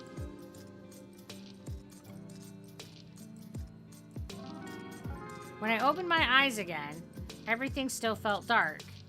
I was unsure if it even worked, but I was aware I was in the dream, so surely that meant it did? But why was it so dark? It felt as though I could hardly see. I tried to feel for my surroundings, but there was nothing around me, and when I moved my arms, they felt heavy.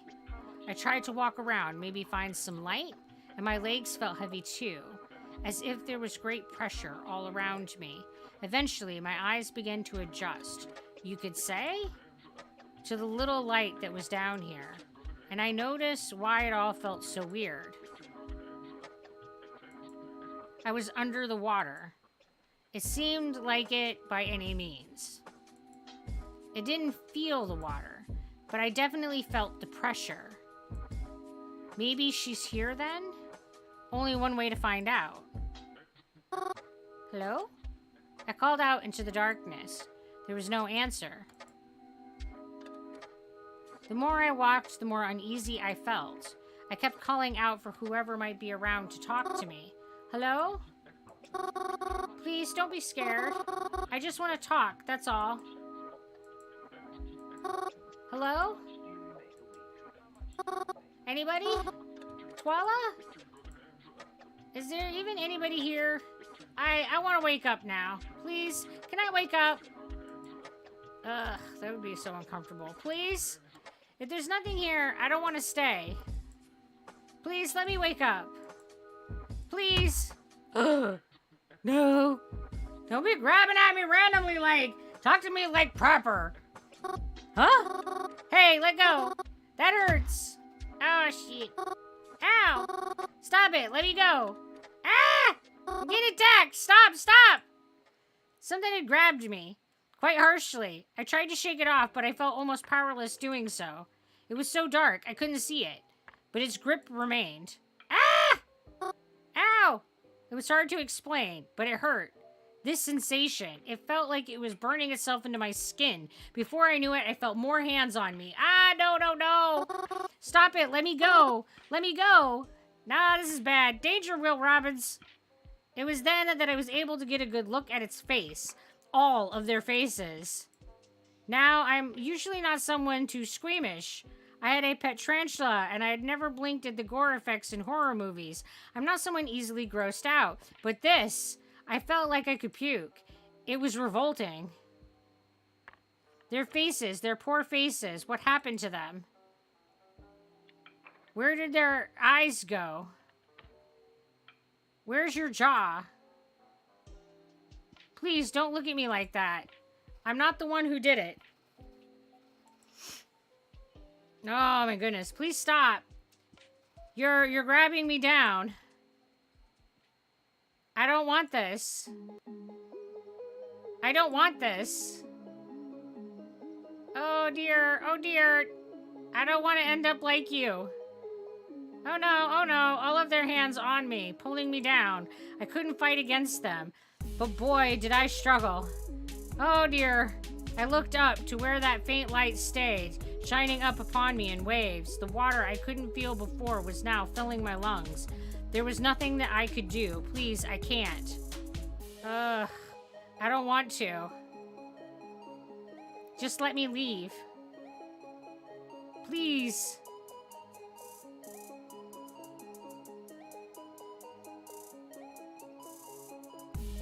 Not good. Not good at all. I definitely got a big red flag.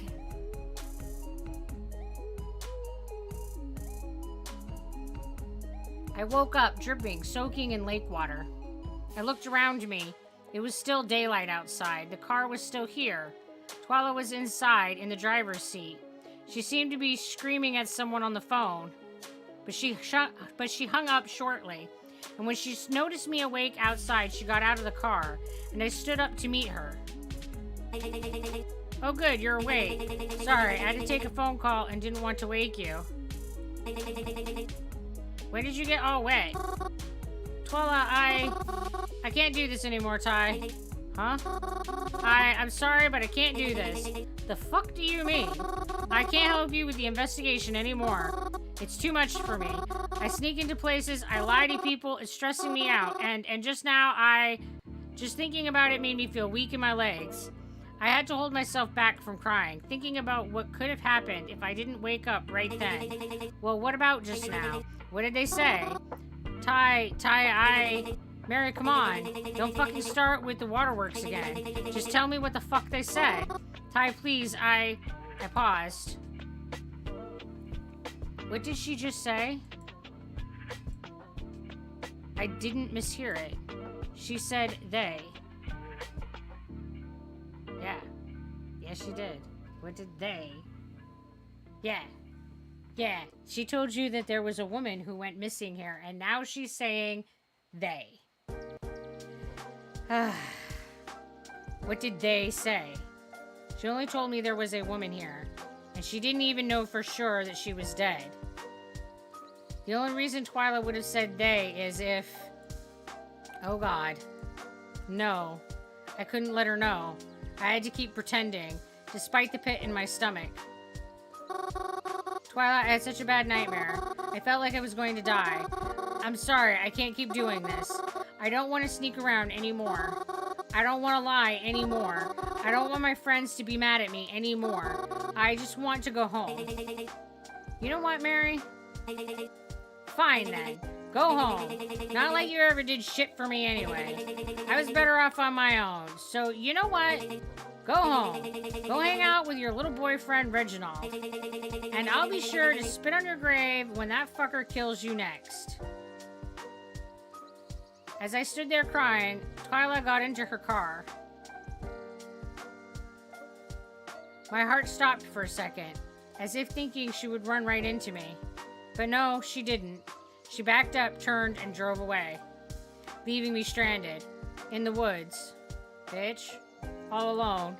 I pulled out my phone, hoping to call someone for help, but it was soaking, and my phone was too.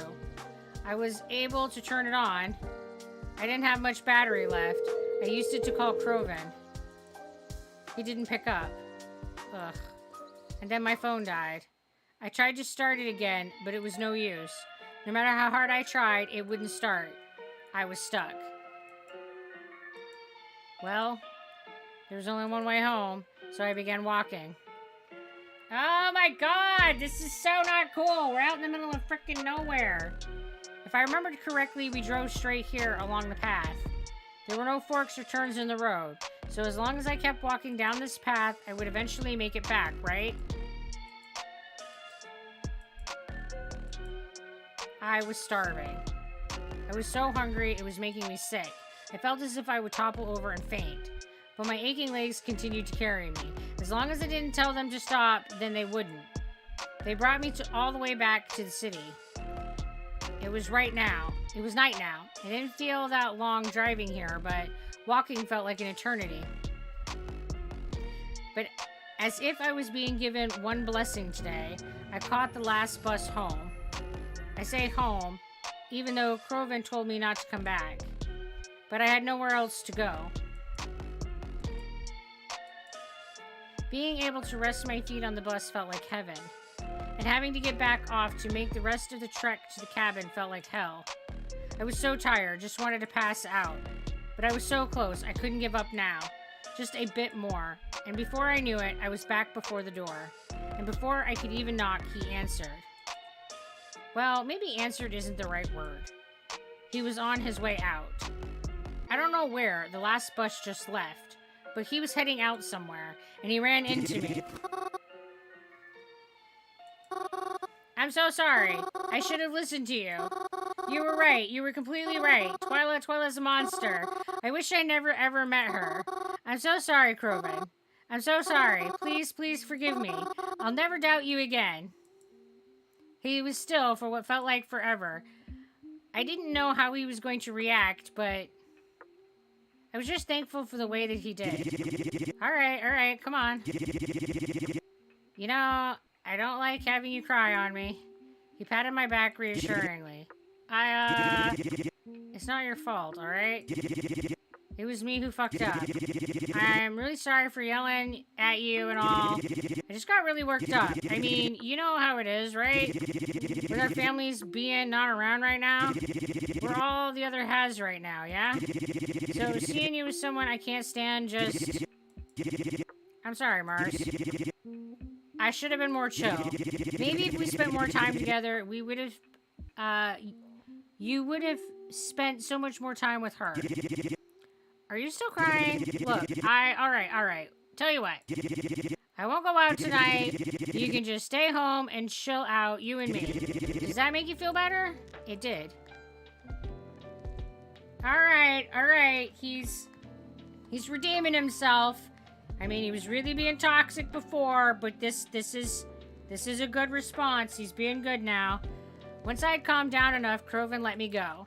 I wiped my eyes and made my way over to the kitchen where Kroven helped me try to figure out what to have for dinner.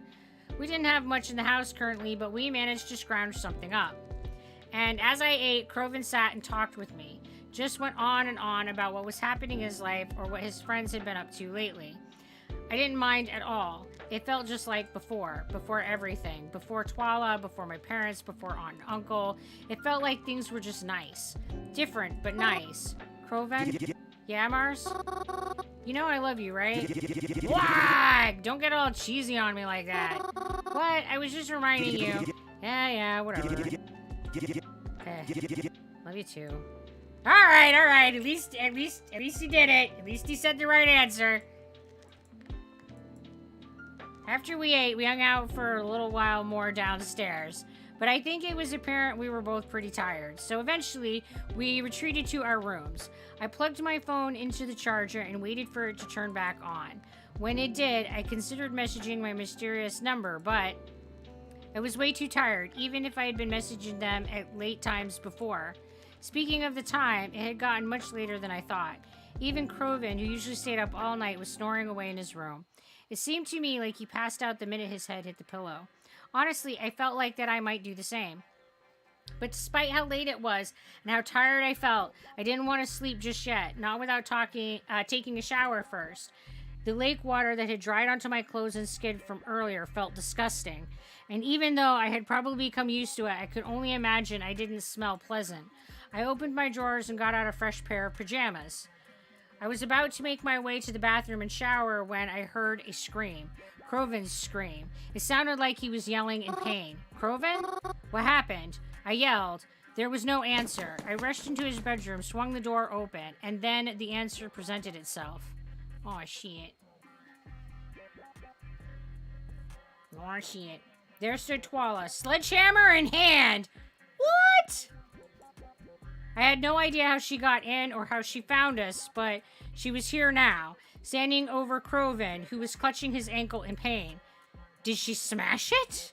Before Kroven could even try to fight against her, she dealt a swift blow to his abdomen, and Kroven was pushed to the floor in pain. And then she turned around to face me. Good evening, Mary. Twila? What is all this? You look shocked. Perhaps I was beginning to give you too much credit. You're just as stupid as I thought you were. Why are you here? Please leave us alone. You said you were done with me. Oh, I am. But I'm not done with him, she said, gesturing to Kroven on the floor. Blah. He sputtered in pain. He clearly wanted to fight back, but Twila seemed to put him in a position incapable of doing so. He reached a hand out to grab her. Twila stomped on it. What are you talking about? I don't understand any of this. You know, Mary, you didn't really help me find the butcher. But you did help me find out where Kroven lives, so I guess I can't be too upset with you after all. And how lucky is it that we're in a secluded forest where no one can hear him scream? So thanks, I guess. Stop talking like that. Just tell me what's going on. Sure, alright, but only because you helped me so much. It's only fair I tell you in return.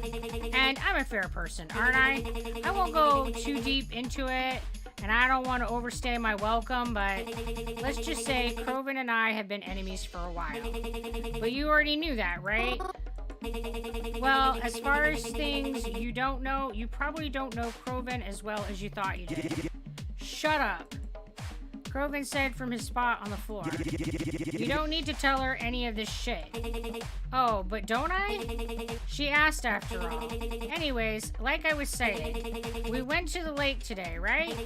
And I asked you to talk to the people there for me. I bet you have your own ideas about how all those people wound up there. But I guess you never would have thought that your little friend over here is the reason that they're there. Kroven? Listen, it's... Twilight kicked Kroven in the mouth. Don't feel sorry for him. He isn't worth it. After learning the truth about him, I doubt you'll even miss him once he's dead. Man! Ah! Crow! Nah, well, I mean, Crow, you can't be like this. I wasn't ready. Dead? Of course. I can't let him keep on living. Do you really want him to live after the heinous things that he's been doing? There's a lot more that you don't know. I don't trust you, Twyla. Oh? That's so. It is so. I don't trust you at all. There's gotta be more to it than that. All you ever did was make me feel bad. All the things I did for you made me feel awful. I trust Kroven. I've known him my whole life, and even if he did something bad, I trust that he has a good reason for doing it. Well, if that's how you feel, then you can die with him. Well, that's awkward. Huh? Twyla pulled out a lighter and threw it to the side. The fire began to spread almost immediately. You know, I know you've modified it a bit, but this place is still mostly wood, correct? It should have no trouble burning to the ground in a few minutes. Are you insane? My best guess is that if you want to get out alive, you'll have to leave him behind. But you'd never do that, right? I guess we'll see. Twyla ran out the door, shoving me aside in the process. I barely had the time to collect all my thoughts. I barely had the time to focus on anything other than getting out of here. The Twyla I saw tonight was much different than the Twyla I thought I knew. But if there's one thing we agree upon now, it's that I would never leave Kroven behind like this. I ran over to Kroven and helped him get to his feet. Even though you should stay low in Friars, I don't think that we would have been able to help him otherwise. Kroven, I'm so sorry. It's all my fault. Shut up. He coughed out as he accepted my help. We're not going to worry about that right now. We need to get out of here. Then I can focus. And then I'll fucking kill that bitch Twyla. Okay. I picked Kroven up off the floor and wrapped his arm around my shoulders. We shuffled out the door of his bedroom. The fire had already spread out here. But luckily, there was an open path to the stairs. I helped him down them, one at a time. I could feel the stairs begin to fall victim to the heat. They felt like straw under our feet, but then thankfully, we had made it to the bottom with no issues. We were so close. All we had to do was get to the front door, but that proved itself problematic. Try as we might, the door wasn't opening a budge. I couldn't even get the handle to turn. Fuck you! Kroven cried in frustration. That fucking son of a bitch, I'm gonna kill her, I swear to fucking God. Who the fuck does she think she is? Does she think she's just gonna... I can't read fast enough to read all of that, but you guys got the gist of it, I'm sure. I tried to remain calm. The back door. We can make it to the back door. It'll be okay. Let's go. Kroven also attempted to calm himself, though it seemed to be proving more difficult for him with each second that passed. We made a slow turn, aiming ourselves towards the kitchen, and we started walking again. But with Kroven's injuries, we were slow. And the fire wasn't patient with us. It spread, and it spread as we sludged our way across the living room. I could hear things fall from upstairs. The house was breaking apart. The thuds of heavy objects falling made me jump as they became louder. This isn't gonna work, Mars. Kroven coughed at me. Drop me, I'll get out. But you can't stay here. What? No. We're gonna get out. Don't talk like that. I'm slowing you down. I don't care. We can still make it. Eventually, we made it to the kitchen, but those loud thuds I heard, I didn't know they made their way downstairs. Piles of flaming wood covered the doorway. There was no way out, except for a small hole exposed by one of the fallen logs of the house. But even calling it small was being generous. It was tiny. I'm a small girl, so I could probably fit through, but go through. What? Get out of here, Mary. You have to. Wait, let me help you through it first. Mary. Kroven grabbed himself in pain, breathing heavily. We both know I'm not gonna fit through that. Yes, we can. I know we can. Stop it. The more we argue about it, the less time we have. If you keep fighting, it'll just get covered up by more. So leave. Now. I can't. You said it yourself. We're all the other has. I can't leave you behind. Mary, what did I just say? Go. Ugh. I felt all the air escape from me as Kroven pushed me out the hole. He pushed me hard, and I rolled back onto the grass next to the cabin. Kroven! I yelled as I got up as quickly as I could, but I wasn't fast enough. The entire area where the kitchen was, it collapsed into flame. I saw it happen before my own eyes, and I felt my knees give away under me.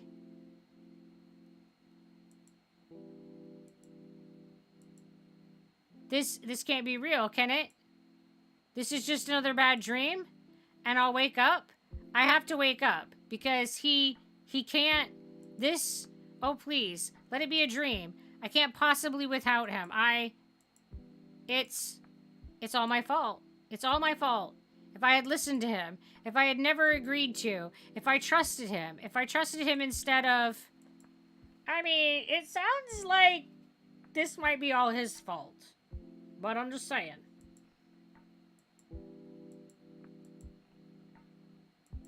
Ugh. Are you crying over him? It's not like he deserves it. But I can understand why you would be upset. It's okay, Mary. I won't do to you what I did to him. I think you'd be able to help me again. I know it didn't work out how we intended the first time, but I have a feeling you'll get us somewhere. I mean, look where you brought us this time. It wasn't expected, but a nice surprise nonetheless. Still crying. Don't worry. We'll take good care of you.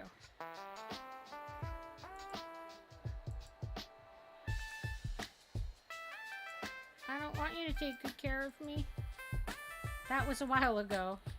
I don't know exactly how long, nor do I think I would be capable of saying how long. I don't like to think about that day. If you're wondering how my life has been since then, it's mostly the same. I'm just much more miserable now. Like before, I do what Twyla tells me to do. Only this time, I don't have a choice. I'm too afraid of what she'll do if I don't. I haven't told anyone about what happened either. Again, I'm too afraid. It's exhausted living like this, but I have no other choice. The mysterious number that had been messaging me stopped ever since that night. And as far as my parents, they never returned. So I'm stuck with Twyla until I don't even know how long. Forever, as far as I can tell.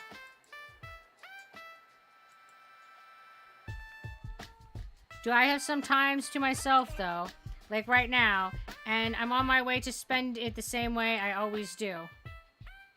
When I get off the bus, I go back to the path. To where the old cabin was. The grass and leaves crunch under my feet. The dirt is the same as it has always been. And as I approach the cabin, I can already feel my eyes begin to well with the tears at its starry state. Burned in nothing but a black, ashy mess of debris and old memories. No one has cleaned it up, and I don't know if anyone ever will. And I know that he is still in there. It's his grave now, so I make sure to pay my respects when given the time. I try to see him, too. I try so hard to see him. All the ghosts still talk to me the way they do before. I walk to the back porch of the house, or rather, where it should be. I kneel down and rest my head atop the burnt wood. I close my eyes and I try to rest. I want to fall asleep and hope that when I do, he'll be there waiting for me like everyone else had been. He never is.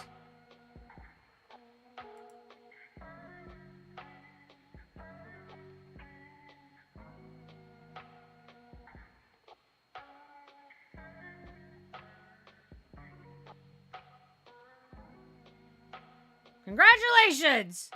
You've just completed a route at the Cemetery Mary, and we got the bad ending. Congratulations! We've gotten the bad ending. It definitely felt bad. It felt very bad. It felt all the badness. Yep, that felt all bad. Thank you for playing, but do you think you can get the true ending if you try again? I don't know. I don't know, but it felt very bad. Very, very bad. Yes, ads, very, very bad.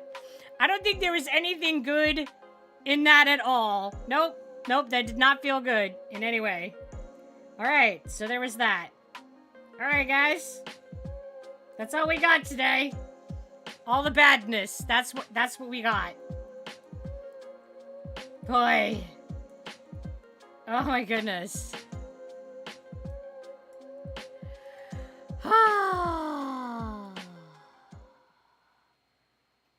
So that was something. It definitely took a few turns that I didn't expect. A few surprises, and it definitely makes me more confident that she was the one causing mayhem and chaos in our wake, like killing the old dude and the like. So there's that. Yeah, oh man. Oh man. Oh my goodness. So first impression of this game is that it has a really good story. I feel like it does a pretty good job in presenting the story. I think the art style is interesting. I think that it would be better if it had narration, but I get that that's like an expensive thing and hard to pull off and is often not done with small gaming designers because of how hard it is to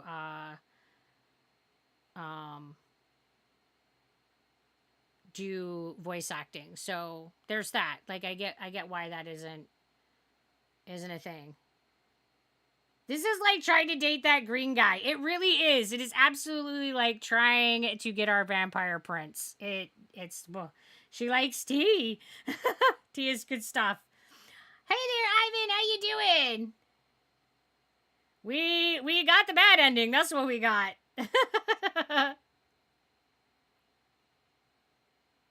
So hey, Trogdor, how you doing? Well, you know, I guess. I will probably play through this a few more times. I don't know if I'll do it on stream or not. So feel free to give me your opinion in the Discord channel and suggestions whether or not more playthroughs should happen on stream.